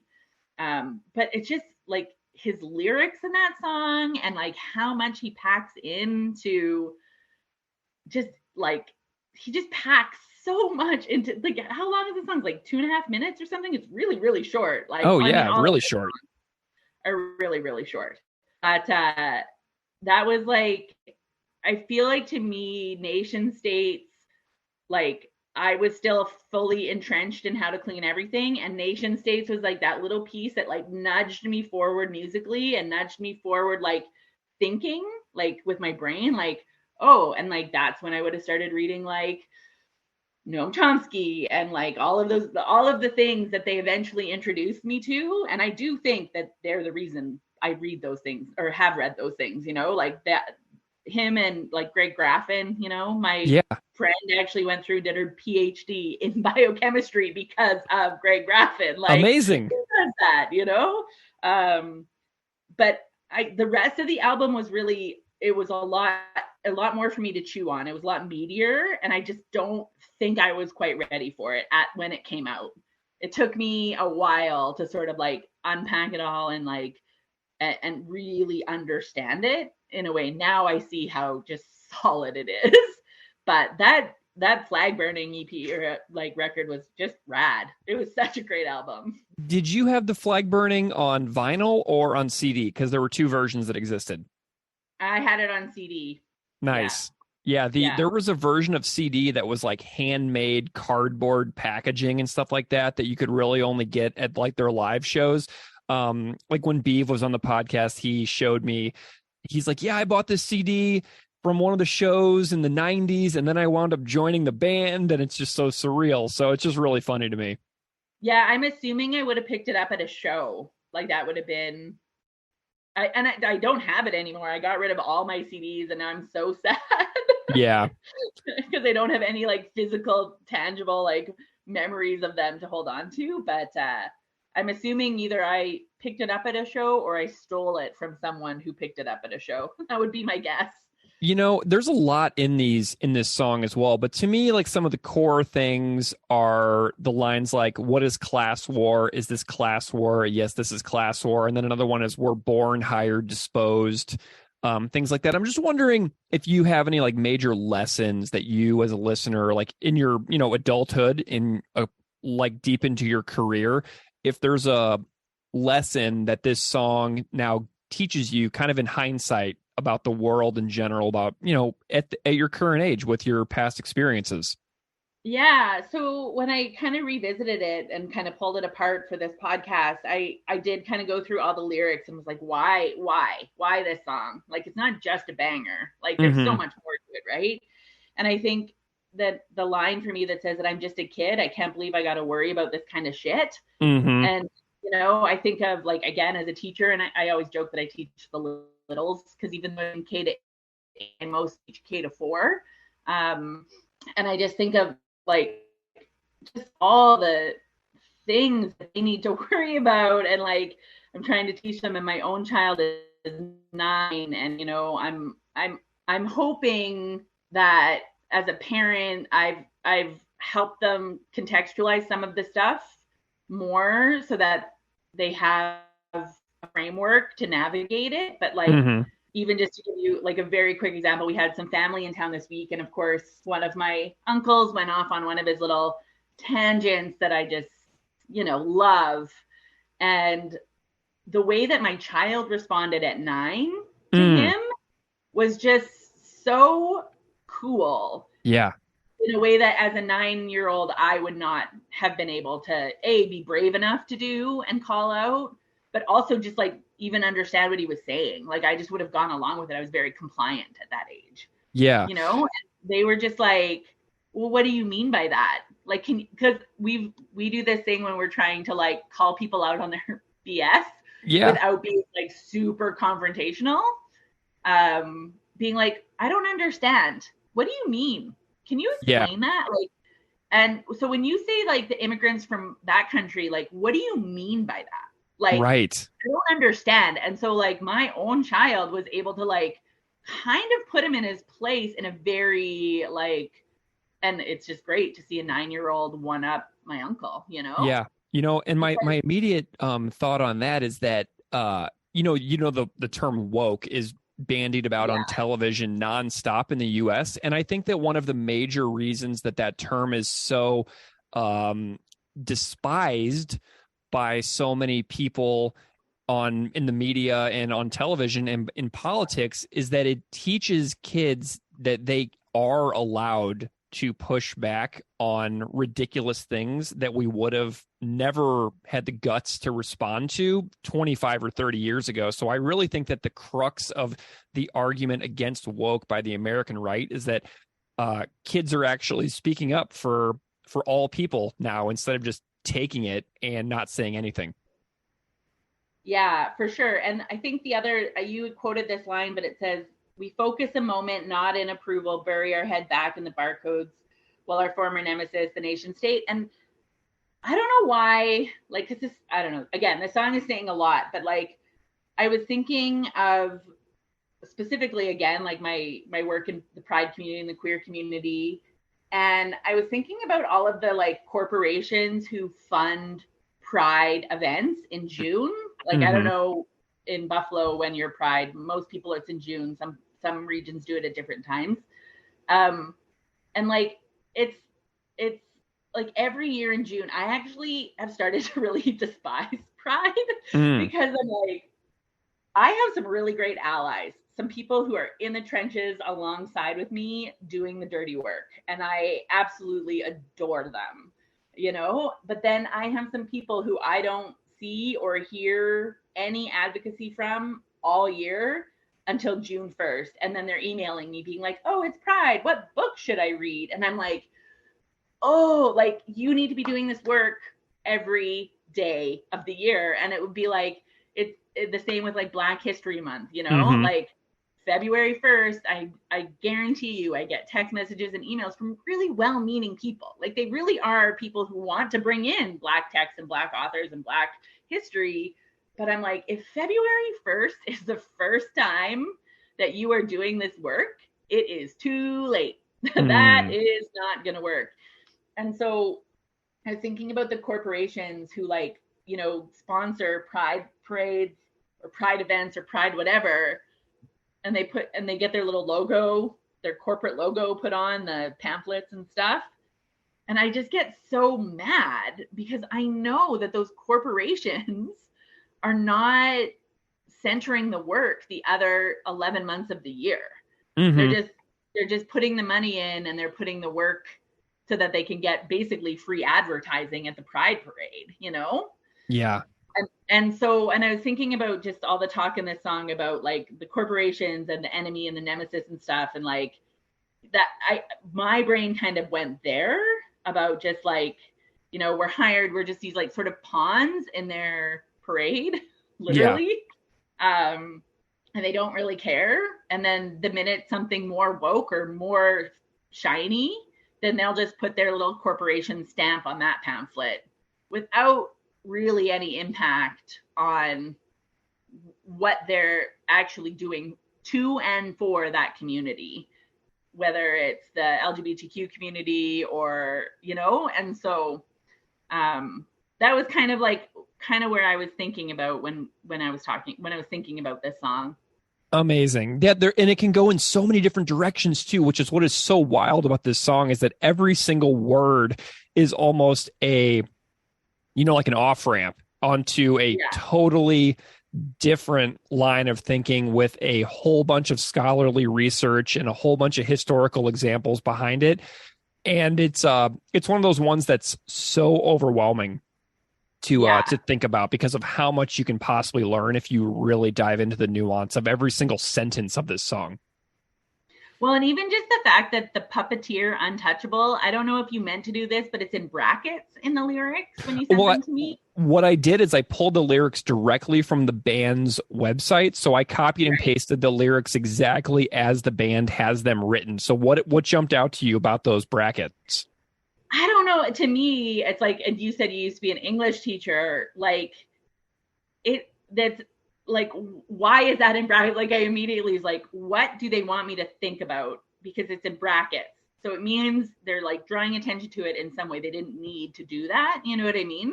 Mm-hmm. And then later it says, the romance, right? Mm-hmm. And when I think of like the puppeteer untouchable, it's like, yeah, we're just kind of a bunch, like I said, like cogs in the machine, like the puppets, like they're making you dance, but like there's no accountability. Like when you call someone out or try and challenge a system or a supervisor or boss or a union, you know, whatever, thinking of like labor laws, like the guys at the top, their profit margins aren't being affected, their day-to-day life. It's the people on the front lines, like, that are going to lose their jobs. If you boycott Amazon, who's going to lose money?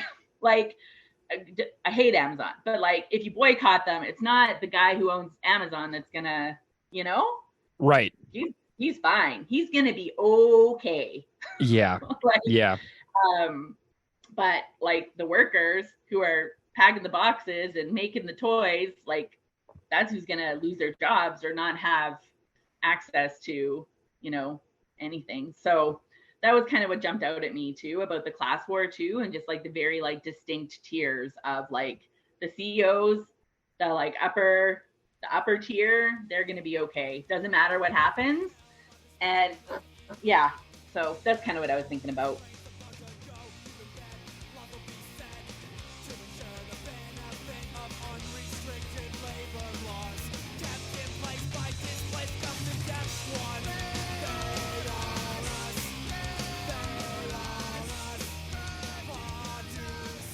Frank Zed, welcome to Unscripted Moments, a podcast about propaganda.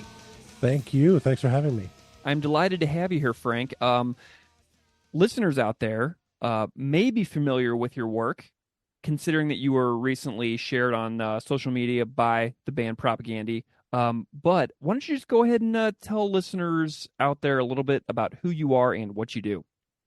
All right. Well, I guess there's kind of two sides. One side, professionally, I'm a high school math teacher. Nice. But I started pretty late in life. I'm 43 now, and I started teaching at 35. So when I was 28, I decided that I needed to do something other than work in bars. Yeah. So I went back to school, and that was pretty long. So now I'm with that. Yeah. But music has been definitely like a defining thing for me throughout my life. Like the biggest turn that I ever did. And it started pretty actually funny. When I was 6 or 7 years old, my dad gave me a guitar for Christmas. Mm-hmm. And he put it in a remote control plain box. So I unwrap it and I see a remote control plain box and I'm stoked. Yeah. And then I open it up and see a guitar and I am not stoked. So I put it in my room in the corner, and it just sat there for a few years until one day I traded tapes with a friend, and I got my first listen of Metallica's "And Justice for All," and I was like, "What is this?" And I got to be able to do this. So I played that until it broke, until the guitar broke, and it was basically in my room doing play rewind with my favorite tapes for the next 10 years. Nice. Yeah, in my early teens, that I got into a lot of punk stuff. The first ones being like Lagwagon, NoFX, Rancid. And that's when I started playing with music with some friends, stuff like that. And around 18, I got into more towards the metal side. I got really into bands like Converge, Cave In, His Heroes Gone, then Tragedy, Same. Yeah. Dillinger's Cave, Neurosis, Yeah. Decay, later on The Haunted. Like all those bands were major. And so I played a lot of metal and death metal until I started back school up. And then I'm fortunate enough to have a nice little setup to do my own stuff. And I'm fine with playing drums, guitar, and bass. So I was kind of self-sufficient. It's better for everyone if I don't sing. So I don't sing. And I'm lucky enough to have a lot of friends who'll come and sing on my stuff, and they indulge me like that. So I'm pretty lucky with that. Yeah. So now I'm still doing music under my own name, and I got a few projects going, like the Lullabies, and I also got another project going that's kind of fun with some friends. It's called You, Me, and the Dummy Dummies, and with a name like that, I'm sure whatever you have in your head is exactly what it is. Yeah. Taking old songs and doing the gimmies thing on it, kind of. It's just fun. It doesn't take any rehearsals. It's a one take kind of thing. Yeah. Yeah, I'm actually seeing those all on your Bandcamp, frankz.bandcamp.com, where I'm seeing the DZ and the Dummy Dummies and Dave Z and the Dummy Dummies. That looks Right. like an awesome project. Is that pretty cool? Yeah, it's really fun because it's like anyone. If I ask you, well, you want to do an Elton John song or you want to do a Billy Joel song, everybody knows it. So it's just basically come in and do it. And it sure doesn't have to be perfect, as you heard. I love it. Well, I also, before we were recording, I love the fact that you and I were at the same Metallica show this Right. past summer in Montreal for the 72 Seasons tour. Yeah. What a delight to realize that connection of like being in the same Yeah. room as somebody that I came to connect with months later. Absolutely love that. How did you find Propagandy? Like, where did they come into your musical journey along the way? Yeah. So I'm 43. So when I was in high school, say I graduated high school in 97. So around 93 or 94, I remember specifically I'm in gym class with a friend of mine, and we're doing anything except gym. And we're just sharing headphones on his Walkman. And he has a friend who had a friend who was who lived in the Winnipeg area, who mailed him a tape of how to clean everything. Nice. And I never heard back then. I was probably like I said before, I was into Lagwagon, Rancid, NoFX, and still Metallica, of course, but like I was starting to discover punk rock stuff. And then so he gives me the headphones and I hear Anti-Manifesto. I'm like, holy shit. Like immediately I am so turned on because it's got all the punk elements that I'm looking for, but it also has this kind of metal take on it, like the guitar picking and stuff like that. So it's not just, first of all, it's not just power chords, and it's not as simple as like, and with all due respect, of course, it's more of a complicated structure than like a Rancid song. Yeah. So I was like, what is this? Like I've had a few of those. I had no idea this existed moments in music, and that was one of them. Nice. And you couldn't buy it. Like there wasn't in stores. It took a little while before that got in stores. Once Green Day Dookie hit, and then all the shit hit the fan, then you could find everything everywhere after that. And then I bought it. But yeah, I listened to a copy of a copy of a copy of a tape for a long time. Yeah. Amazing. So How to Clean Everything was a big hit. Did you have you ever gotten to see them live at all? Do you have any stories of seeing the band? I've seen them 5 times, I think. And I mean, it's flawless every time. Like musically, they're so on. And I remember this one time in Quebec City, because I live in Sherbrooke, which is like an hour and a quarter from Montreal. So nobody comes here, but they do go to Montreal and sometimes Quebec City. And I went to see them in Quebec City. They were doing both towns. I think it was in the supporting cast tour. And I went to the Quebec City one because it was on a Monday, and I figured there'll be less people. And there was a lot less people. Like that place was empty. Like I was shocked. I walked to the front of the stage and leaned on this, like there was no one. But the show they gave was like it was packed with a bunch of crazy animals. Like the show was perfect. The energy was insane. And I just remember like having done some shows with some bands as well. When it's an empty house, it kind of sucks, you know? So it's kind of hard to give well, at least for me, it's hard to give 110 when it's empty. But they didn't have that issue. Like it was perfect, you know? And I'm a bit of a geek, and when I go see a show, I'm always like, if I can't get to the stage, I'm not gonna go, basically. And I really want to get a guitar pick and bring it home. It's like I'm 12 years old again, and I got to get a guitar pick. Nice. So I got a couple of Propaganda picks here, which is kind of neat too. Yeah. Sweet. What were did the first time you see them live? Not until supporting cast. What are your other ones that you've seen? Oh, I'd seen them before. I couldn't tell you. That was not the first time. The first time they played in my hometown at a place called the Granada, which is a small venue. That never happens, a band playing our town, almost. And they played at that time, and that was for Today's Empire, Tomorrow's Ashes. So that was the first time I saw them live. I had almost seen them again in my hometown when they were touring for Less Talk More Rock. And the day of the show, this was like, there's internet, but no one's really using internet at that point. So word didn't get around. And Chris had gotten some kind of a head injury a few days before, and they canceled the show, but nobody knew about it till we got to the venue, basically. So yeah, they were supposed to play a high school, elementary school gym in my hometown, but that didn't happen. Yeah. Oh my gosh. Yeah, that's cool. I never saw I never saw any of the trio lineups. I never saw it with John. I never saw it with just Todd. The first time I ever saw them live was like 2007 with Beeve on guitar. So I never got to see one of the trio lineups. So I always love hearing stories about people getting to see that trio lineup, you know? Well, I saw the trio, but I didn't see the original lineup though. I've never seen with John. With John, yeah. Nice. Okay, so Frank, recently I came to just discover your work just recently, and it's because Propaganda put something called That Lullaby Guy into their Instagram stories, and it was a cover of Nation States. And so I go to it, I listen to the whole thing, and I'm just like, this is so cool, because one of my favorite things to do on this show is to include covers from people who make music that cover Propaganda in ways that are like, you know, kind of modifying the original tune, having their own take on it.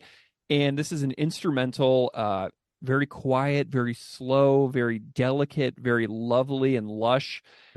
And so I went and I listened to a bunch of your stuff, and you've got a Lullaby Guy album on Bandcamp that I was listening to a lot, with like all kinds of stuff: Guns N' Roses, Poison, you know, Radiohead, Soundgarden, and it's just like so cool. I would love to know a little bit about the origin and backstory of your Lullaby Guy project that you just, you know, draw on from all these like legends of rock and roll and put it out in this style and format.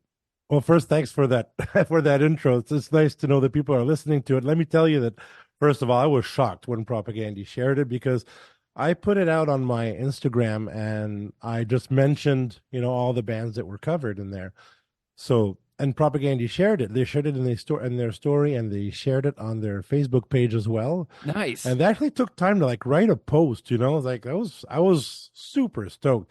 And obviously the listens went up a lot when they did that. That was really, really awesome to see that. But that whole thing came about 10 years ago when my goddaughter was born. So that was my best friend and drummer at the time. So I decided to make these lullabies for him to kind of listen to with his daughter, my goddaughter. So I chose a bunch of songs from different styles that I knew we both liked, and that's it. It was like his gift kind of thing. And one day I just put it all on SoundCloud too, so that it'd be accessible without using a CD, because I had made a few CDs.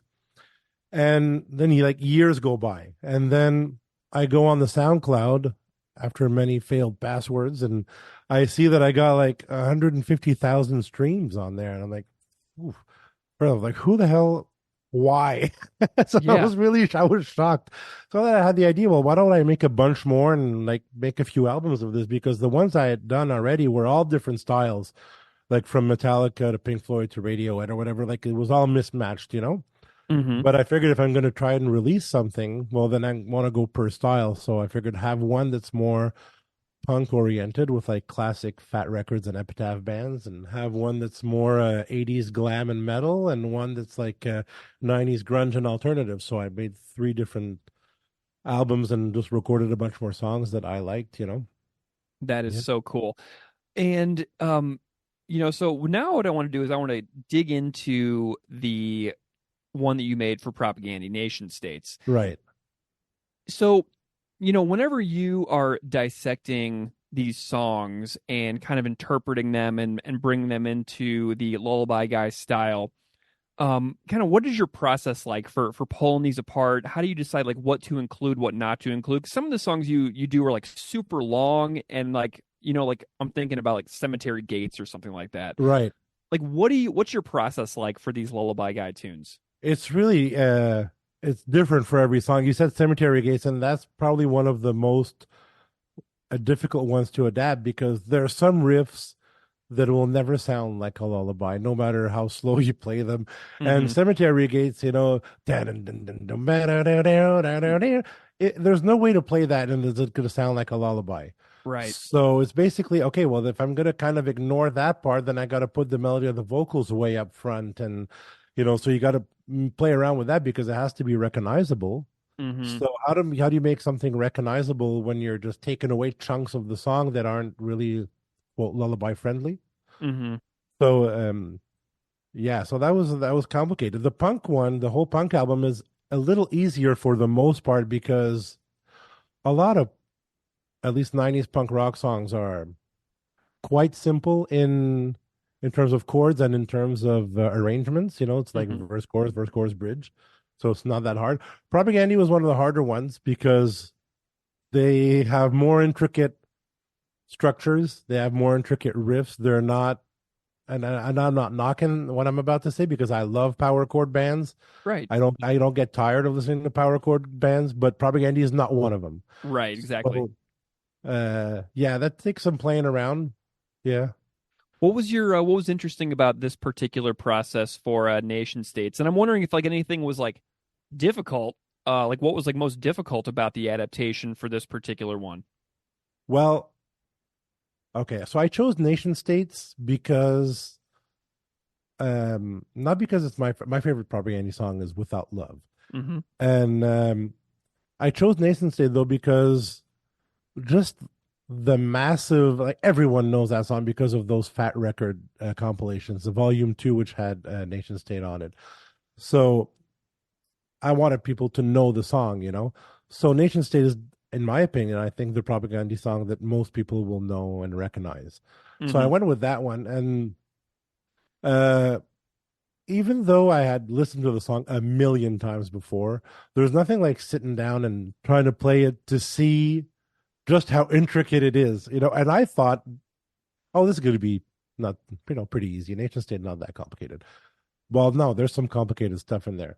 It's a lot of listening and going back and, oh shit, I can't believe I thought it was a lot simpler than what it actually was. Are there any like specific things that this song makes you think about? Like there's so much packed in lyrically. I was wondering if there's anything that this song like, has you like a general takeaway for what this song kind of means to you? Well, this song, like when I listen to this song, it just brings me back to like a specific time period where, like that Fat Records comp and just discovering all these bands. And it brings me back to an era where all that punk rock stuff was like new, and basically I would buy an album just because it had the Fat Records logo on it. Like, if it says Fat Records, I'm gonna like it. And the same thing with the Epitaph Punkaramas. I remember they had Buy or Die. Mm-hmm. Remember those? And I remember putting like money in an envelope and sending it to them and hoping to get a CD back. So it just reminds me of that whole era. And Propaganda was a band that made me like pull up my dictionary, you know, because there's nothing, there are no words I didn't know in a Rancid song or in a No Effect song. But if you take a song like Nation State, where I was like 15 or whatever, well, publicly, like right out the second word of the song is to pull out your dictionary. Publicly subsidized. I didn't know what that means. I didn't know What does that even mean meant. exactly? Yeah. So that was the first for me of a band that I got to use my dictionary if I want to know what they're talking about. So Good Riddance also was another that had really, really good lyrics. But yeah, this song of Propaganda was a huge one because the vocals were so clear and in the front, like especially in the intro of the song, you can definitely hear what he's saying, as opposed to a lot of other bands where they're, you know, everything's at 10 and the vocals are kind of in the background. Well, this they're not. So like you can hear it right away, and you can spot your own ignorance right away with all the words that you don't know. So yeah, publicly subsidized, privately profitable. That was that sticks out to me. Or lyrically, born, hired, disposed, as pessimistic as it may sound, was like, holy shit, like, yeah. It has its own like ambience. Just those three words, you know. You can tell by the smile on the CEO's environmental restraints about to go.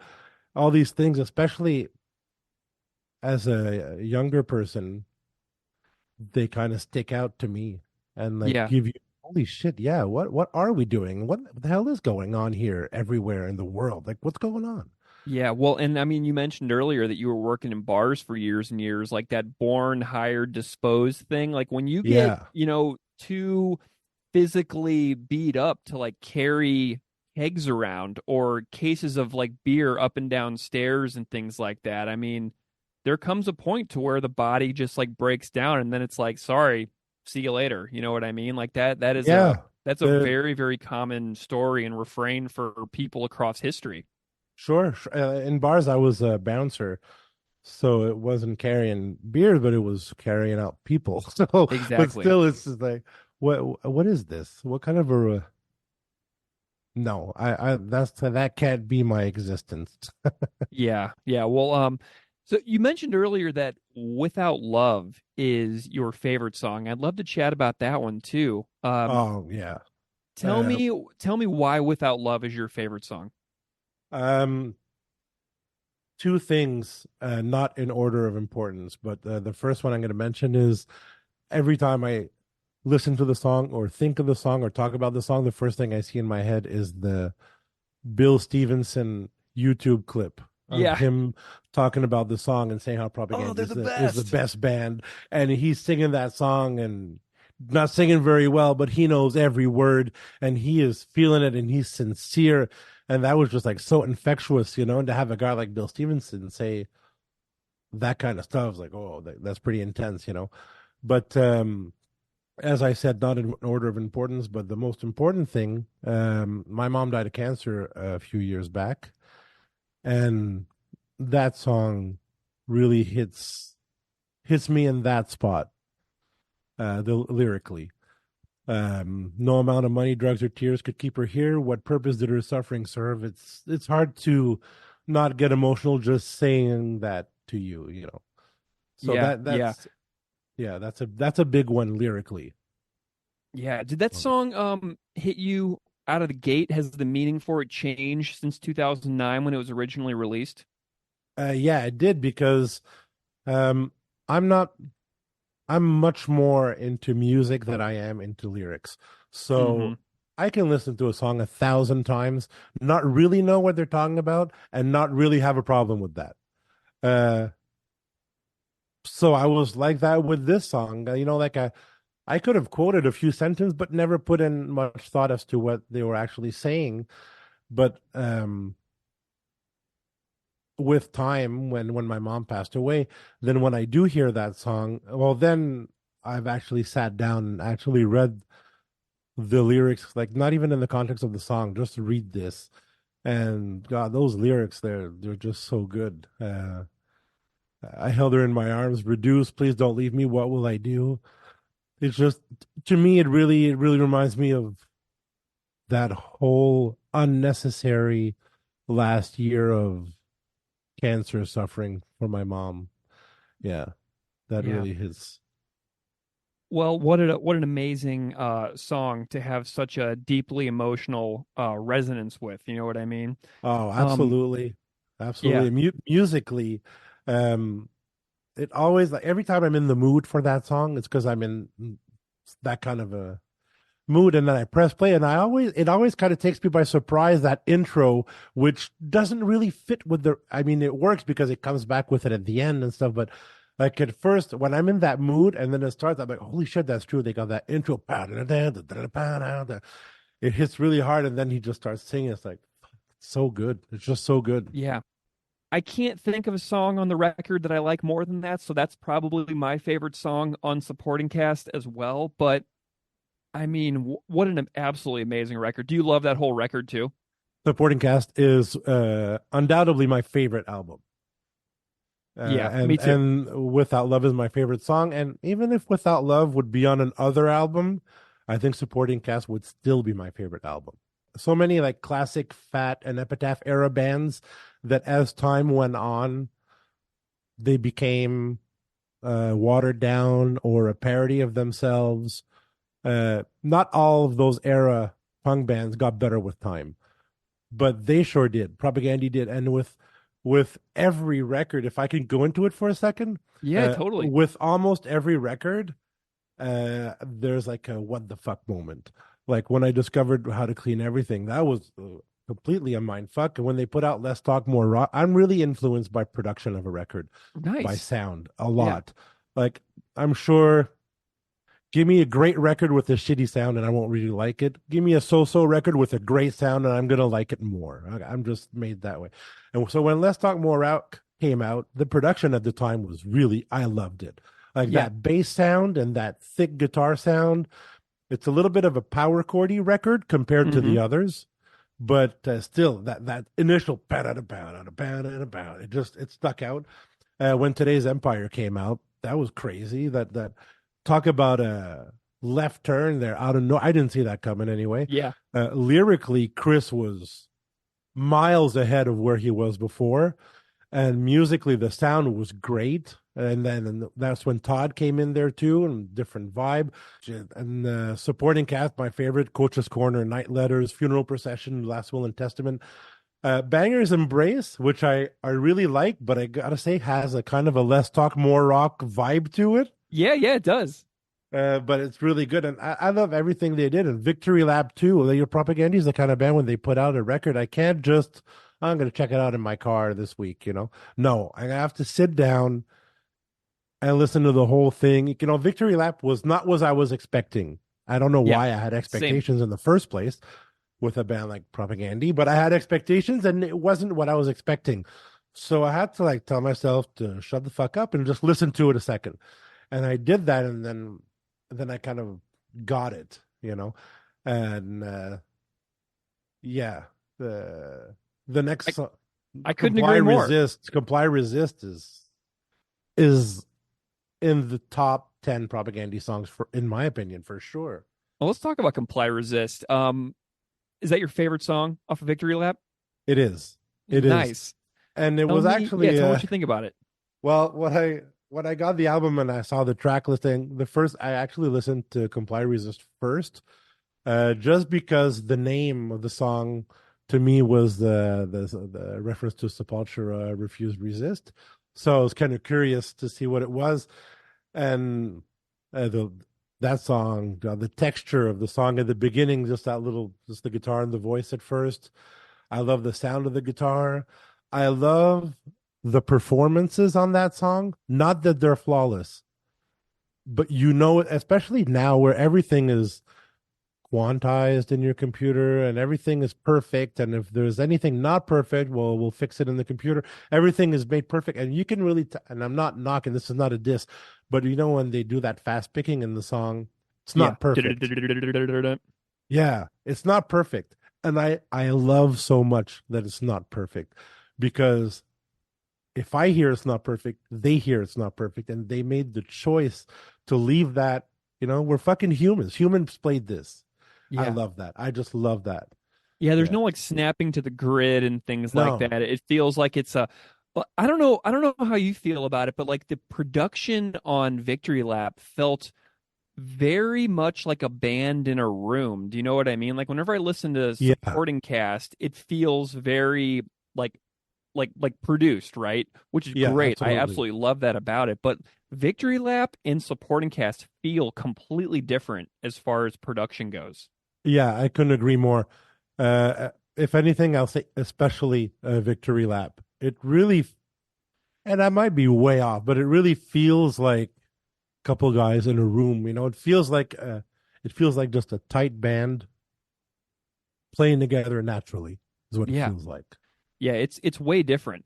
Um what does what stands out to you musically about Comply Resist? Musically, Jesus, everything about that song. I love the intro, the super simple intro with the chords spaced out, kind of airy, and it goes up to the down, down, down, down, down, Yeah. down, like it's, and then all the chords that they do right after that part, all those chords. Talk about a song without power chords. Like holy shit, they're it's just so creative and so. How could you ever expect that song? And I when you know. start the song, every time it changes, it's something that I would have never ever expected. Yeah. Yeah, Well, and as there's a somebody lot of like changes. and there's someone like you who like actually knows about music to surprise you. It's harder to surprise somebody like you than it is to surprise someone like me. Does that make sense? Well, I mean, I wouldn't say it's not like I'm this musical. I don't know that much about theory or anything like that. Actually, I know virtually nothing about theory, but it's just I love to listen and analyze, and I love to listen to something. And I've been in bands, and I like to imagine whenever I listen to a song, I always imagine them in their practice space, one guy showing the riff to the other guys, kind of thing, and I can just imagine them working on this song and then seeing one of the guys, oh, and then there's this part, and the other guys just going, holy shit, Jesus Christ. Mm, Yeah. nice. Yeah. This is such a fascinating tune to me as well. The comply resist. But something that I'm curious about now is like Propagandy has the tendency to take long spaces between albums, and to me, I wouldn't want it any other way. Like even if we only get one more album out of this band, I would take 8 LPs of what we have over 17 or 18 records that are not allowing that time to pass in between, because to me what they've been able to do is with such long periods of time they come back as totally different people, and that space between is almost like a way that allows for transitions and growth to occur so that you actually get something brand new instead of exactly what you were expecting, which is what you get from so many other bands from that era. I never thought about it in the way that you just said, but you're making a lot of sense. Uh, it's so difficult because it seems like no matter what a band does, people are gonna complain. When a band stays the same, they're staying the same. And when a band changes too much, well, they changed. And I'm no different. I'm just like everyone else. I've done that.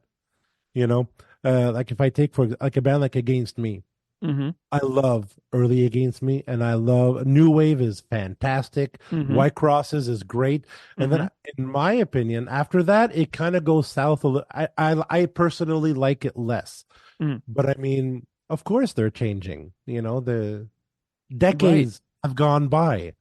And what you're saying is absolutely true with Propagandy. If a decade goes by between two records, I mean, Victory Lap was 2017, I think. Yeah.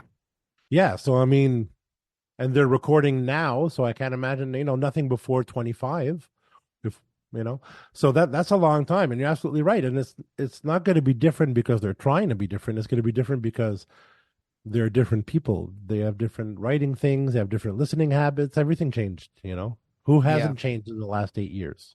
Yeah, it's crazy to think about the length of time between Victory Lap and this forthcoming record, wherever it's gonna be. It's by far the longest gap. They've never really gone more than 5 years. And for years and years, like 5 years was like the running joke. Like, it's been 5 years, Propagandy's back.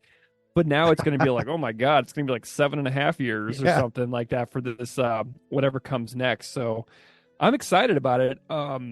So much has happened really in the world since Victory Lap as well. It's been a lot. Geez, yeah, since 2017, it's, oh my God. Yeah, everything is so different. Well, Frank, I am so grateful to you for coming on and hanging out and chatting about your Lullaby album, That Lullaby Guy. Do you want to go ahead and tell listeners like where they can find you and follow along if they want to check out more of your work and beyond what we've done here today? Yeah, sure. Thanks. Well, everything is, it's not everywhere online. It's not on all platforms because some platforms are harder to put cover songs on than others. Mm-hmm. And it's not like I wanted to go out and buy 39 licenses of songs because let's face it, if I make $20 with this, I'll be really happy. Sure. So, but Spotify and Tidal and Pandora, they let you put cover songs on there and they take care of the royalties on a per stream basis. So that's where they are now. What you're listening to on my Bandcamp is my Bandcamp with like all my projects kind of combined, but I can't say that all the lullabies are there right now. But I shared this on a few pages and I've had a lot of people ask me like where else besides Spotify can they listen to that. So I'm just going to stick it all on That Lullaby Guy Bandcamp. So I guess awesome. if you Google that in a week, it'll be somewhere. Well, I love your That Lullaby Guy album that you do have up on Bandcamp, so I'm excited that you're doing the other one because, I actually do use Bandcamp for streaming music, and it's really great, and it's actually, That Lullaby Guy record is actually up on Bandcamp as a free download as well. So you can get the whole record, though not the punk one yet, but one that has like Soundgarden and Faith No More and Against Me. You did an Against Me one on there. See, those are basically the ones that I did for my goddaughter. Those were like the first batch that I did. Those are all free, but everything on all my Bandcamps is all free downloads. Love it. Well, Frank Zed, That Lullaby Guy, thank you so much for joining me and coming on and chatting about your love of Propagandy. It's been a pleasure, man. Yeah, man, absolutely. Thanks a lot for having me. This was a lot of fun.